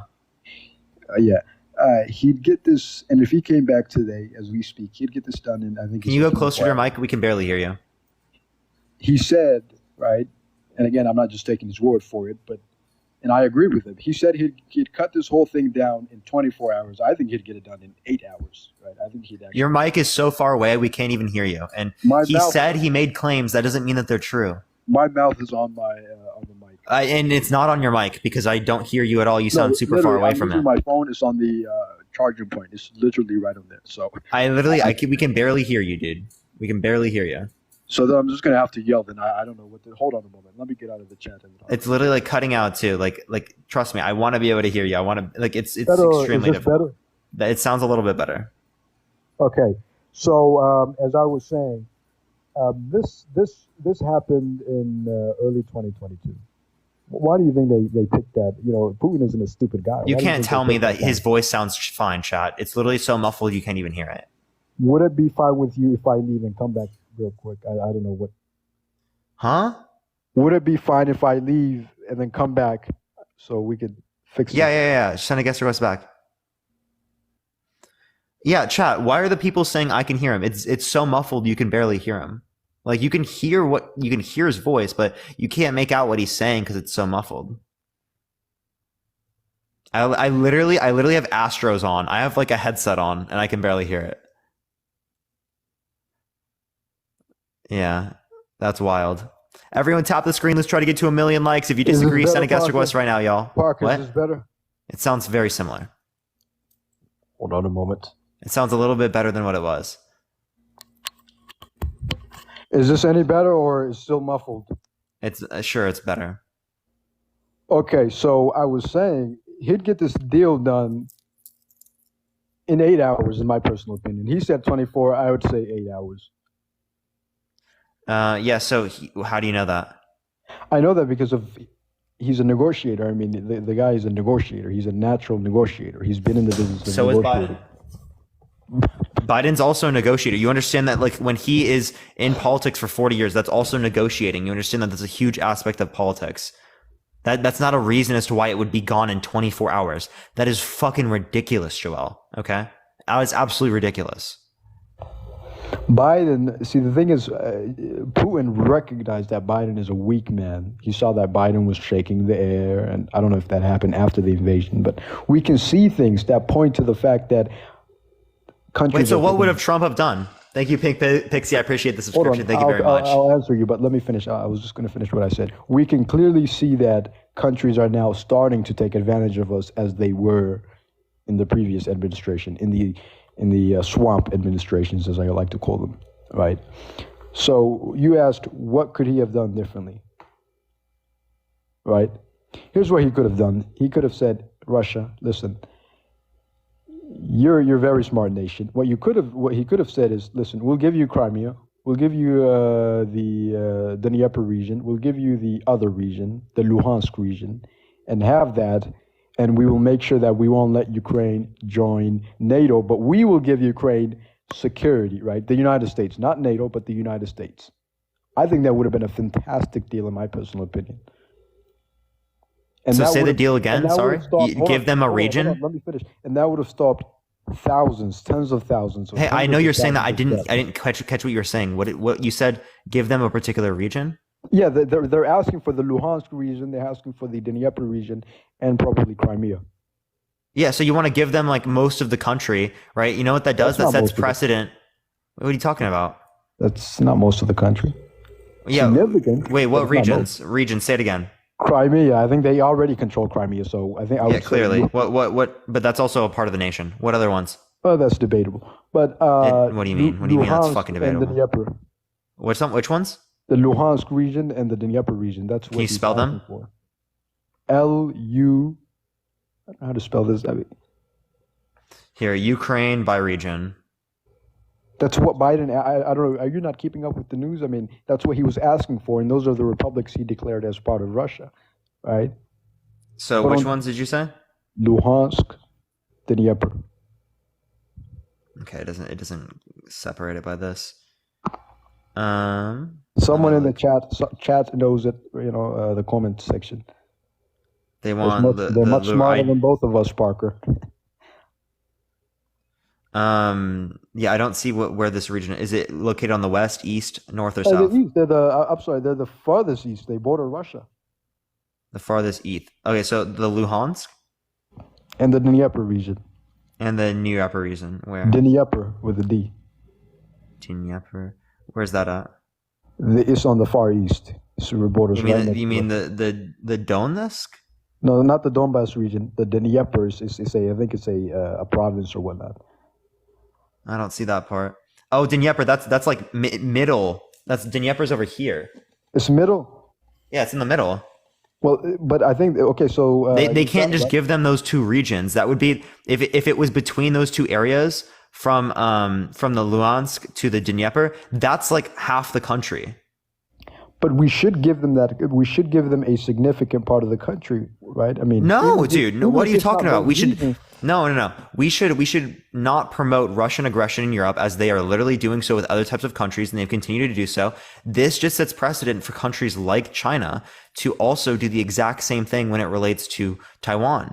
Right? And you think this is appeasement, personally? What do you mean by appeasement? This is a form of, we'll give you this, don't do that, and you think he'll take it? Hey, I don't think he's going to take it. I think he's going to do the exact same thing that other countries have done historically speaking, right? Like they literally just say that they're going to do this, and then they just continue to go through and take advantage of it. Yeah, absolutely. Yeah, but see, the issue with you is you don't really the enemy, which is Russia and and Putin, you view them as really a character of what they are, really, right? That's how you view them. You have to view them in an objective sense. Thank you for the night What are helmet. they asking for? What is Putin asking for? Why did he invade? I mean, we can say I whatever. am looking at this from like an outside perspective. Thank you for the hand. I appreciate it. You can't look at this from objectively, right? Because that would be stance independent, which is based. That doesn't make any sense. Overall, why did he invade Ukraine? Why did he invade Ukraine? Yes. I think it's likely due to the idea that he wants to reestablish sex of the Soviet Union, as he's shown that he has gone through like Georgia, through Crimea, right, which are establishing places that are particularly. Oh, that's the funniest thing I've heard today. Do you really think this man is I think he's the richest man on the planet. Do you think Joel, can I finish the claim? Like, you literally get so annoyed whenever I cut you off. Thank you for the gold mine. I appreciate it. Go ahead. You literally cry every single time I do so. Go ahead. You've got the time. So again, right, I think it's going to be because they are reestablishing aspects of the Soviet Union as those countries were previously held by the Soviet Union, right? So clearly speaking, if he's trying to get multiple of these different types of regions and whatnot that were associated with the Soviet Union, that shows, likely speaking, that could be the case, right? You have no reason to think otherwise. You have no fucking reason to believe that he's the richest man in the world. That's fucking ridiculous. No, I said I think people say he's worth something like $200 billion. That's what people say, right? That's still not the richest. Okay, let me rephrase then. He's one of the richest men in the world. Would that How do you know that he has 200 billion? That's what the news reports. Maybe the news is lying. I don't know, but that's what they report. Well, maybe they just don't have good estimates. I'd have to check. Are you saying Putin is worth his salary, $200,000? No, I wouldn't. What the fuck, dude? I wouldn't expect him to be worth 200 billion now. No, but that's an extraordinary amount of money. Yeah, maybe you're right. But what I'm saying is the guy is extremely wealthy. That is an undeniable fact, right? Clearly. And your claim that he's trying to reestablish. It's just. I hear it from propaganda networks like CNBC and Comcast and. I'm not saying it because of that. Did you hear the reasoning I fucking gave you? I've heard of this claim before. Yeah, so debunk the reasoning, respond to the reasoning instead of just saying it's from fucking Comcast. I'll give you a better reason than that, right? I'll give you a better reason. And it's a much more objective reason, right? Your claim is that, he wants to reestablish, you said aspects. I want to quote you directly because you'll start crying if I just try to paraphrase you. But you said he wants to reestablish parts of the Soviet Union. Okay, I'm not really trying to be mean to you. I'm just. But you said he's trying to. Okay, buddy. Okay, Joel. I can run the same thing on you. You know that, right? Okay, I really am not. I think what you're saying right now is obviously absurd. For you to laugh and for you to do those things, I can do that 10 times worse to you because what you're saying is actually absurd here. You made claims that Trump's the best fucking president in America's history, dude. Parker, I'll take it a level down, okay? Bro. Okay, so may I continue? Yeah, dude. So your claim that he wants to reestablish parts of the Soviet Union, maybe the full Soviet Union, who knows, right? That's your claim. It's an absurd claim, right? The guy is very rich. He has no, as we know right now, he has no communist aspirations. He doesn't want to, workers, or he doesn't have any of that things, right? So I wonder, why are you saying he wants to reestablish the Soviet Union? I never claimed that he was communist. He doesn't have to be communist to reestablish aspects of the Soviet Union. The reestablishing of aspects of the Soviet Union is to bring back like the economic driving, the economic powerhouse of Russia, right? That would be the idea. I'm never making a claim that he's communist or that he even was. I mean, he was in the KGB, but I'm not making a claim that he was he's like a strict communist or something. So you're not saying that he wants to reestablish like he's a diehard, communist. You're not saying that, right? No, I'm not making that claim. Good. Okay. So then why won't you use, I've heard many claims. They say Tsarist Russia. Why didn't you say Tsarist Russia then? I mean, the Soviet Union was a communist through and through. Why would you pick, that's a terrible example, right? But because it's not because it's not going to be the same as Tsarist Russia. Tsarist Russia wasn't anything like the situation that exists today.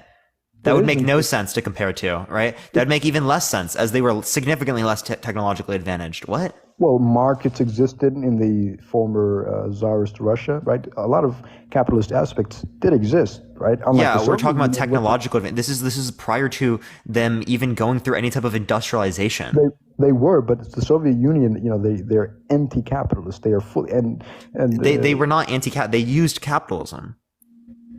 But I know they say that they were fucking communists and shit, but they literally used capitalism. They literally did. But again, they are classified as when you look at communist nations, they were classified as a communist nation. Yeah, right? Like ideologically. Yes. But so is China today, and China's capitalist. And good thing for China, they're capitalist, but China doesn't say we're communist. They say we're a Chinese socialism with, whatever. That's what they say personally. But let me continue. No, they say that they're transitioning to socialism, right? But they're communist Chinese Communist Party. That's the ideology. Same thing when it relates to Soviet Union. But they say they have socialism with Chinese characteristics, which just means we're capitalist. My personal opinion. No, they say that they're transitioning to socialism by like 2050 or some shit. 20, which I don't fucking believe that, but I don't believe it either. But it's their slogan. But you don't see this China advocating for exporting revolutions or whatnot. That's not what they're doing, right? The Soviet Union really believed in world domination and world communism. They absolutely did. Yeah, well, that's because of actually not as much as they would have if it was like Trotsky and stuff. Like, they weren't really like huge on world domination, right? Trotsky was huge on world domination and full world communism. But I'm saying originally the Leninist idea, I think Stalin took it back a bit, but he said, okay, hold on. No, Stalin, yeah, Stalin like isolated the country. Yes, of course. But I'm saying the founding of the nation was, communism, let's support communism all over the world. That was essentially what they wanted, right? Yeah, and that was like Lenin and Trotsky, right? And stuff like that. Yeah, but overall, if we look at the country, they really were much more communist. They were the most communist nation of all nations. I don't know what it means to say communist then, right? Because communist to me means stateless, classless, and moneyless, right? They were not moneyless, they were not stateless, and they were not classless. That's clearly true. Socialist, Marxist, right? I'm using these words. They weren't socialist either. They weren't a worker democracy. I'm not here to argue whether they were, but I'm saying that's what they claimed, that's what they believe, and that was their ideology. They didn't have democratic elections. That's not democratic. I'm not here to argue with you whether I'm saying that's what they believed. Those were their ideas, and those were their ideals. That's all I'm saying. Okay. So again, I don't know. Again, I'm not comparing the fact that they're what I'm comparing is the economic powerhouse, right? That's the idea that they're trying to reinstate. Because if you look at these countries, these are countries that were established within the Soviet Union. Can I give you a much more plausible reason why? Try give it. Yeah.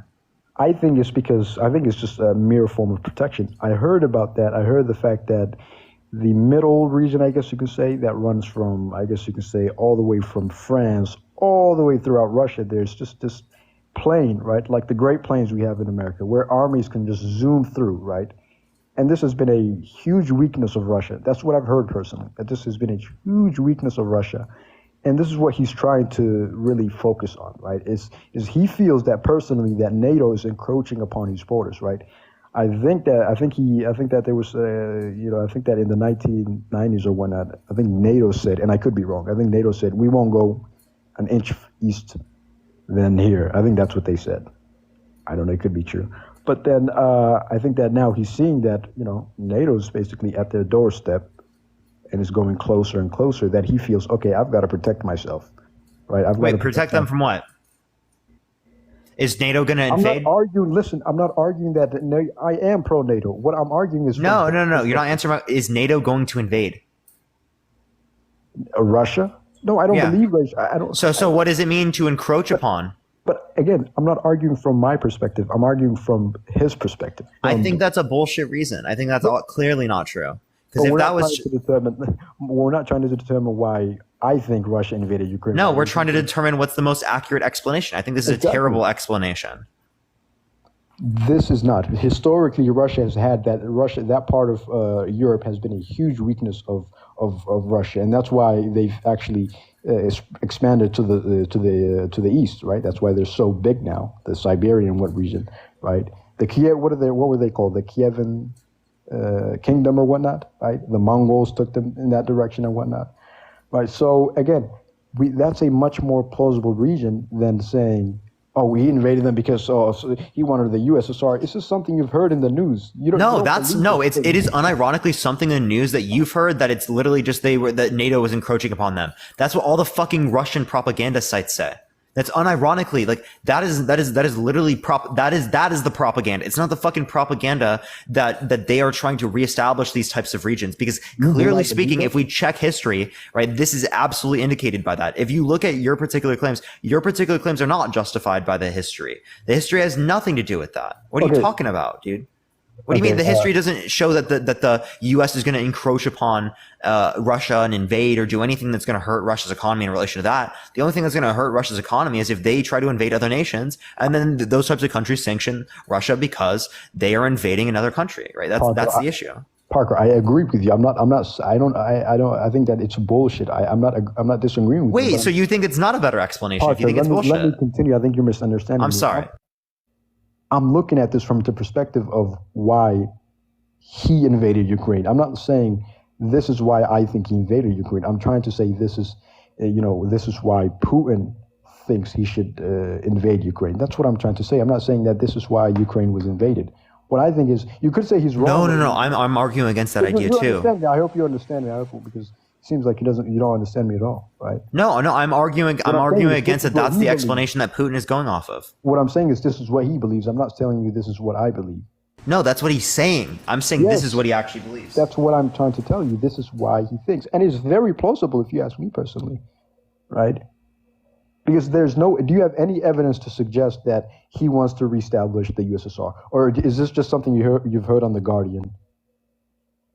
I've given you that. I've literally already told you how the deduction operates, right? Sure, I've given you reasons, right? It's based upon history. It's based upon the idea that these particular countries, they are currently and have been controlled by the Soviet Union, right? When it relates to this particular idea that they are invading these particular countries, right? The reason why I think that is happening is because to reestablish these particular entities as the economic powerhouse of Russia. That's what it was in the Soviet Union. That's what it would be now, right? That is the idea that I'm saying, and that's not because I read it on The Guardian. I don't fucking read The Guardian, right? I don't read CNN, right? I don't read any of these fucking article things that you're referencing. This is my position because of the history that has happened there, right? This isn't their first attempt at these things. You're simply Thank you, Foofed. I appreciate the subscription. Thank you very much.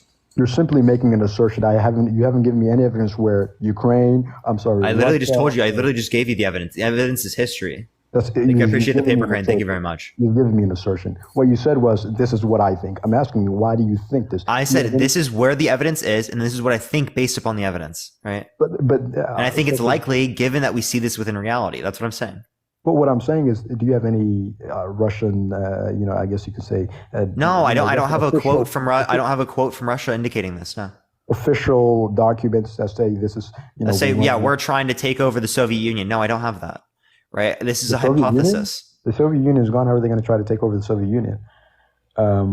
But the issue is yours is very it's wrong, right? There's no history to prove it. It's simply what the West is trying to tell us. That's an assertion. I literally just I gave you history, right? Did you just not? My claim is much more plausible. The fact that they're protecting themselves in their most weakest part, which is I forgot the name, but the plain. I'm sure you're aware of it, right? That whole European plain, where Russia has been historically invaded easily, pillaged, invaded, right? And do you want the specific name for it? No. What I would question is that I hope you know my argument. Hey, so what I would question is that if you question what the U.S. says about the intentions of what they have when it relates to the Russia-Ukraine conflict, then why do you accept the intentions as to what it said with Russia? Because I think that in the end, I think that the West is on defense. I think that they're saying this stuff. I think this is propaganda. That's your opinion. Do you not realize that was an opinion? That was the basis of your entire claim there, was the opinion. So me holding the opinion that it is solely dependent upon, or not solely, it is heavily influenced by Russia's want to establish parts of the Soviet Union that were economic power drivers or powerhouses for that country at the time, right? That's exactly what I'm referring to. That's an opinion too. So these are both just opinions. This is why I hate fucking foreign policy. No, they are, but I'm saying which one is more plausible? We don't know, right? I think mine is more plausible because when it relates to what we would expect to see, right? You have different types of expectations, or you haven't even gone over the expectations, actually. I gave you expectations based on history and stuff like that. You failed to give me any expectations that you'd have given your explanation. I actually think I'm the one who gave you explanations based on history. No, what expectation did you give me?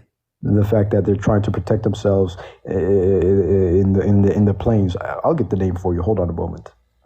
I'll get the name for you. They're protecting themselves in planes somehow justifies the idea that the reason for invading Ukraine was to stop Western aggression. So they aggressed upon another nation and invaded them because they were just close to the border, which they've been for decades. That's more plausible than what I said.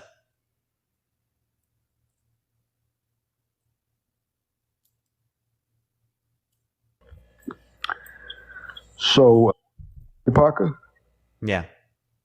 So the name of the planes, they're like the Great Plains we have here, but they run all across Europe very, very diagonally. So the name is the European Great Plains. That's the name of these plains, right? And this is where historically, right, and this is a fact, you can deny it or not, but historically this has been Russia's over millennia, I think, right? Was founded. This has been their greatest weakness ever.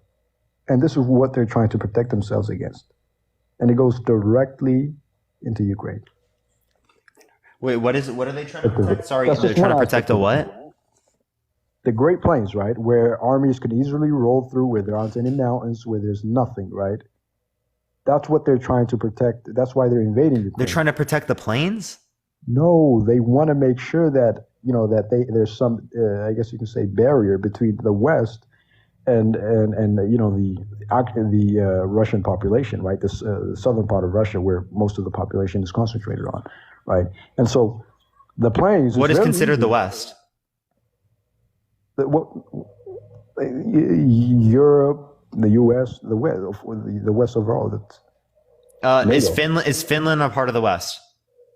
Finland. I mean, culture. They're part of Scandinavia, which is, I would say, part of the West. Yeah. Yeah. So they already have West on their border. So that makes fucking zero sense. They already have the West on their. I'm sorry. Yeah, that makes negative sense. Want to know why? Because Finland's already on their border. When did Finland join the border, the NATO? I don't know when they joined. Did they join NATO?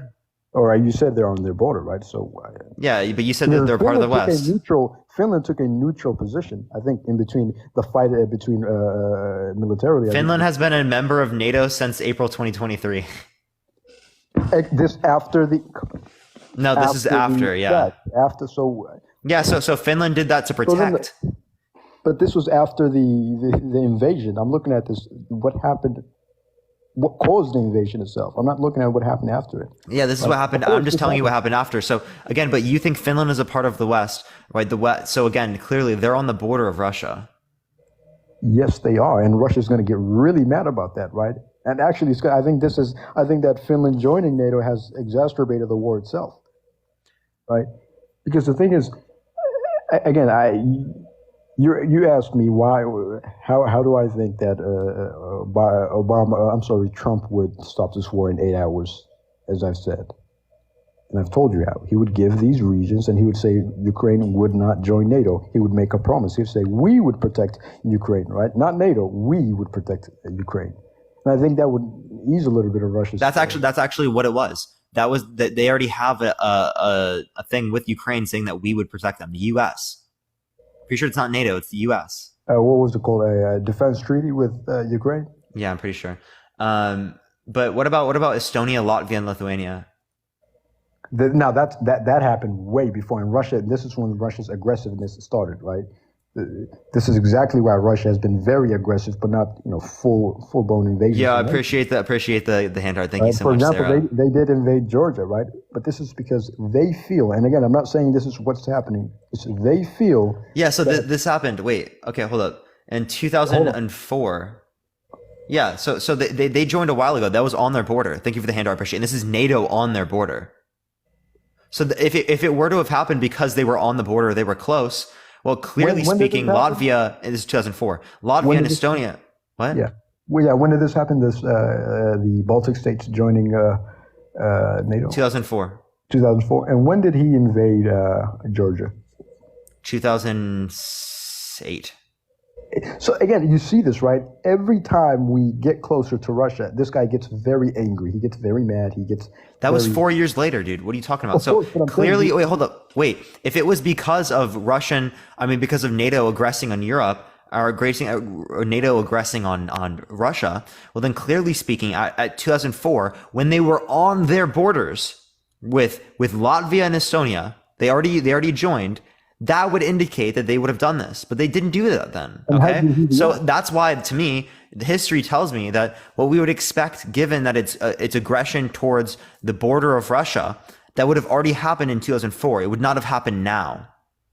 No, but what I'm saying is my overall argument is every time we get closer to Russia, it seems that war is more and more inevitable and war happens more often.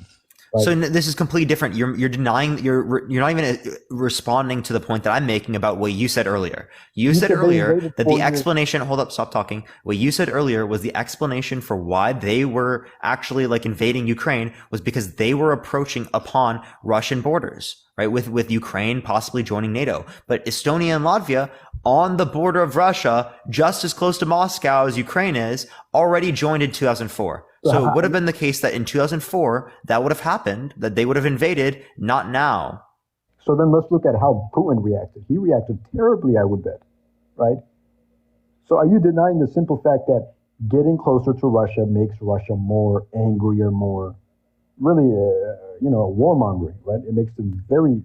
Maybe it could be that way, but I think it is less plausible than the explanation that I gave, because if it were to be the case that your explanation was true, well, then this would have happened in 2004. That's my point, is that given what we would expect with your explanation, it would have already happened.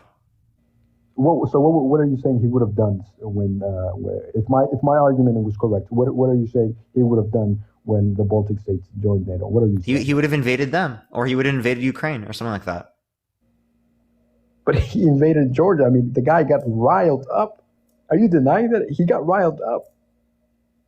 Yeah, sure. He got riled up with Georgia. But again, the idea is that with Latvia and Estonia, he would have done the same thing there. So again, you're just not acknowledging that. Your explanation would literally have entailed that they would have... My explanation is still correct, right? No, it's not. It's clearly not. It It's is. clearly less likely to be true, because it would have, likely speaking, led to him invading those particular countries as they were invading and encroaching upon that area. Putin was literally still in power at that point, okay? Hold on a moment. Let me look at this very carefully, if you don't mind. Go for a it. moment. In the meantime, everyone, tap that screen. Let's try to get to 1 million likes, y'all. Entertain the chat. I haven't been looking at it. I For actually sure, it's don't look fine. at the chat nowadays, but I'll look at it right now. That's fine. Tap the screen, everyone. Let's try to get to 1 million likes. If you like my content, follow me if you haven't already. I go live literally every single day, y'all. We've been on for about 4.5 hours. We got about 30 minutes until I'm going to move over to my sub-only chat. So if you disagree, send a guest request right now. If you want to have access to the sub-only chat that I'll have on for the last hour of the live, subscribe to me if you haven't already, everyone. Again, we're about 4.5 hours into the live, everyone. About 4.5 hours into the live. But how's everyone doing today? If you have any questions, put in the comment section right now, everyone. Parker's knowledge of international relations is yikes. Generally speaking, yeah, but I'm not wrong here. Learn this. I'm clearly not wrong here. Nothing I've said here is wrong. If you want to name anything in the comment section, I'll respond to it right now.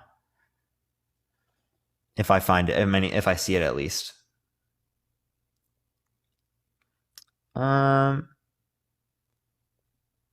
Russia did not have enough resources to fight NATO in 2004. Ukraine is These way were his exact words. These were his...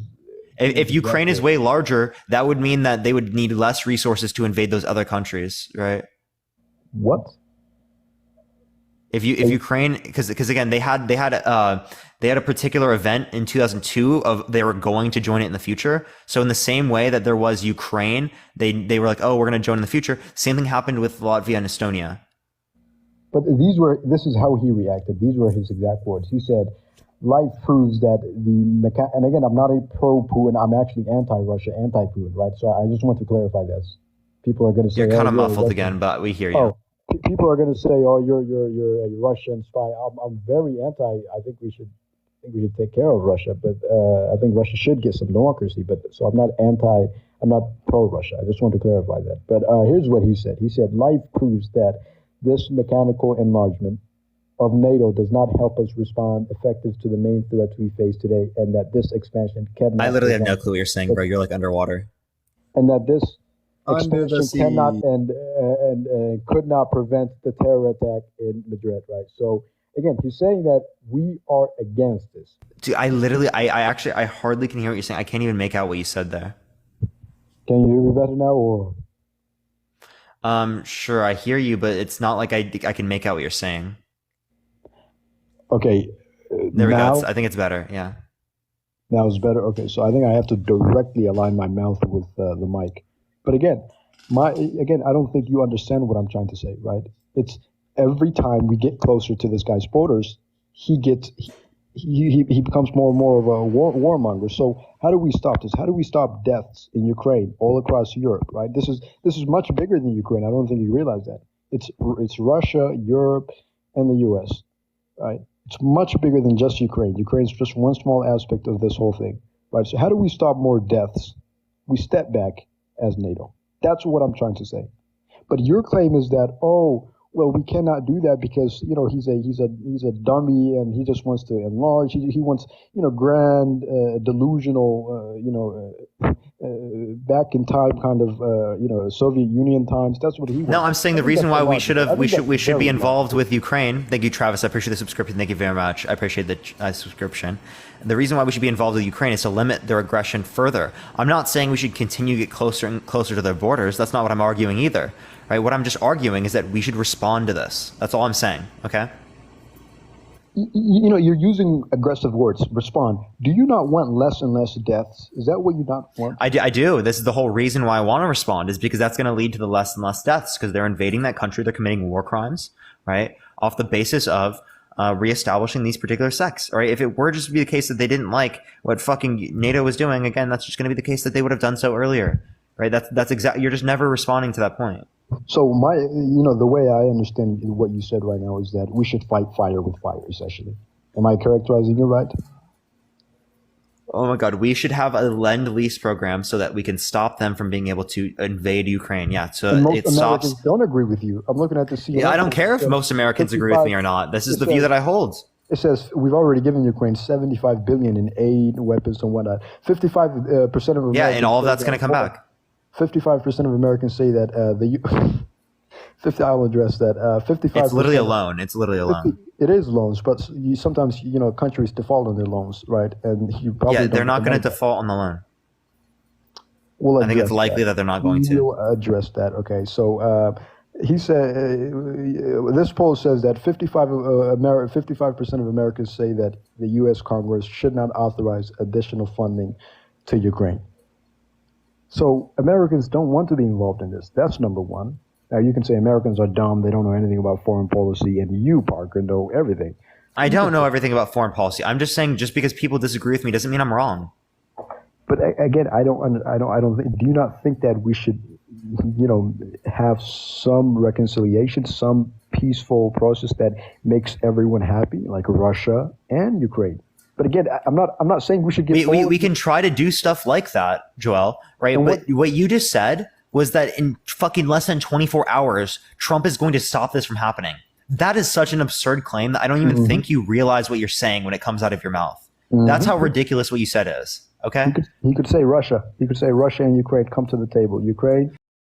Yeah, they don't come to the table and immediately come to a deal. You understand how long it would take to come to a deal?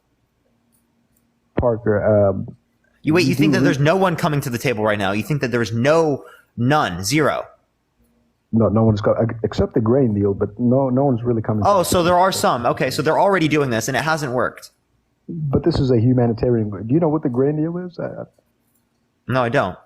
Okay, so it has nothing to do with the wars. The war is still continuing. It's about letting Ukraine's ships go into the Black Sea without Russia destroying them. Specifically, the ones that carry. As a matter of fact, but again, people don't want this, right? People want peace.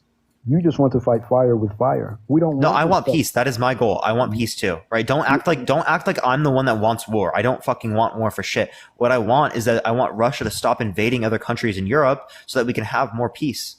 Who doesn't want that? I want that also. I want that probably more than you do, right? But it's the way you're. What do you mean probably more than I do? What the fuck? Hold on. But that is an absurd claim to make, Joel. Are you like arguing that I don't care about the people that live there? It's really not. It's really not. It's really not. Right? What do you mean?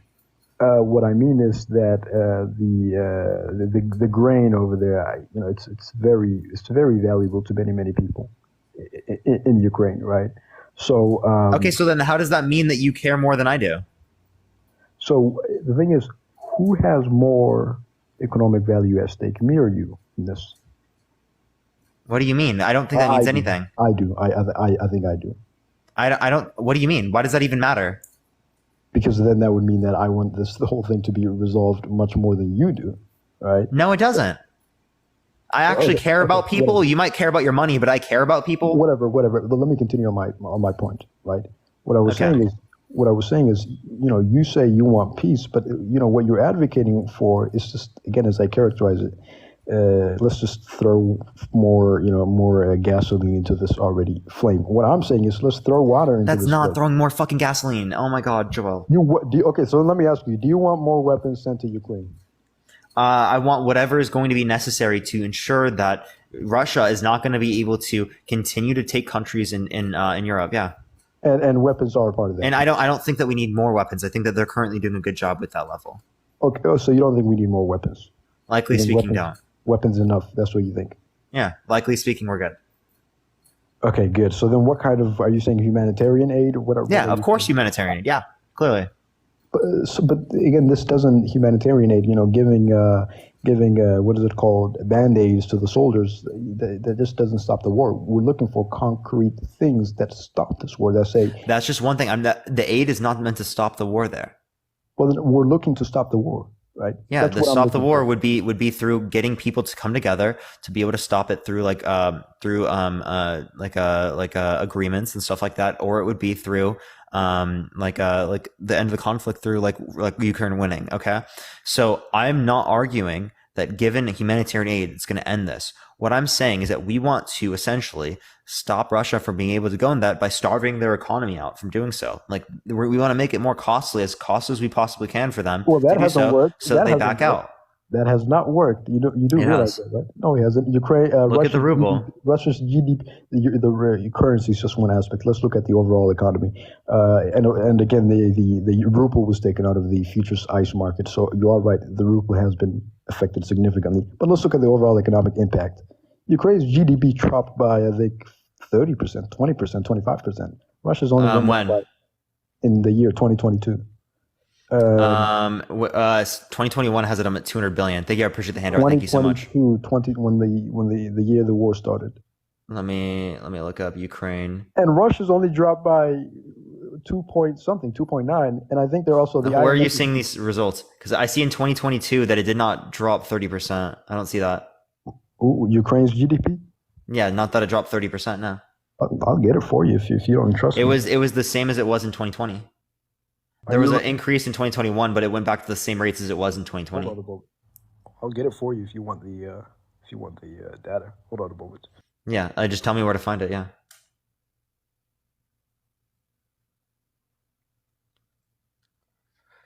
But in the meantime, everyone keep tapping that screen. Let's try to get to 1 million likes, everyone. It will help get it out to more people. I appreciate everyone. Y'all already know the deal. Follow me if you haven't already, everyone. We've been on for wrong. again like I was wrong. It was 20% actually. That's how much it declined. So again, what is the source? Macrotrends.com. Macro Trends. Yep, macrotrends.com. Just look at Ukraine GDP, macrotrends.com. It declined by 20%. And then you look at Russia. Russia's only declined by 2. You're cutting out. Yeah, and then you look at Russia. Can you hear me better now? Yeah, actually, I do see the minus 29. I do see that. Again, and then look at Russia. What is Russia? I think it was 2 point something. You're literally cutting out, bro. I can't hear you. Okay, is this better now? No, dude, it's literally so bad, bro. I think I have to adjust the mic and how close it is to my face. It's very hot. Is this better, Parker? Dude, you're so muffled. I can barely hear you, dude. Is this better because I'm adjusting? No, I can't hear you because it's so muffled. So then, do I have to yell, Parker? I mean, I don't know. Dude, if you want to give me, I'm literally just telling you that your microphone is not working. If you want to give me any type of attitude, I will move on, bro. I'm saying. You just gave me hella attitude for no reason, bro. I was saying, do I have to be louder? That's what I was trying to say. No, dude, you sound like you're underwater. I really can't do anything about this. Well, then I don't know how I'm supposed to have a conversation with you. Okay, just tell me if this is better, if this is a little bit better.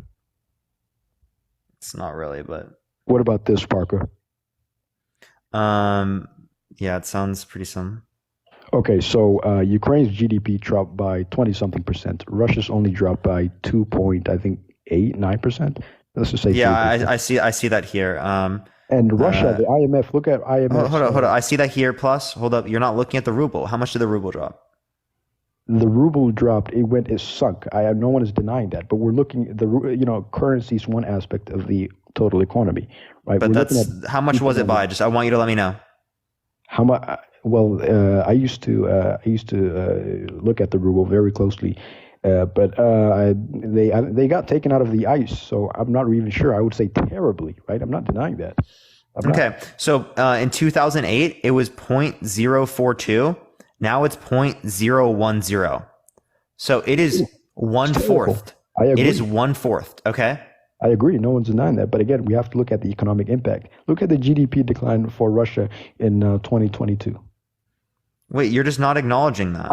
What do you want me to say? I agree with you. Russia's currency plummeted, but we have to look at more, right? Currency is one aspect of, looking at how healthy the economy is. Yeah. So when you're just okay, so look at how much has Ukraine's dollar decreased? Not as much as Russia. I agree with you. I don't know why you're sticking onto this. The change, no, because the change between the Russian ruble, right, is way more than the change in growth rate when it relates to the Ukraine's economy. Okay. I'm sorry. Repeat that. What did you say? The change in the ruble was way more, right, than the change in what's it called? The change in the GDP. So you clearly speaking, the ruble is way worse than it was. We're definitely stopping Russian aggression further into Europe as we've completely fucking dismantled their currency. I agree. I agree with your currency, but currency is one aspect of it. Let's look at GDP, monetary value of how much. I know. We already looked at GDP. I already took that into account. What is Russia's? We've already seen that. I already told you it was minus by 2% or something. Okay, minus 2%, and Ukraine was minus. Now let's look at the GDP to debt ratio of these two countries. Okay. Do you want me to look it up, or are you? Yeah, you can just tell me. Okay, I think. I'll get it for you. Hold on a moment. Yeah, I think the most relevant thing would be the fucking currency part, but because the currency is way more. It went from literally so much more, dude. Again, in 2008, it was 0.040. Now it's 0.01. That's 1/4, bro.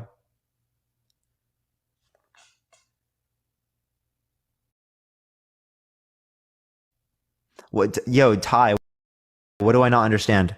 Put in the comment section right now. What do I not understand? Rambo, what am I wrong on? Let me know. In the meantime, everyone tap that screen while we wait for him to come back. If you disagree, send a guest request right now. By the way, everyone, here in about 20 minutes, we're going to be moving over to the sub-only chat. So if you want to have access to the sub-only chat, subscribe to me if you haven't already, everyone. Aren't you giving him attitude right now? How am I giving attitude? How? What? Yo, Spurs, send a guest request back. You left, bro. Can you hear me? Yeah. Okay, so the Ukrainian GDP to debt ratio, and this what is that 78.4%, but that's without taking into account the loans and whatnot the U.S. lent to the. And how much is Russia? Russia is. I couldn't find Russia for 2022, but I did find it for 2021, and it's at 20%, 21%. Okay. Neither of those are bad. But Ukraine is going to go up, and Ukraine is also running at their government budget is running at a significant. Yeah. What's America's debt to GDP ratio? What's Japan's debt to GDP ratio? You cannot compare America to Ukraine. You simply can't in terms of economics.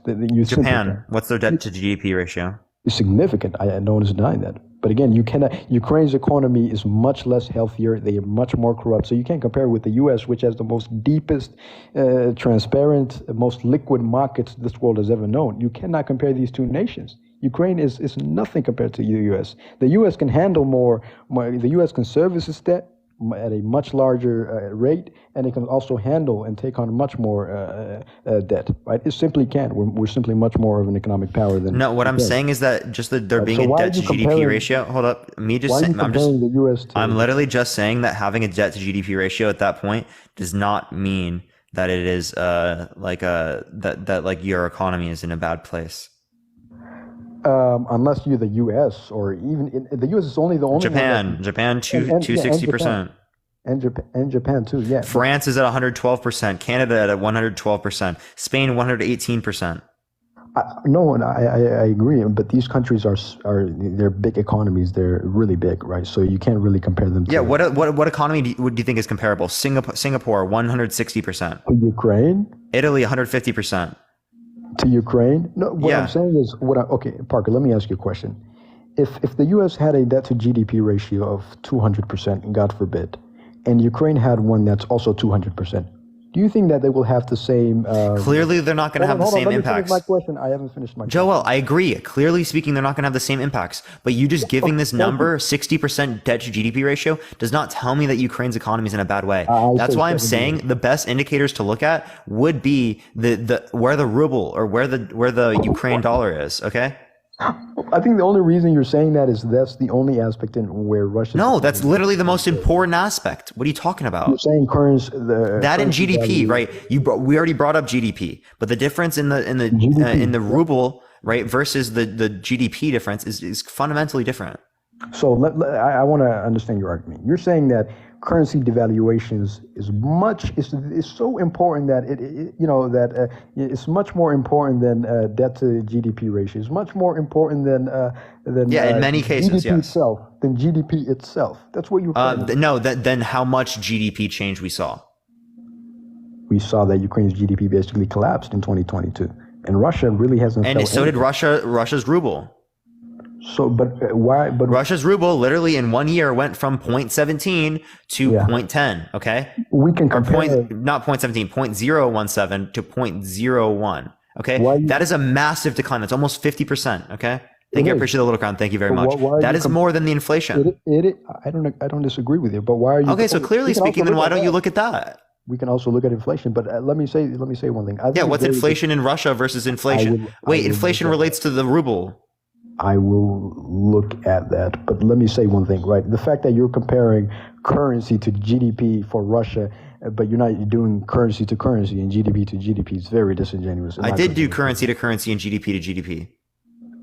Okay, and who's right? If you look at the change in currency to currency, it's way less under Ukraine. Yeah, I agree. No one's denying that, right? But in terms of GDP, how much of the economy is growing? Russia's performing phenomenally, much more better than Ukraine. That's number one. Number two, Ukraine is taking on much more debt. And who do you think can service that debt more? Who do you think has the ability to service that debt better? Wait. Here's my point: is that Ukraine has something to rely on in terms of their economy. Russia doesn't, right? Who? Russia doesn't really have things to rely upon. Like the what do you mean, right? Europe, America, right? That's who they have to rely on in terms of loans and other stuff like that. Russia doesn't have that. Thank you for the Henry. I appreciate it. They have their BRICS nations, and that's it.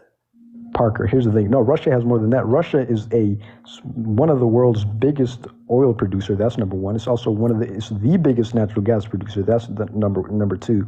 And I thought that was the U.S. for natural gas. Yeah, I think it's Russia. Pretty sure it's the U.S. Who's number one in natural gas production? Oh, I'm sorry. They have the most. You may be right. Who is number one in natural gas production? Maybe the U.S. I don't know. Could be. United States. Okay, so then let me re-clarify what I was saying. Russia has the most significant amount of deposits of natural gas. That's what I wanted to say. Right? I don't even know if that's true. That is true. You can search it up. Right? They do. I think they have like something like 75. Who has the biggest deposits of natural gas in the world? All right. Russia. That's true. So yeah, it is true. So, but again, so answer reserves or whatever. But answer my question: who do you think can service that debt? Right, more. Who can service it more, Russia or Ukraine? Higher debt levels. Who can service it?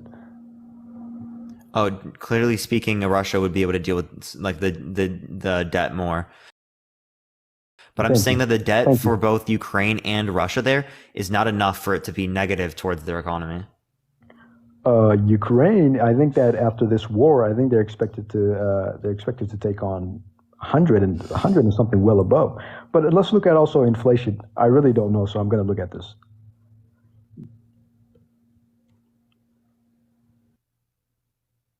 Yeah. And again, I don't see how even us comparing Russia and Ukraine is even relevant to my point. My point was very clear. My point was just saying that we are trying to stop Russia from being able to have a strong enough economy to be able to do these types of things. That's the way that we're trying to disincentivize them to back off, right? And the idea is still very clear that even if we come to the agreement table, that does not mean it's going to happen in fucking 8 hours like you said it is, or 24 hours. Those are ridiculous numbers. No actual person that knows what they're talking about would make that claim. No one real.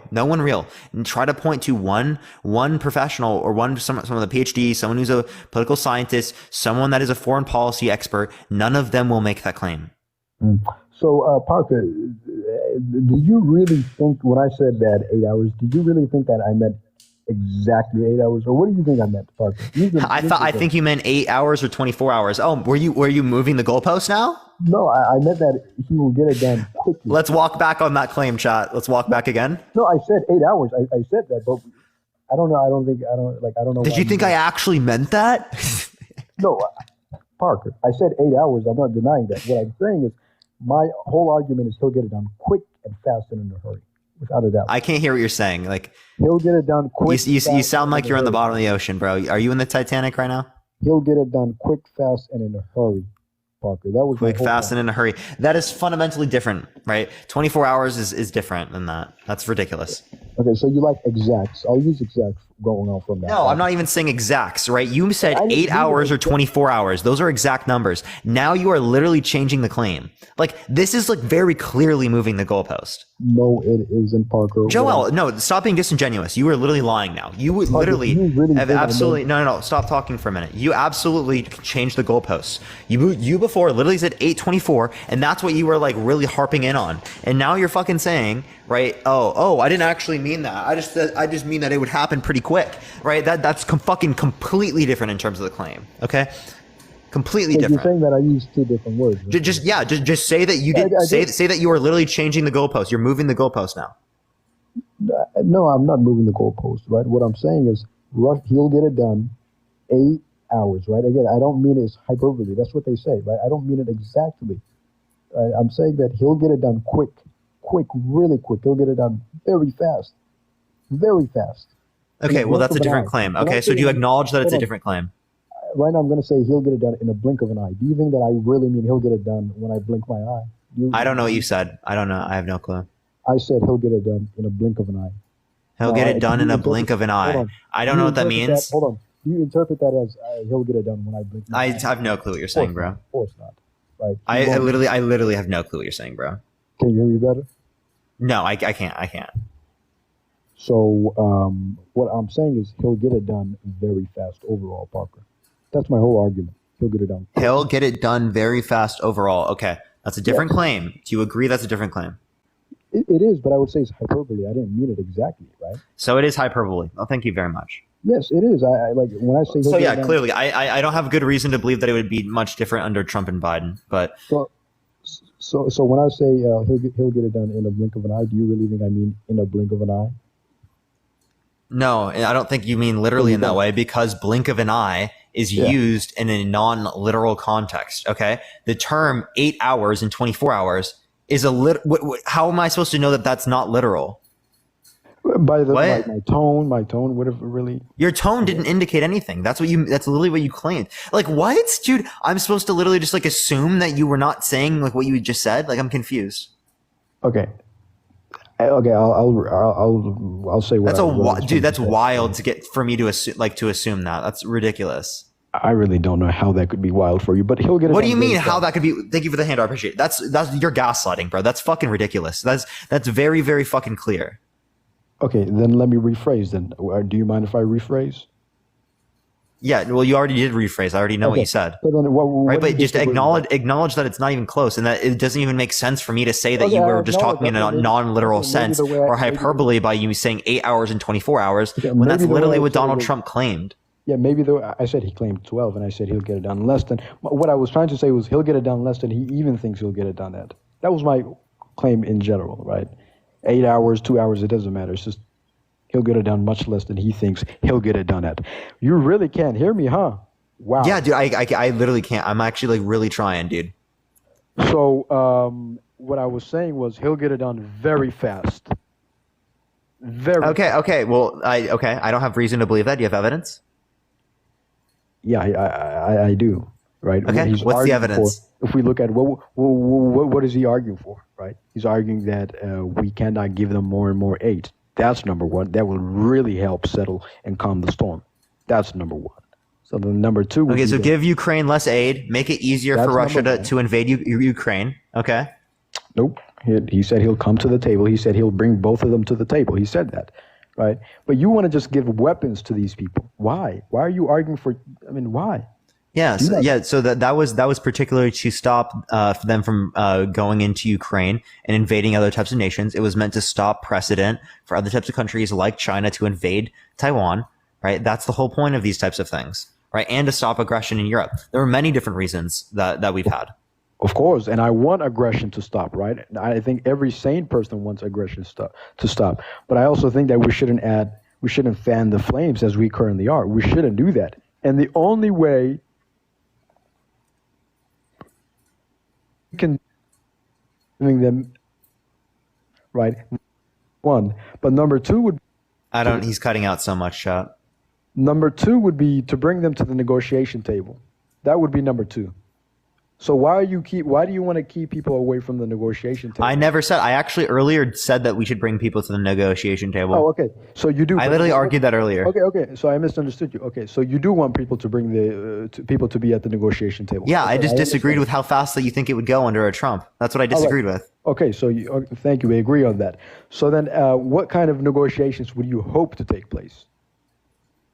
I don't know, like one that would end the fucking conflict. Negotiations, should they be like Russia, Ukraine should give away some of their land? How should it? Really... I don't know. I don't know what's gonna fix the situation. I'm not fucking engaging with Russia right now.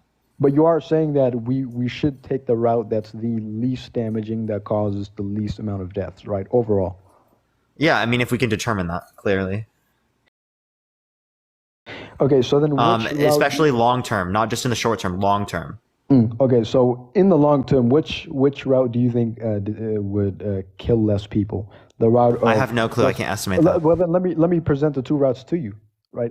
You don't know that either. No. I'm gonna point to you two specific routes that I think that are the most probable right now in Donald Trump's case or in Biden's case, right? So then let me just present them to you, if you wouldn't mind. You literally don't know the estimations for them. You're just gonna make claims about what you think is possible. No, I'm saying that. Listen. Biden, he wants to support Ukraine through and through, and he wants to make sure that they win. That's his goal. Even though I think that if he's really going to continue this, I see no path for Ukraine winning. That's number one. But if we take that path, don't you think that it would just be a slow, grinding war that Russia would just take inch by inch Ukraine? I mean, I've already laid out the evidence of economics and whatnot, and they have, I think, 3-1 in terms of military. They have 3-1, right? And so Russia is just a much bigger force than Ukraine. Now, you already presented the argument that, listen, you are right. This is what you told me. You told me you are right, but Ukraine has American backers, European backers. But how long do you think Americans? They're also defensive. Yes, yeah, I agree. So, but how long do you think that the American populace? Right. Here's the biggest weakness I see on this plan. The biggest weakness I see is that the American populace says, this is enough. Do you think that that's the biggest weakness to this war going and let's make sure Ukraine wins? I would say it's a relatively big weakness. I don't know if it's the biggest, but yeah. I'd say it's one of the biggest. I think it's very big. And I think, do you not think in 2024 election that it will determine, not it will determine, but wait, where did you get the claim that like most Americans do not support? CNN.com. I know you trust them very well, don't you? I don't. Okay, well that's great to hear. But at CNN, the article's name What's the title? CNN poll: majority of Americans oppose more aid for Ukraine. Yeah, just search up CNN poll. Majority of Americans, don't want war for support for Ukraine. All right. Okay, 55 said. Congress should not authorize additional funding to support Ukraine versus 45% say they should authorize such funding, and 51% say that the U.S. has already done enough to help Ukraine, while 48% should say do more. Okay, so the idea is that people might think that, depending on the way they ask that, that's why we had two different responses here, is that the idea could be that they don't have reason right now to give them money. But if there was reason to give them money, well, then clearly speaking, I think people might change their position. As 51% they say they've already done enough, well, 48% say they should do more. Whereas again, that's distinct from what we saw in terms of 55% say that they should not authorize additional funding, and then 45% say they should authorize that funding. So if there's a distinction in that, there's probably a distinction in the way that the question should be asked, right? That could be important in that poll, but I will accept that. You will accept it overall, though, right? Yeah. I mean, but it really does show that it does show most Americans don't want more funding to Ukraine. Now, do you think that if that's the case, that people will vote on this, since it will be a very big issue in 2024? I don't think so. I don't think it's going to be the biggest determinant. No, I didn't say the biggest, but I'll say that it's going to, you don't think that in the debates and whatnot that Ukraine will be talked about much more than a lot of things? Well, clearly it will be talked about, yeah. No, but like I don't think it's significant enough to really change the results of the election. I think things that are more significant would be inflation, would be unemployment, would be recessions, would be Trump. Yeah, would be federal judges, would be many different things like that. Those would be significantly more important ideas. To determine our winners in the House, Senate, and the whole government, right? Say that again. The Senate, the House, and the whole government overall in the election, right? Senate, the House, about what? I'm confused. And the presidency, that the economy will be a much more bigger determinant of who wins than Ukraine. The economy will be a huge part of it, yeah. But are you saying it'll be bigger than Ukraine in voters, how they vote? Yeah, clearly. Economy has way more impact than... Okay. And you do realize that 30% of, I think mid-30s% of Americans support Biden's handling of the economy. Yeah, I understand that. Like, they don't like Biden's handling of the economy. I understand that, right? Like, that's going to be a factor that would be more important than Ukraine, even though, again, I don't even think that's going to be the deciding factor, right? Because ultimately speaking, why people are voting for Biden is not because they think he's a great candidate. It's because they don't like Trump. But you do realize that they don't like Trump. That's of course right, and the Trump is the biggest weakness to the right, right? But you are right. But the right overall is still, you could say, pretty anti-Ukrainian. Now, it's pretty, nuanced in how they are anti-Ukrainian, but overall, they really are pretty anti-Ukrainian, right? They're not anti-Ukraine, but they're like anti-funding for Ukraine. You know what I mean? Anti-funding for Ukraine, anti-supporting this war. I'm trying to make y'all look better. I could have just let you say that, So isn't that, I think since we're talking about Ukraine, I think people know what part. I'm not talking about Ukrainian culture. I think they know what I'm talking about. Ukrainian war. So in that case, wouldn't that also hurt Ukraine, that Republicans win, right? Not just Trump. Let's just look at overall Republicans. Wouldn't that hurt Ukraine, and wouldn't that make the war less likely for them to win? Yeah, if Republicans win, yeah, likely speaking. But I don't think that that's something that we can determine at this point. We don't know if it's going to be Ukraine, or I mean Democrats or Republicans in terms of who wins. We don't know that at this point. Listen. The Republicans can say, you know what, we're done with Trump. We'll just pick Vivek. They can say that, and Vivek, he'll definitely win against Trump. Biden, he'll definitely win against Biden, right? I think if they did that with Trump, they would also do the same thing with Biden, right? But I don't think that's going to happen. Overwhelming majority of the party supports Trump when it relates to the Republican Party. Yeah, it's very far-fetched, right? The idea that Vivek will win. He's an Indian guy. Clearly speaking, I don't think that he's going to win, right? Maybe he'll get a VP spot. Yeah, he's done incredible. I think that's very likely. He's done incredible in the polls, I think that's very likely. I think that but I also think that he's trying to be a mini Trump, or Trump 2.0, I think that the way he presents himself. Yeah, that's what he's trying to do, yeah. He's trying to, and he's trying to be a better Trump. That's what he's trying to do. And I think that the people have kind of already seen through and I don't mean this in a bad way, the bullshit of Trump. How Trump is, right? He's not really someone we've seen already. So I think that people can see through this. But again, Ukraine, right? They will not grind out this war. It's simply unlikely to happen. No, I think it's likely to be able to hold out when it relates to Russia. I think that's probably the best sort of response when it relates to this. But yeah, I don't think that you can really say much either way. This is again why I don't like foreign policy. But yeah. But foreign policy, yeah. Go ahead. Yeah, foreign policy is. Well, I was going to say something, but I'm wrong. Actually, foreign policy is not that big of a determinant in our elections, is it? As opposed to Europe. Europe is very big on foreign policy, right? Their countries. Yeah, I think Europe does care more about foreign. It's because, they deal with more foreign policy because they have to deal with European countries a lot more, and that's technically considered foreign policy. But also the sanctions. Do you think the sanctions have worked? Yeah, they're relatively. They've decreased the ruble. They certainly have. But do you know how the FX market works? FX market? What do you mean by that? The foreign exchange market. Oh, relatively. I mean, I would know basic aspects of it. Thank you, Jasmine. I appreciate the hand art. So it's simply this. It's simply the demand for the ruble has significantly decreased, right? But again, we also have to look at this, right? Is that the currency is just one aspect of it. It's really one aspect of determining how healthy. It's one aspect. The currency of a country. Very important aspect. Very important. You are right. Thank you, Dank Tofu. I appreciate the subscription. Thank you for the lock and key. I appreciate. Thank you for the Franktastic as well. But I would say there are much more important aspects of determining the health of an economy. Right? Sure, right. But I mean, I don't know. I don't know what those would be relating to. But like, for example, do you know the ICE? Oh fuck! I literally accidentally clicked on a live. Do I know what? The ICE market. The ICE market? Yeah. Yeah, I know what the ICE market is. What about it?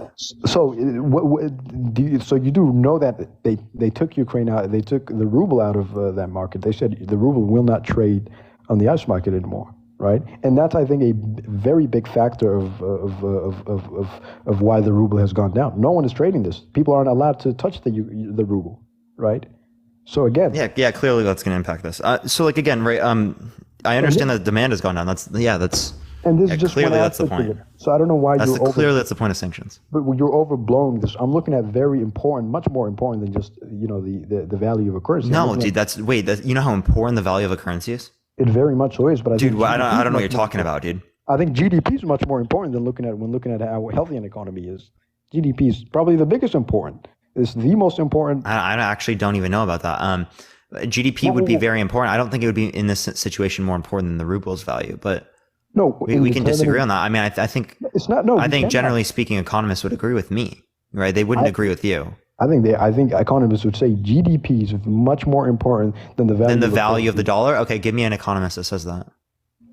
Really, I'll get it for you right now. Hold on a moment. Yeah. All right. It's more. I'm just gonna look it up. GDP or because GDP is only short term. Or value of dollar. But yeah, in the meantime, everyone tap that screen. Let's try to get to 1 million likes, everyone. Wasn't me. Thank you so much for the whale diving. I appreciate it. Wasn't me. Thank you very much.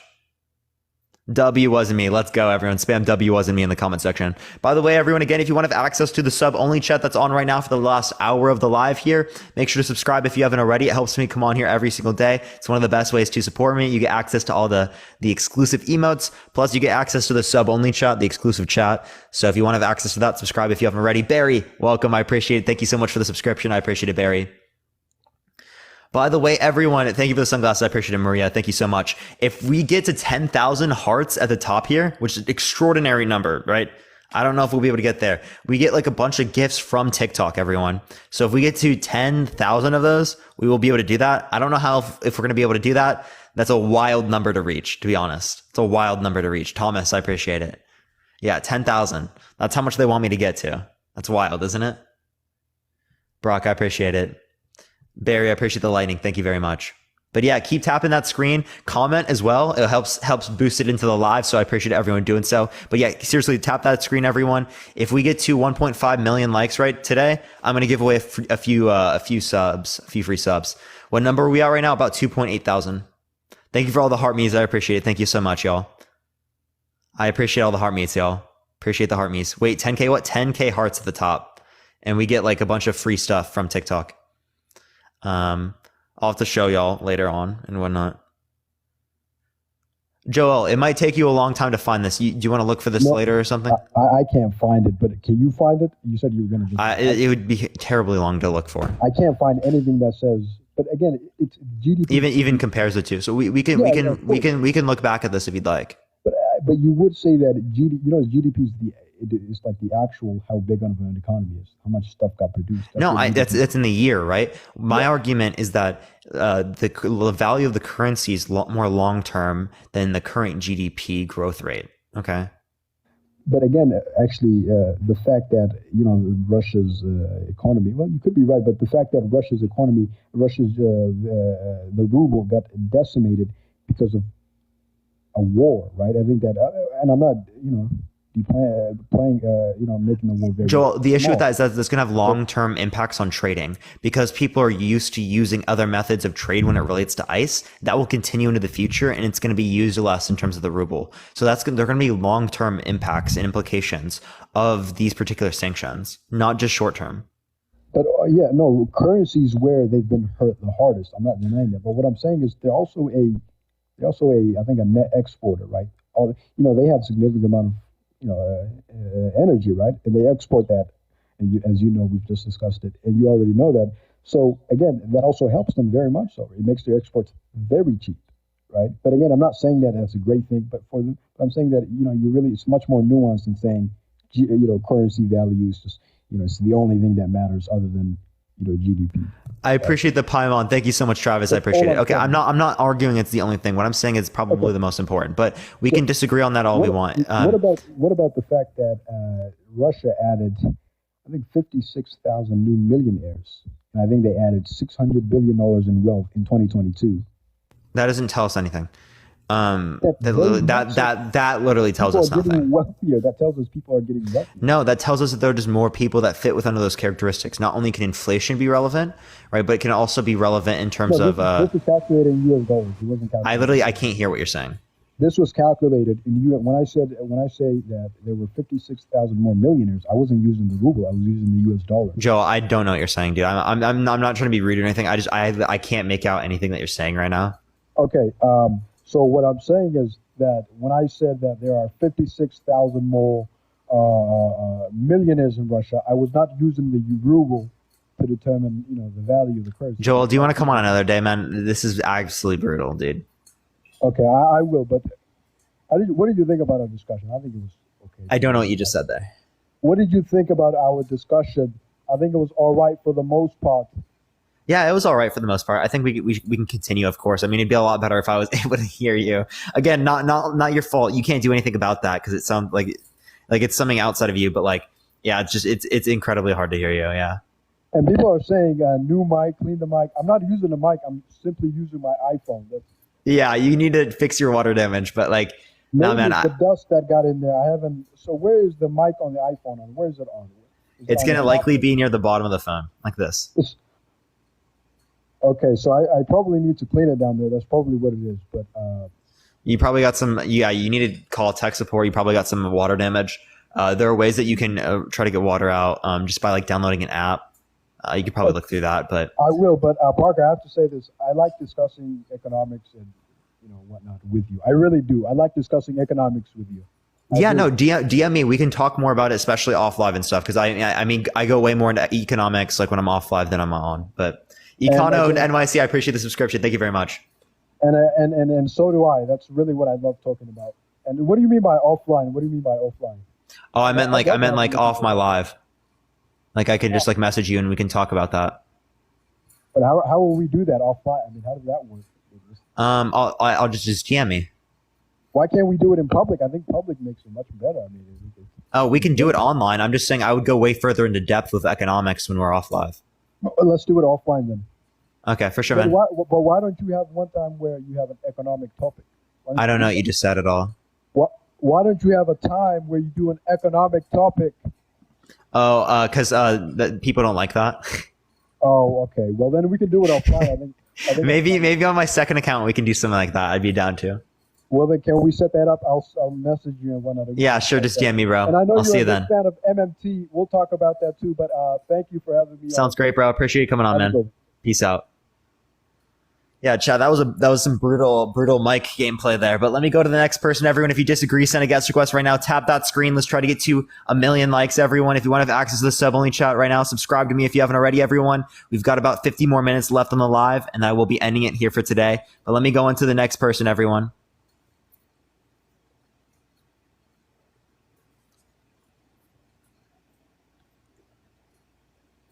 Yo, what's up? How old are you?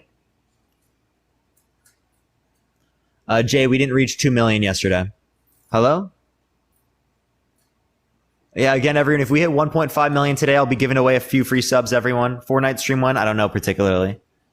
When will you get on tomorrow? Likely 1 p.m. Pacific Standard Time. Maybe earlier because I do have class at 7 o'clock tomorrow. 7 p.m. So I gotta get off by like, it would be by now already. So tomorrow I might be on a little bit earlier than 1 p.m. Pacific Standard Time, y'all. Is HVAC in the box? I don't see him in the box. Yo, what's up? How old? Oh, they just left. Okay, let me try the next person. Are you doing a gaming collab with Dean? Maybe at some point we will. Can we go to class with you? No, I don't think we can. But yeah, everyone keep tapping that screen. Let's try to get to 1 million likes, everyone. I'm trying to get someone up here to disagree. Again, only send a guest request if you disagree. We're just looking for some debates, everyone. I'm trying to get the next person though right now. There's a little bit of dead air in between every single time, y'all.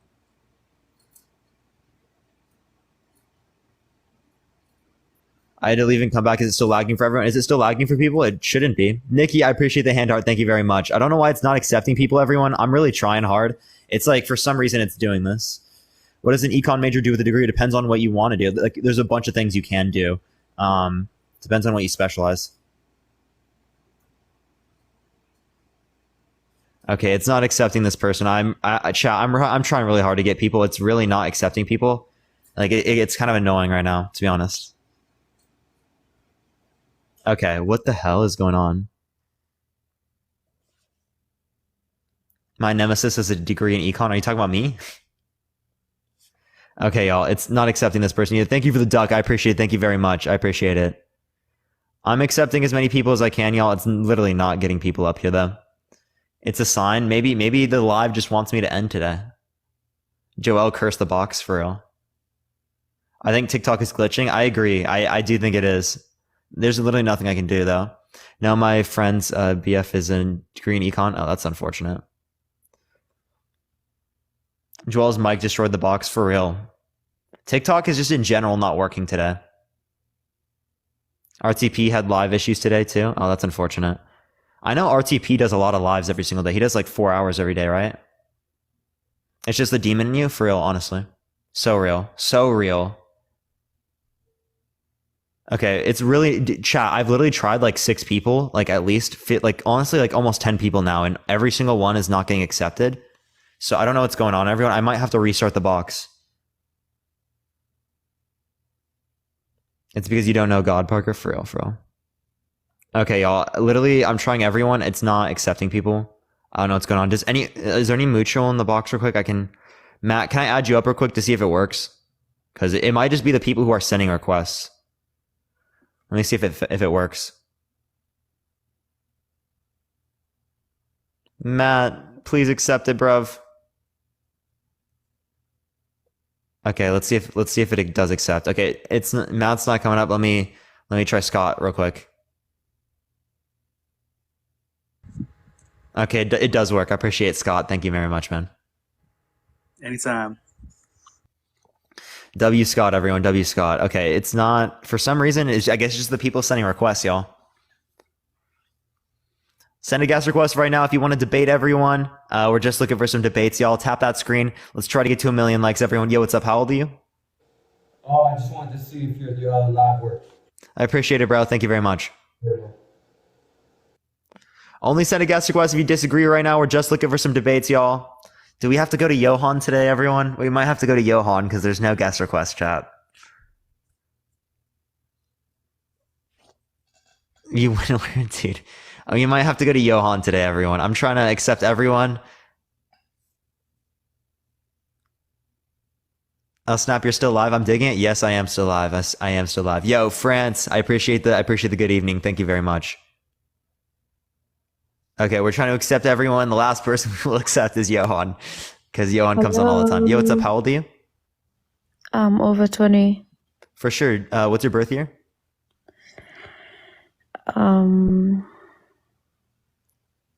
I said I'm over 20. I don't want to be specific. Oh, okay. I'm just trying to make sure because your voice does sound like you are younger. But I know. Everybody says that. I even look younger. Okay, for sure. So do you think that or do you support Trump? No, I don't. All right, I'm just looking for people who disagree to debate, but I appreciate you coming on. I don't support Trump. W.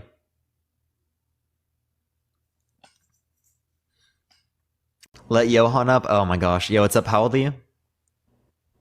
Hey, bro, let's go Trump. Why so? Trump all the way. Why You so? know why so? It's obviously. Look at society now, bro. Look at California. Look at New York. Look at all these states.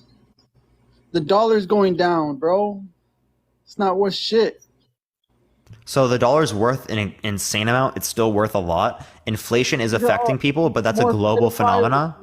More pedophiles in the world, bro. You have to say P3DO. Also, proportionally speaking, I don't think you have an argument for that, but Brother, Trump all the way. Come on. You're not a Trump supporter? Why aren't you a Trump supporter? because are you trolling, dude? I'm not trolling. I'm just asking you a question, bro. Okay, yeah. So I'm not a Trump supporter because I'm against Trump's economic policy. I'm against Trump dictating particular federal judges. I'm against Trump's claims, socially speaking, about immigration, about people who are coming through the border who are Mexican, right? I'm against his Muslim ban, right? I'm against many claims of Trump. Him claiming the election was stolen, right? When there was no evidence indicating that was sufficient to overturn the election. Those were very clear points where Trump is someone that I would not want to support. Because of that, because of those reasons. Yeah, you're kind of quiet, but yeah. I said because he wants to make America great again, right? Come on, bro. Okay, you're America definitely was trolling. great when he was under presidency. Huh? You got to be trolling, dude. I mean, did you hear what I said? Oh, I'm not trolling, nigga. Come on, bro. Chill. Bro, Trump all the way. Okay, we're gonna go to the next person. What's up, Johan? Yo, what's going on, brother? Why do you support Trump, bro? Wait, hold on. Okay, hello? Can you hear me? Yeah, why do you support Trump? Oh, hello. Okay, we're back. Why do I support Trump? I've told you. He's the best entertainment there is out there on the media, on the souls of the people, right? And listen, even I myself, the whole reason why I'm studying economics today is because of Trump. Trump inspired me to study economics. Wait, really? You're majoring in econ? No, but I majored in my heart. I'm gonna major in my heart like to it. Okay, Johan, what's price elasticity? Wait, bro. I'll tell you after the stream, bro. I'm not.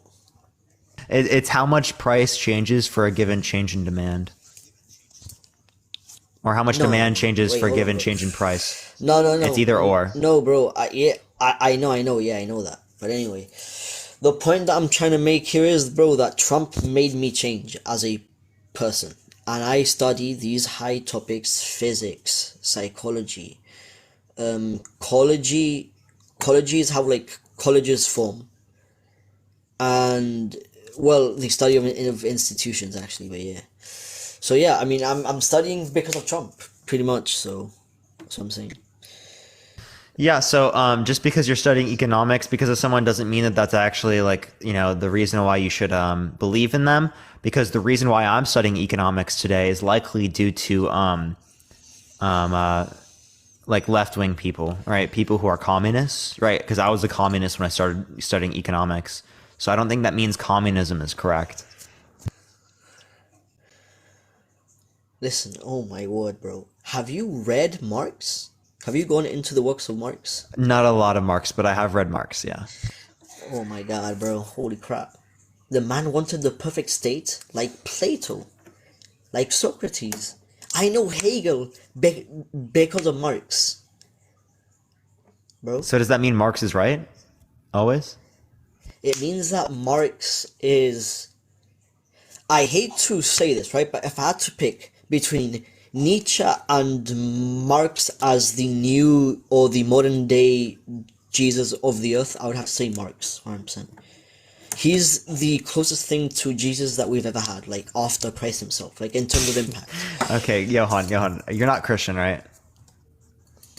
Nope. Yeah, so you by Christ you just mean like in terms of influence on society. Thank you, Noble. I appreciate the subscription. Thank you very much. Bro, have you ever heard about Christianity changing a whole system in and of itself, bro? Like, are you serious? How are you questioning this right now? Holy hell. What am I questioning? Oh, because I don't know what I'm questioning.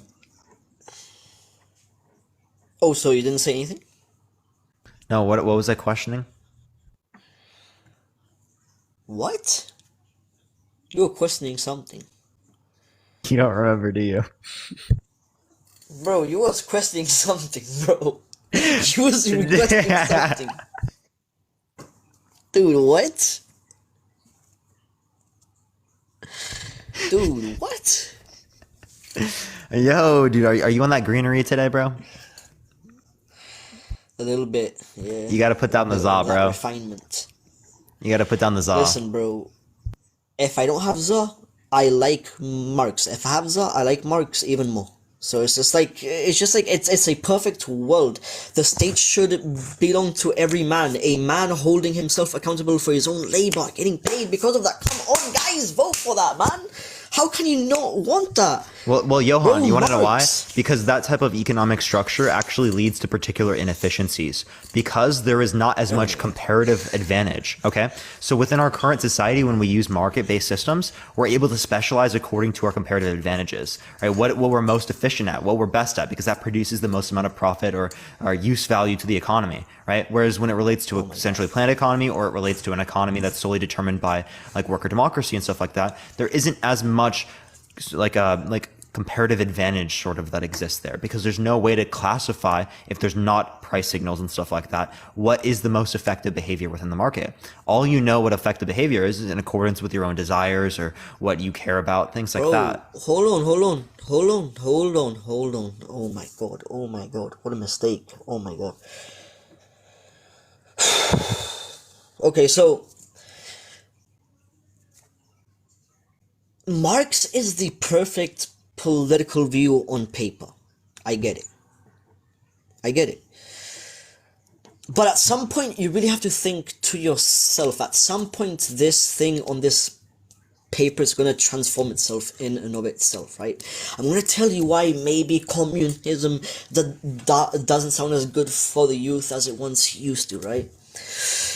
Because once upon a time, this came into the earth via Marx and Engels, right?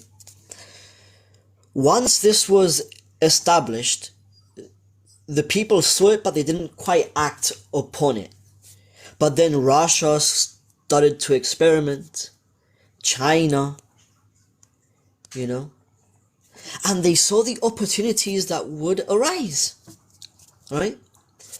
Now, the US has dominated capitalism for far too long, right? And what happens is with China, as it's the perfect communist country. Okay, dude, stop, Johan. Wait, what's communism? What's communism? Every man free, a free land. Okay, so communism is a stateless, classless, and moneyless society. A country involves the idea that there would be a state, as a state dictates what the borders are, right? If there are no borders for a nation, if there are no borders for a nation under what would be communism, well, then clearly there can't possibly be a communist country. That would be an oxymoron given the definition. Holy crap, I was a Marxist since birth because the funny part is I've always thought that. I've always thought where you just said right there, why do borders exist? Bro, states starve each other all the time, bro. Fucking Marx, man. He's such a fucking god. Come on, man. Holy crap. Marx is a genius, bro. You're trolling, dude. Marx is a genius. Bro, I'm not trolling, bro. The fact that the youth doesn't see this, bro. Dude, you know, most people who are fucking communists are youth, bro. What are you talking about? The youth don't know, bro. The youth don't know. Simple. And, okay, fine. We need him to lay off the Zaw, chat. We need him to lay off the Zaw. Yo, what's up? How old are you? Hello? Hello? You're very quiet. Are you there? Okay. All right, let's go on to the next person. If you disagree, send a guest request right now. Tap that screen, everyone. If we get to 1.5 million likes, I am going to be giving away a few free subs. Yo, what's up? How old are you? Hello? Okay. This person isn't here either. Hex, do you not? I don't think Hex disagrees. All we have is Johan left, everyone. We literally only have Johan left. There's no other guest request, Johan.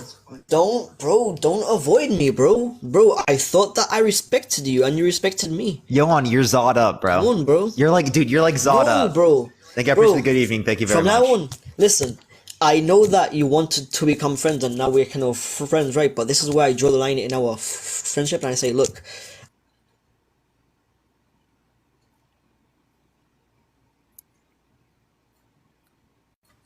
Yo, what's up? How old are you? Hello? Hello? Yeah, what's up? How old are you? How old I am? Yeah. Oh, I'm 46 years old. For sure. Do you support Trump? No, I do not support Trump. All right, I am just looking for people who disagree. We live in Georgia. My whole family voted for Biden. Go blue. This is my first time going live on TikTok, so that's why I'm a little shy.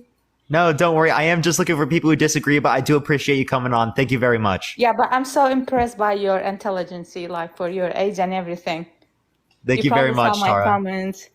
Have a good night. You as well. I appreciate it. Thanks. W Tara, everyone. W Tara.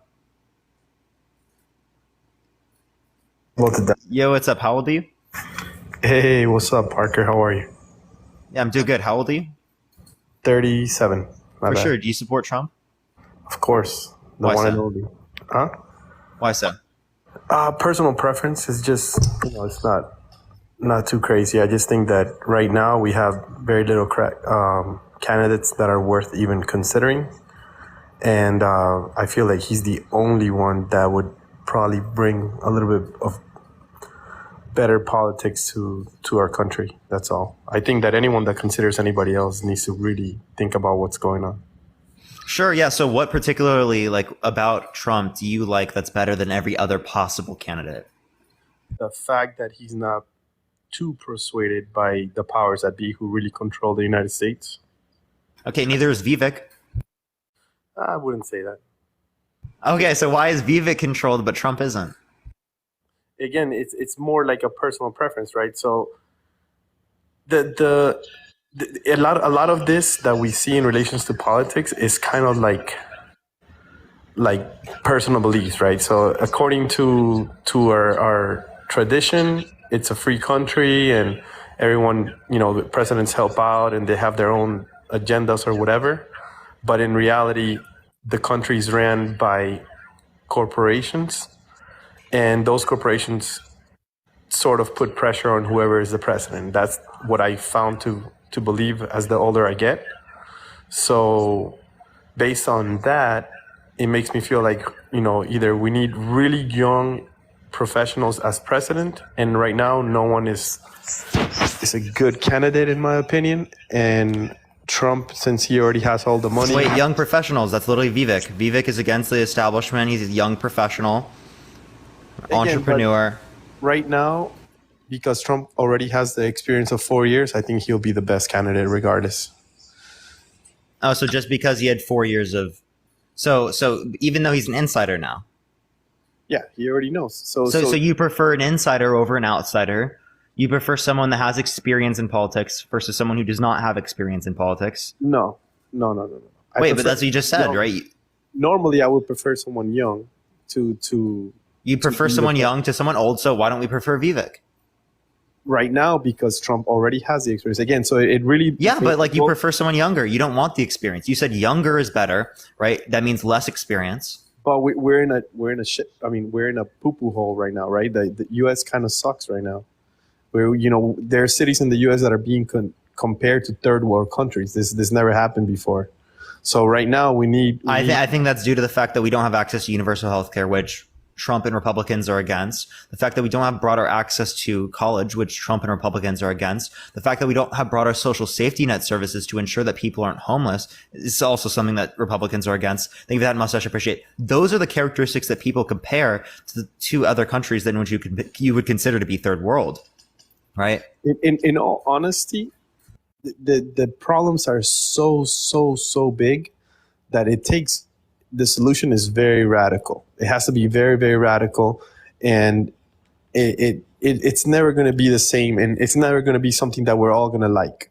The solution to a lot of problems for a country, it's never going to be like, oh, we all are going to love it. It's either going to be, how it is right now, where half of the country worries about certain things, the other half worries about the other certain things. My biggest, being a former Marine, my biggest issue is always making sure that our military and the budget for the military is the biggest possible that we can always have for influence purposes. And wait, what? So, okay. So you think that we should have the biggest possible military budget? Always, at all Okay, times. so $1.5 trillion military budget. If it needs to be bigger, it needs to be bigger. I don't know. It doesn't need to be bigger. Right. Oh, you're just saying number one in the world. In the world at all times. Okay. So then we can half our military budget and still be number one in the world. I'm not really sure. Right now, the military all over the world is not doing that good. Yeah. So how much does China spend on military yearly? It doesn't matter. Their military less right than now 300 really billion. really How much do we spend on military? About 800 billion. So we could half it and still have more than them by 100 billion. Let's not call it a budget. Let's call it for military influence, right? So I don't know what the budget is for China. Yeah, so in 2021 it was 801 billion for the US and 293 billion for China. So if we cut it in half, we would still spend over 100 billion more than China, which is about 1/3. So like 133% what they spend. Plus we would save $400 billion that we could spend on any other policy. If we spent $70 of that billion on providing people free public universities, that would provide competition to a bunch of the universities that exist, which would decrease student loans and how much people have to take out. Plus, it would increase access to college, which would increase in long run aggregate supply, which would make prices cheaper in America, right? Those things are beneficial for the economy. That's just one thing. Then we have another, $330 billion to spend, right? We can spend on whatever. I guarantee you, whoever is president is always considering that as well, regardless whether it's Republican or Dominican, or not Dominican, Democrat. Whoever is president is always thinking, what can I do to make sure everyone has education, to make sure everyone has healthcare? How can we make it better? Now, well, then why don't they decrease the military budget? Because that's clearly what they could do. Those solutions have different names, right? For different people, depending on who you like. So if you like Biden, or for whatever reason, then you're going to find those answers in Biden. If you like Trump, you're going to find those answers in Trump. And if you don't understand the military budget and the difference of cost, like, for example, you said China can do it with half. Well, also in China, you can buy a shirt for like 10 cents, or you can mass produce things. No, you're not understanding what I said. China spends $293 billion a year on military in 2021. 2021 for US, it was $801 billion. Okay. We could cut our military budget in half to $400 billion and still spend $100 more billion than China. As long as we're always having the most possible in the military to make sure that our security is good, then you know, that should be number one in order for all of us to continue to enjoy whatever healthcare we have and whatever, you know, abilities for school we have. Sure. So like, but the idea is that we can half our military budget and still do those things. So we should do that, and then we should spend that money. As a military person, I'll tell you that we're missing so much money that half the budget. If we're not, we don't. What do you mean they're missing so much money? They spend $801 billion a year. What are you talking about? Okay, so if we spend, are you talking about for the people? Like yeah, we should pay the salaries more. No. I'm talking about for supplies, for everything, right? So we probably spend all that because of our missiles, planes, tanks, right? So that's probably where it's going. But we probably need more military members. We need more people joining the military, bigger military, more invested into the numbers of the military, and maybe even more planes.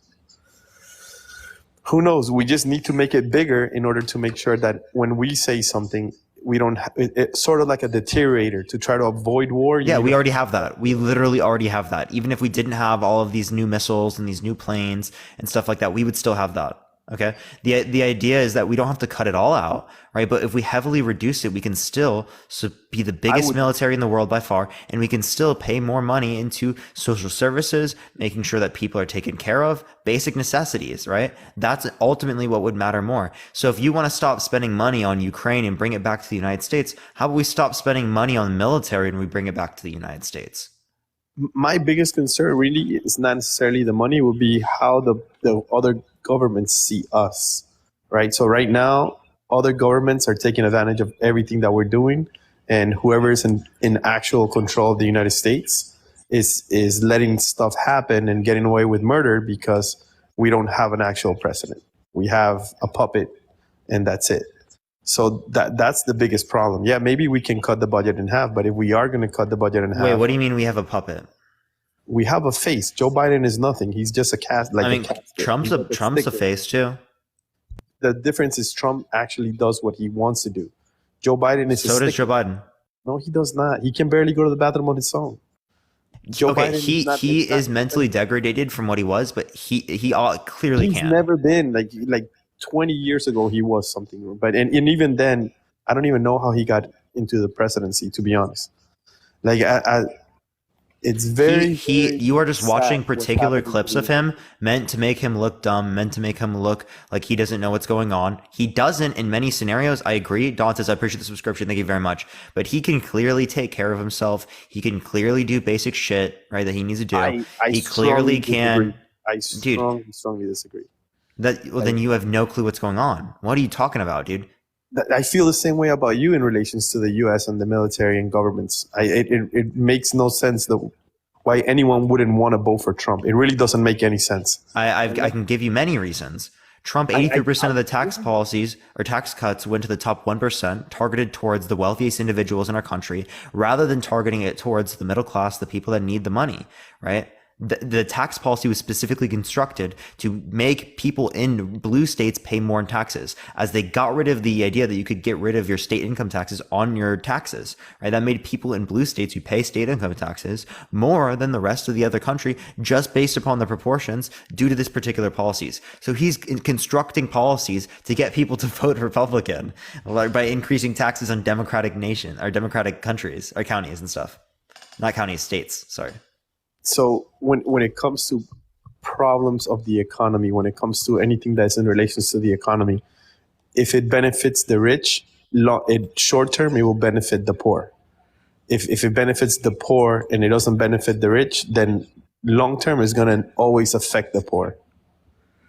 Doesn't make any sense. Okay. It makes perfect sense. No. I'll explain why. Because if we look at these particular types of policies, they don't ever spend the money on the workers or increase the wages anything near proportionally how much we would give them access to. Okay. So if you actually want to give money to workers and to people, give it to them through access to healthcare, access to education, access to trade, like opportunities in their lives, rather than just giving money to like the top corporate like boards that are not going to give it back down to the people. They're just going to use it for investments for the company to better off the company in terms of the investors, not necessarily the public. We live in a country, I would say one of the few countries in the world where you have everything that you just described. Everyone here has that opportunity, regardless of No, that's how poor bullshit. you think they are. Oh my God, bro! I come from Colombia, from a real third world country. I come from a country where nothing goes to the city, nothing goes to the people. So, what are the opportunities for people who are disabled? They clearly don't have opportunities. So regardless what you're talking about in any country, there wouldn't be full-on opportunities for people. If you want to relate to healthcare, countries around the world that you would relate to like that actually still give people access to universal healthcare, and we don't here in the United States. In the United States, if you're disabled, you get benefits from the Social Security. Yeah, but like you have no opportunities to like grow or like what you're referring to in terms of the American dream. Like you can like make a shit ton of money. Not everyone can do stuff like that in an economy. That is why we acknowledge that there needs to be social safety nets to at least some degree. You're saying that no one here, not everyone has the capability of making tons of money? Yeah, clearly. In every country in the world, not every single person within that economy can make a shit ton of money. I can agree with you as long as you understand natural selection, right? So if you have disadvantages, or if you choose, if you're born in a situation where, you know, life is not, it's here in the US is less likely for that to be true, right? But I can see someone that's born in like the middle of nowhere with no access to nothing, and then they're just stuck where they are, then maybe they won't have the same access to money. But if you compare it to the entire world, someone that's poor here that makes $17,000 a year, it's considered rich in relation to a third world country. And if you make $17,000 a year or less, you have so many benefits. Yeah, so it is a lot compared to the other countries, but you're not accounting for cost of living. You have so much benefits here that makes you're rich at 17,000, pretty much in whatever city or location you're in. No. Making $17,000 a year, you're definitely not rich because you're not accounting for cost of living. Okay, cost of living is not anywhere near what it is in other countries around the world that you're referencing comparative to the United States and cities. 100% with you, but you have food, you have shelter. It's there. It's if you're willing to work for minimum wage in no matter what situation you are. Yeah, just because you have somewhat food and shelter, that doesn't mean that you are going to be able to be rich off of that. Do you understand that if you're doing that, you're barely being able to make by, and then you don't even have time outside of that really to be able to build up skills to then make money a bunch in the future? Oftentimes why you see people who immigrate to the United States come to the country and do very well is because in order to be able to get here into the country, it takes a lot to be able to get to that point, right? So you're talking about like not the average person that was able to immigrate, right? The average person isn't someone who immigrates. So let me ask you something, right? If an immigrant can come here with $0, with no shelter, with maybe enough to live for 3 months, right? And they can make it happen. Why can't someone that's here I'm not saying can't.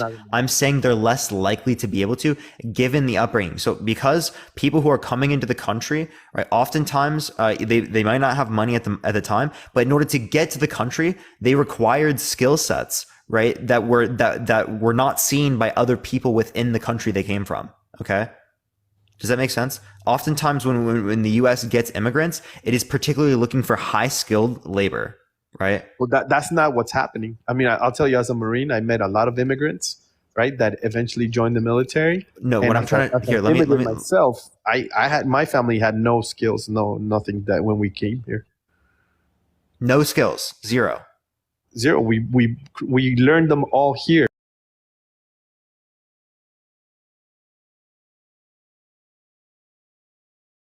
Mom and dad, maybe like 20, 30. They definitely had skills. That's wild for you to say that they had no skills. They were human, but they didn't go to school. They barely had a job in Colombia. I mean, everything.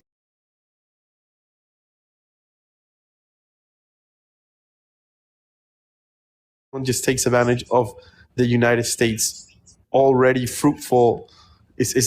Is the best country in the world. It's a blessing. It clearly is not the best country in the world, right? We can point to other countries that would be better, but it is absolutely better than some countries in the world. I'm not disputing that. What I'm saying is that in order for, like, like you said that they have no skills. I think it's wild for you to say that there's no skills, right? Clearly speaking, you had to have skills to be able to come here, right? To be able to then build upon that and build a life here in the United States. It is not extraordinarily easy to have an extremely good income in the United States.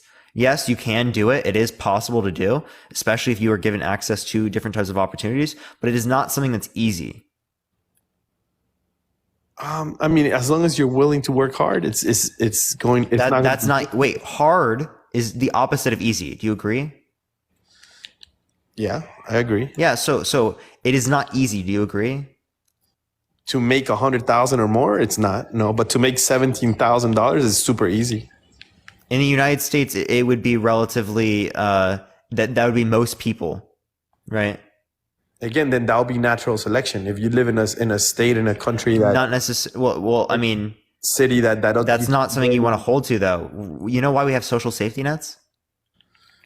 Why would we have social safety nets? Tell me. To ensure that the people in our society don't get ate up by natural selection. It's impossible, man. Natural selection is going to take on numbers. Regardless. What do you mean it's impossible? Around the world, we give people access to shelter, to education, to food, to energy, to security, right? And since they have that security, that they're then able to make better economic decisions. Better economic decisions with limited income. So I'll tell you. What do you mean with limited income? Not everyone can make $50,000 a year. Not everyone can make over $100,000 a year, and so on. So when it comes to natural selection, there's going to be few individuals, maybe not few, maybe a lot, that live in the United States or the world are limited with the capabilities of.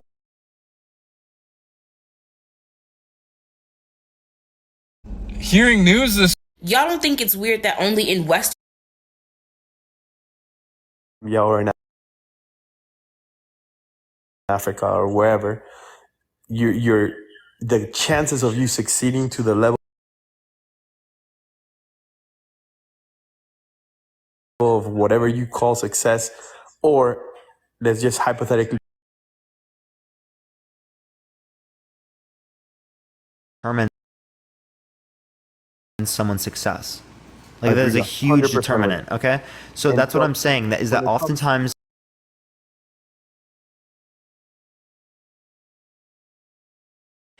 In society, is it deemed abnormal? My mom's cousin shot himself when he was to be able to get out of, in which some through.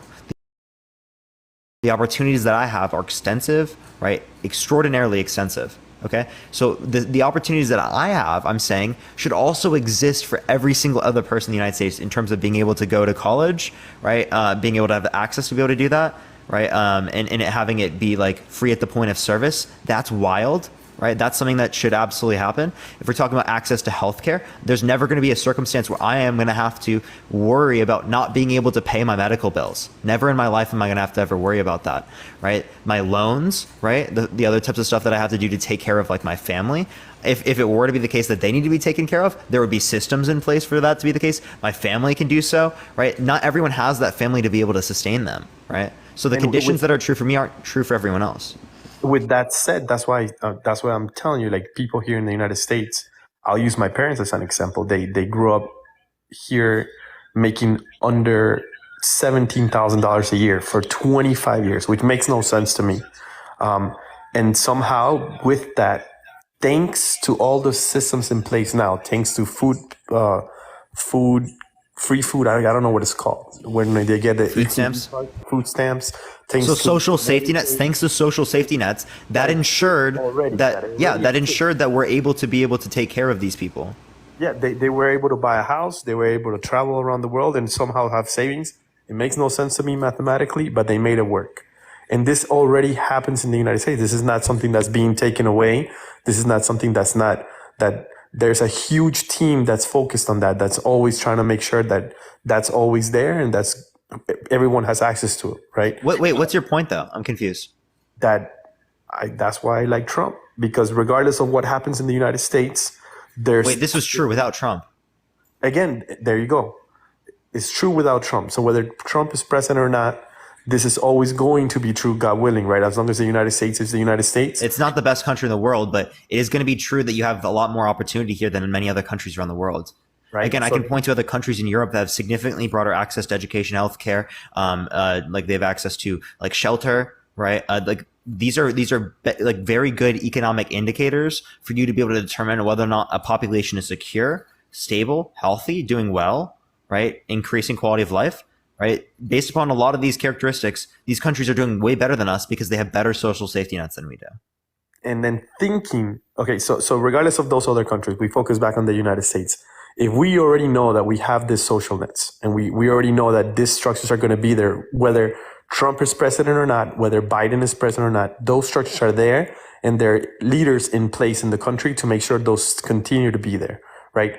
So then we take ourselves away from what we already have and those leaders that are going to always take care of us. And we think, why do we need a president, right? A president is going to be a leader that's going to discuss policy with foreign countries. And he's going to be the initial face and he's going to put in his 2 cents and whatnot, right? Whoever is president, none of my safety nets are going to be taken away. Whoever is president, hopefully the economy doesn't. Actually, Esteban, that's not true, right? Republicans are actively trying to take away safety nets, whether it be Social Security, whether it be Medicare and Medicaid, whether it be access to education, right? These are things that are trying to be taken down by Republicans all the time. But again, this is not new, right? And if for whatever reason we have John Schmuckatelli, run for president, he becomes the president, and he wants to take social stuff away from all of us. We have leaders and we have things in place already to prevent that from going through 100%, right? So my main concern when I look for a president, and everyone's main concern when they look for a president, is not what the president can do for me individually or whether my safety nets are good or not, is whether the United States looks strong enough to make sure that we can continue to implement global policies that can come back to us long term. Nothing short term matters when it comes to presidency, in my opinion, personally, right? So this is just me personally. I'm always thinking like, if we have Trump for president, or I don't care if it's Trump or not, to be honest. Wait, so Esteban, that's actually like the point I want to make then. Right, federal judges are going to be what's relevant because they stay around a lot longer than other types of policies. Yeah, like that's going to be a huge thing. So if we relate to federal judges, the people that Trump put into office, they are striking things down like Roe versus Wade, right? They're also going to be limiting progressive policy into the future, which would be things like universal healthcare, access to education, right? Things like that we've seen in other countries have increased quality of life and standards of living for the average person. So if you care about quality of life and standards of living for the average person, which is the ultimate long-term goal, then why wouldn't we be adopting these types of policies, right? I mean, obviously through the idea that, we have these judges in place and so legislative people. Your question is, when it comes to safety nets, when it comes to the comfort of individuals that make low income, I think they're already there and they're always going to be there. Just me personally, right?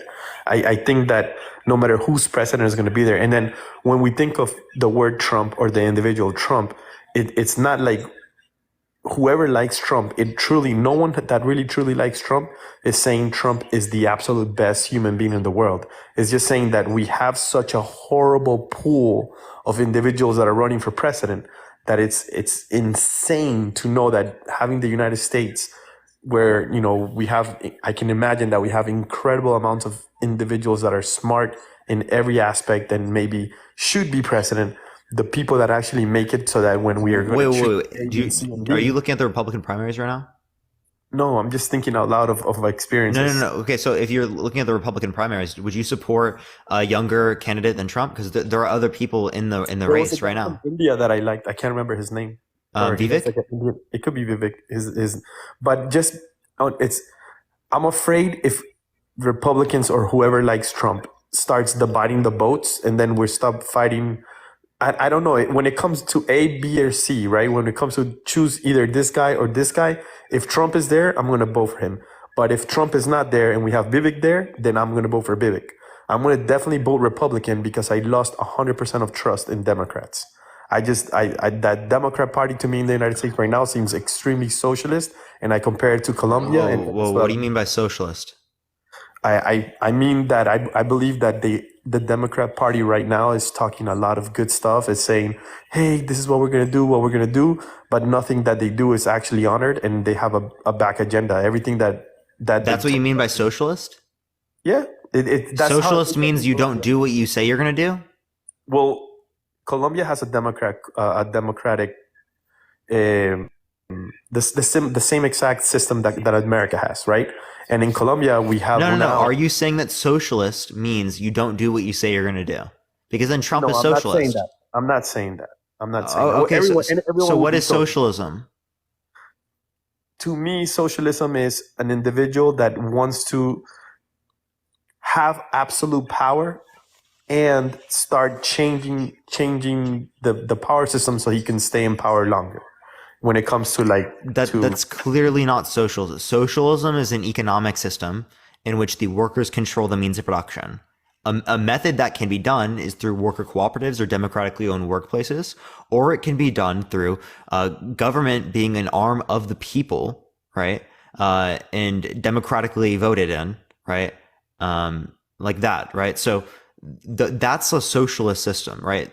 It's not authoritarian control everything, right? Or I just want to stay in power. So that's authoritarian. That's not just how it's sold is we're going to do everything for the people for free, right? So free healthcare, free college, free XYZ.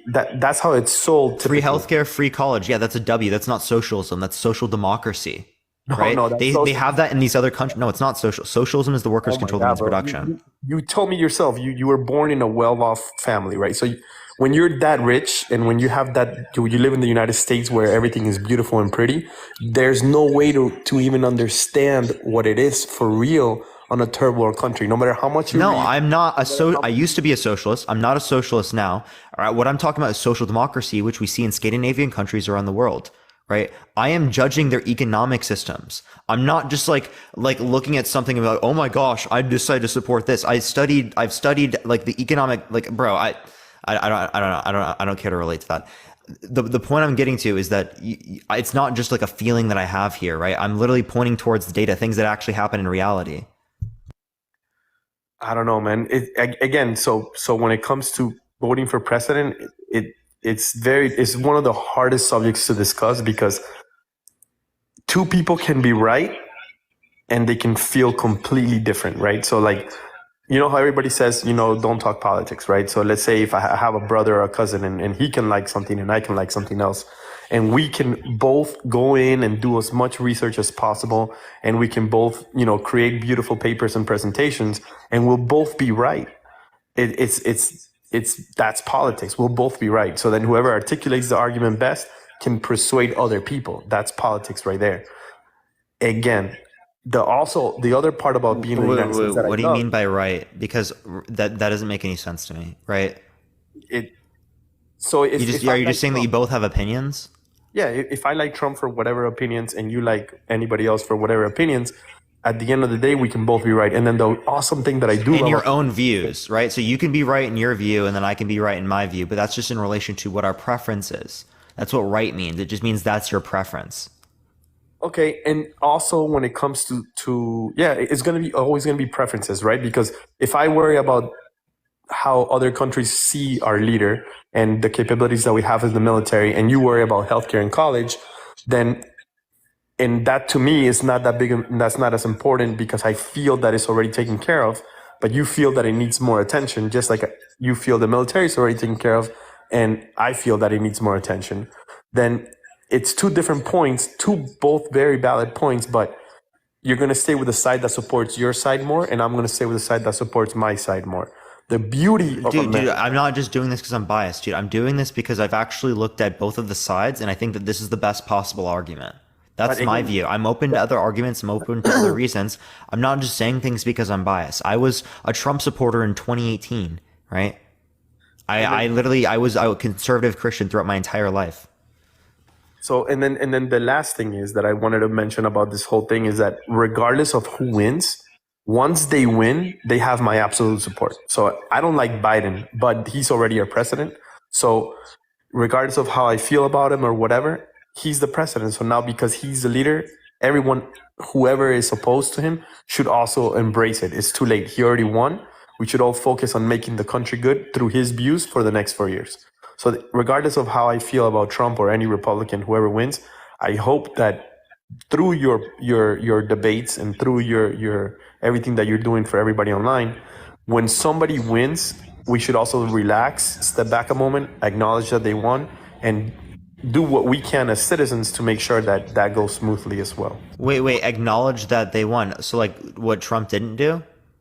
Yeah, if Trump... Yeah, like the complete opposite of what Trump did? That was a baby move. Again, we have really weird people that are running for president. Dude, you just... Come on, bro. That's wild, bro. That's literally what Trump did, though. Come on, dude. About the entire election. I agree. Okay, so Biden can violate that, and it still wouldn't really matter. No, again, we also talked about it a little bit. The people that are being put for us to vote for are not the world's brightest and shouldn't, it sucks. Okay, so they're both bad. What makes one less shitty than the other? Personal preferences, right? So No, but like, why do you have that preference? Because I think consider my most important thing when it comes to president is how other countries see our country, the capability of doing negotiations between presidents and other presidents, and making sure that the military is more than capable and ready at all times. That's okay. So both Trump and Biden have promoted military and actually increased military spending. Second of all, Biden actually would likely have better international relations with our allies and stuff like that than Trump did. Trump, there was this particular event he went to where the prime minister from France, from Canada, from the UK were laughing at Trump, and he got super angry and left the entire event and made a big deal about it. Right? Doesn't that indicate to you that Trump doesn't have very good relations with our allies?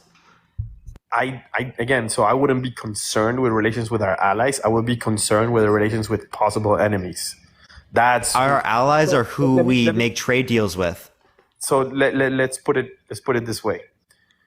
If we have a precedent that Russia, China, and anyone else in that group can be whatever, he's such an idiot, let's just keep pushing the agenda as much as we can, because regardless, he doesn't have the balls or the capability to do what needs to be done. They can feel that way. Everyone can feel this way. It's almost like being bullied or not being bullied. In my opinion, I don't think Trump would let the country be bullied. So if Trump doesn't like something, he'll start pushing his buttons and people will be afraid because of his lack of rationality. So other countries would be you know what? While Trump is president, let's hold back and let's just do what the United States needs to be done. That's my opinion, right? And I don't think that's true. I think clearly speaking that you can't just say that because we saw no country like Russia start a war like that necessarily means that it's not going to happen under Trump. That would be a correlation causation fallacy. You're saying that just because it's associated with the time that there was no event, right, then it's going to be the fact that Trump caused that to have occurred, right? I would say that just likely speaking, it just didn't happen during the administration. Yeah, and right, but he increased drone strikes in wartime affairs, right, in countries around the world, in general, anyway. So I mean, I just feel, I feel like we're the country's not going the right way. We need a change. We need something crazy, and hopefully it happens next election. And if it doesn't, then hopefully after that. But America needs to start going back up again. This is my favorite place in the world. That's why I live here. So I understand that you think that America needs to go up again, but what I'm saying is that how do we determine what is going up? Because to you, it doesn't sound like you're responding to any of the points we've made.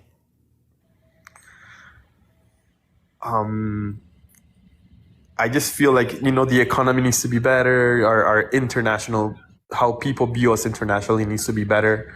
I don't know. I mean, we live in really crazy times right now. So I really and again, don't know. Wait, why do we think that's better with Trump? Because you said it's gonna because Trump's irrational. I don't know why you want an irrational president. That would mean that they would look at him and be like, oh, I don't know what I'm going to do because maybe he's going to do something. 100%. I don't see that to be convincing to limiting like Russia from invading Ukraine, right? If anything, right, other people argue. The person who argued earlier was saying that if Trump was president, he would essentially just like seceded parts of Ukraine to Russia, right? So there's two ways to look at the situation in Ukraine, right? You either negotiate to cease the war immediately, or then you just completely make it the worst possible scenario for the other country, right? So I think, I don't know, I'm just a regular person, right? So this is just me talking completely hypothetically, because I have no education on that whatsoever. But you probably negotiate some piece of Ukraine for the Ukrainian people, trying to say like, hey, look, whatever, this is happening now. It already started. Do you want to end it this way? Or then you go all in and then you just completely commit to war against Russia immediately, regardless of what's going on. That's what whoever started it, that's what they want. They either want a piece of it and everybody negotiates it to make sure it happens, or the entire world needs to just push back. Again, this is speaking from the most ignorant mindset possibly. Yeah. So, I mean, you don't want to engage in direct war, right? As that would be nuclear war, right? So that would lead to that, likely speaking. But so like that's why it's a proxy sort of thing. So are you saying that? What do you think Trump would have done, right, if Trump was in that position? I think Trump would have either negotiated a friendly way of getting the war stopped almost as soon as possible, or he would have taken it to a full-scale war, where he'll be like, all right, you want to play games? Then let's play games. So you think it would have been the case that Trump takes it to a war? Thank you for the hint. I appreciate it. If that's what's needed, then that's what's needed. Again, this is all natural selection. So, we live in a world Trump. So you would want a president in place that would risk nuclear war with a country. We're always at risk of nuclear war. Always. Well, we have mutually assured destruction. 100%. That's why we're not very much at risk. If that's what happens, that's what happens. No one can control it, right? So we put options on the table. That's why you don't engage in direct war, right? That's why Trump wouldn't do that either. Trump is not going to engage in direct war. There's literally no foreign policy expert that would ever tell him to do that. Okay. I will hope so. I mean, I'm not a fan of war, but I would definitely, move troops around to put some fear around the area. Oh, so you think Trump would have spent more money in this region? I have no idea. I mean, if you're going to move troops, you're going to spend money. Yeah. So again, you think that Trump's going to spend more money than Biden did in Ukraine, right? But doesn't most of America like against that? Well, actually, no, that was the other person who argued that. I take that back. So when it comes to like finances in America, again, I think if you're born in the United States, there is natural selection. Everyone's going to struggle, and cost of living is insane. Real estate prices are insane. Interest rates are completely retarded. They don't make any sense. Yo, don't say that, bro. What the fuck? Oh, my bad. I'm sorry. Yeah, no. Why do you say that? As far as the word, our yeah, word? don't say that. Oh, my bad. I don't mean it. My English is very limited, so I have very little words. My bad on that. But the interest rates are very, very crazy. They don't make sense to me. So I can see how everybody feels tight, struggling, and how the country is struggling.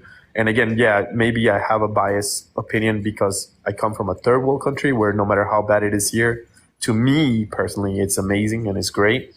I do see, because of the way I was raised and because of everything I've learned in my life, I always see opportunity for everyone.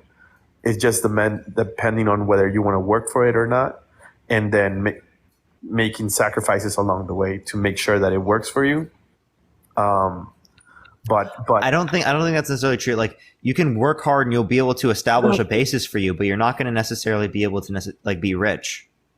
You can work very hard and not be rich in this country. This afternoon, as I was getting a haircut, and I'm not going to lie to you, there was a debate with all the barbers and the people in the barbershop discussing rich and what it means to be rich, right? So everyone that has these huge dreams, particularly young individuals, and they say they want to be rich, when they think of rich is they want to have 1 or 2 homes paid off. They want to drive a very nice car, maybe exotic, maybe not so exotic, maybe mid fancy like BMW or whatnot. Maybe they want to have a boat and they want to be able to travel the world and not have to work. That's what they consider rich, right? So most people, that's what they consider rich. What I consider rich to me is owning a home in the United States, having it paid clear paid, no debt, maybe owning 2 homes, and then having the capability to live within those rental income without having to work.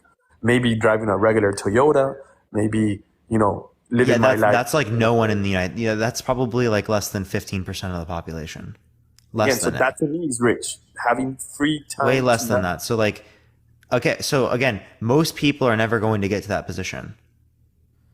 And it's not easy. So it typically, in my opinion, it typically requires like generational accumulation of wealth.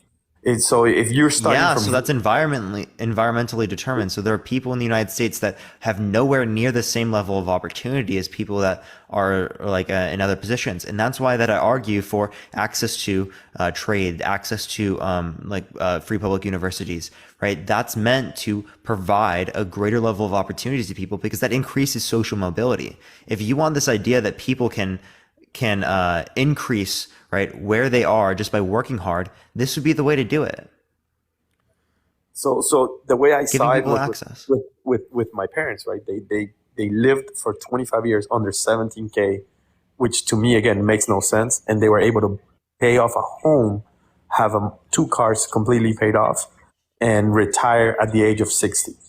So they were able to retire like that in a city, Miami, I'll say it's Miami, Florida, where it's super expensive.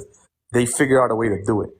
Now they didn't have an awesome life because they in order to get to that goal, they had to like really careful how they spend their money.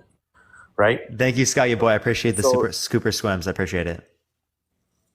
So again, we're talking. I know people in the comments are saying there's no way with 17K. Yeah, it was not. 25 years ago. That's like 25 years ago. Yeah, 25 years ago. That's a lot more money than what it is now. And so I saw their struggle. I saw them, every day going to the beach instead of going anywhere. Right? No Disney, no trips, no Europe, no cruises until later on in life. And now they're living like kings back home in Colombia, right? And we were able to now have 2 properties and come from there. Now my brother and I are doing a lot better, and we're creating almost the same scenario that my parents created, but in a better way. And I can see that, or I would love that for everyone to have those opportunities. But what I do know is that it requires a lot of sacrifice and a lot of hard work when you're starting from the bottom in the poor side of natural selection, right? So if you were born in a scenario where I'll share this with you. There was a year that we ate tuna for an entire year when I got here to this country. Tuna and water. So to save money on food. So whenever you really want to be successful, there's a lot of things to consider, especially if you're in the downside of natural selection. So, but those making those sacrifices pay off in the long term. But if you're making $17,000, $20,000, $28,000 a year, but you're spending $17,000, $20,000, $28,000 a year, and you're complaining, knowing that we have all these other systems in the United States, like food stamps, like healthcare that's available to low-income individuals. Wait, what do you mean by complaining? Saying that there should be better systems, like they have in other countries around the world? Like, what does it mean to complain? Well, if you're saying it's not enough, it's because you don't know how to manage your money. That's when it comes right back. No, it isn't enough comparative to like what they have in other countries around the world. That's what I'm saying, is that like we can have significantly better outcomes if we have those types of systems than we currently do here when it relates to healthcare, right? Clearly. And then I feel like every president or every government or every leaders that manage this that's what they're always striving for. I don't feel like that's what they say, right? We don't have effective policy when it relates to that because we're constantly voted back into oblivion. That's honestly what it is. Like, progressive policies have been fucking dismantled in the United States. They haven't been referred to, right? There have been huge corporate interests that have influenced policy when it relates to the government, corporate lobbyists that have influenced it, that don't exist to the same degree in other countries around the world. That's exactly why it's been limited here in the US comparative to other places. Yeah, I mean, it's again, this is the really, really, really tough subject because it everyone feels differently depending on where you are and what you've done and how old you are too. Because my mindset when I was 17, 16 was completely different than my mindset now at 37, 38 as a father too. Like things change so quickly as you grow and you start living life and having all these experiences. That's why I also like that everyone has their own opinion and the outcome, once the outcome happens when it comes to elections, I go 100% all in on that person, regardless if I hate him or not. Like if I feel horrible, I'm just like, whatever, he's our president. Now we honor all his scenarios. So like personally, again, I like Trump. My main focus in relations to Trump's scenario is he already has experience, military scenario when it comes to respect from other countries. And it could be dumb. I'm not the most educated human being in the world. I'm actually kind of ignorant myself. So maybe my opinion sucks, right? But that's why we have millions of other people in the US. And if the US votes for somebody else, then I'm going to embrace that individual 100%. And that's what I would expect everyone else to do, right? No, we're humans. We all want the same things fundamentally. We want everyone to have more ways of avenue to be successful, to be rich in their own ideas, and education for everybody. We all want this, right? But we have different ways of thinking about it, how it should be. And then we compare each other to other countries, to other scenarios, right? Like when I compare to Colombia, I'm always thinking this is amazing, right? But if I compare it to one of the countries you're mentioning that already has free healthcare, free education system and all this stuff, maybe it could be a lot better, right? So maybe it will work amazingly, right? But, you know, we only have what we have, unfortunately, right? And hopefully whoever gets elected in the future starts making plans for that and changes it for the better, as long as it really does what it's supposed to do. I don't know, man. It's a crazy subject. This is a really crazy subject. I really wanted to be part of the debate just to talk to you a little bit because I am a strong Trump supporter. But yeah, man, I learned, like I always learn a lot with you. I appreciate always, you know, your time. And maybe I know I may have not been the best person today in relation to talk about the subject because I'm very not knowledgeable or very limited on my knowledge in relations to actual, you know, policies and politics and numbers and all that. Like, I don't worry too much about that when it comes to voting. That's why I'm saying, Esteban, I think that I fall into the same sorts of conclusions that I have, as that was the exact way that I thought about it, right? Like I think I'd think about it in terms of conservative politics when I first looked at it without really looking into it. The more that I looked into it, the more that I realized that the values that I had were actually like achieved by like the progressives, right? The people that were pushing for universal healthcare, the people that were pushing for access to college, the people that were pushing for better funding for Social Security and other stuff like that. That's the type of policies that are meant to benefit people, right? That's what I cared about most, right? That's what you care about most. What benefits people the most, right? 100%. So whatever country emulates the conditions that are the best for the average person, that's probably something that we should look at and be like, okay, well, it's something that we can learn from this particular economic structure that we can then emulate in our system. And when we do that, right, we see all these different countries that have half as much spending per person on healthcare, and they have better health outcomes than we do for the average person. So we can save money by adopting a universal healthcare system, by getting rid of the middleman private insurance company, by running our insurance through like a governmental system or a fund through the government. That's really all it is. It's insurance through the government. Huh. You should run for president. Well, I can't. I'm not old enough, but I mean, eventually you can work hard at it. That's going to be 2048. Hey, you never know. You should definitely consider it, at least think about it, especially if you're building this platform already. Yeah, I don't know. We'll see. I'll give you my vote for sure. Your vote? What do you mean by that? If I'm alive, I'll vote for you. Oh, your vote. Okay, yes, I got you. I thought you said boat. I was like, what? Yes, W. That would be a W, honestly. I don't know. Hopefully, that's what, 25 years from now? Damn, 24 years. Damn, that's fucking unbelievable. Again, I know it maybe I'm sorry if I said anything crazy, but thank you so much for having me on, man. I really enjoy following you and checking out your debates all the time. Appreciate it, man. Thank you for coming on. All right. Have a good night, brother. Peace out. All right, everyone. It's definitely been over 6 hours today. It's definitely been over 6 hours. I had a great live today, everyone. That was really, really good. This is the biggest live I have ever had. I'm not going to lie, everyone. The biggest live I've definitely ever had. I literally have sub-only chat on, and it's going still going crazy. Thank you for the hand. I appreciate it. Thank you so much. So it's been absolutely wild here recently, everyone. I am going to be doing a lot of live still. Everyone, like, this is going to keep up. I'm going to keep it to this degree. I'm prioritizing, like, TikTok and debates and stuff like that. I'm going to try to do 6 hours daily, everyone. That's actually the goal now. I've upped it. I used to do 4. I've upped it to 6. So thank you for the link, Craft. I appreciate it. I'm really addicted, chat. It's actually really, really bad. But I think I'll be able to do school and be able to do that at the same time. I think I'll be fine. Yeah, 6. That's what I've been doing all summer. And I think I'm going to try to continue that during the year. But yeah, the grind doesn't stop. Gotta love it. Is there anyone live right now that I could rate everyone? I think there's someone doing debates. Their name, Lydia's on their live right now. So I think we can send everyone there right now. Thank you for the hand heart. Appreciate it. Thank you so much. I appreciate all the hand hearts. Thank you so much, Sarah. But if you do like my content, everyone, follow me if you haven't already. I go live literally every single day. We do content like this all the time.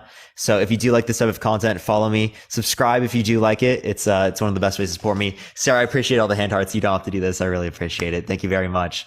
I appreciate it a lot. Thank you very much. But again, I appreciate everyone coming on. Thank you for the cap. I appreciate it. Tomorrow I should be on probably before 1 p.m. Pacific Standard Time. So a bit earlier, like probably like around like 12 or maybe like 11 or something.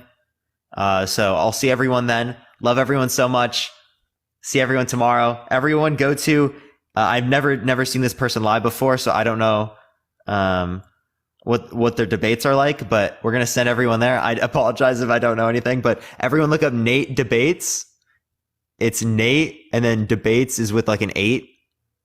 Right? Spam Parker Raid. Spam love from Parker. You already know the deal. It's like literally not focusing.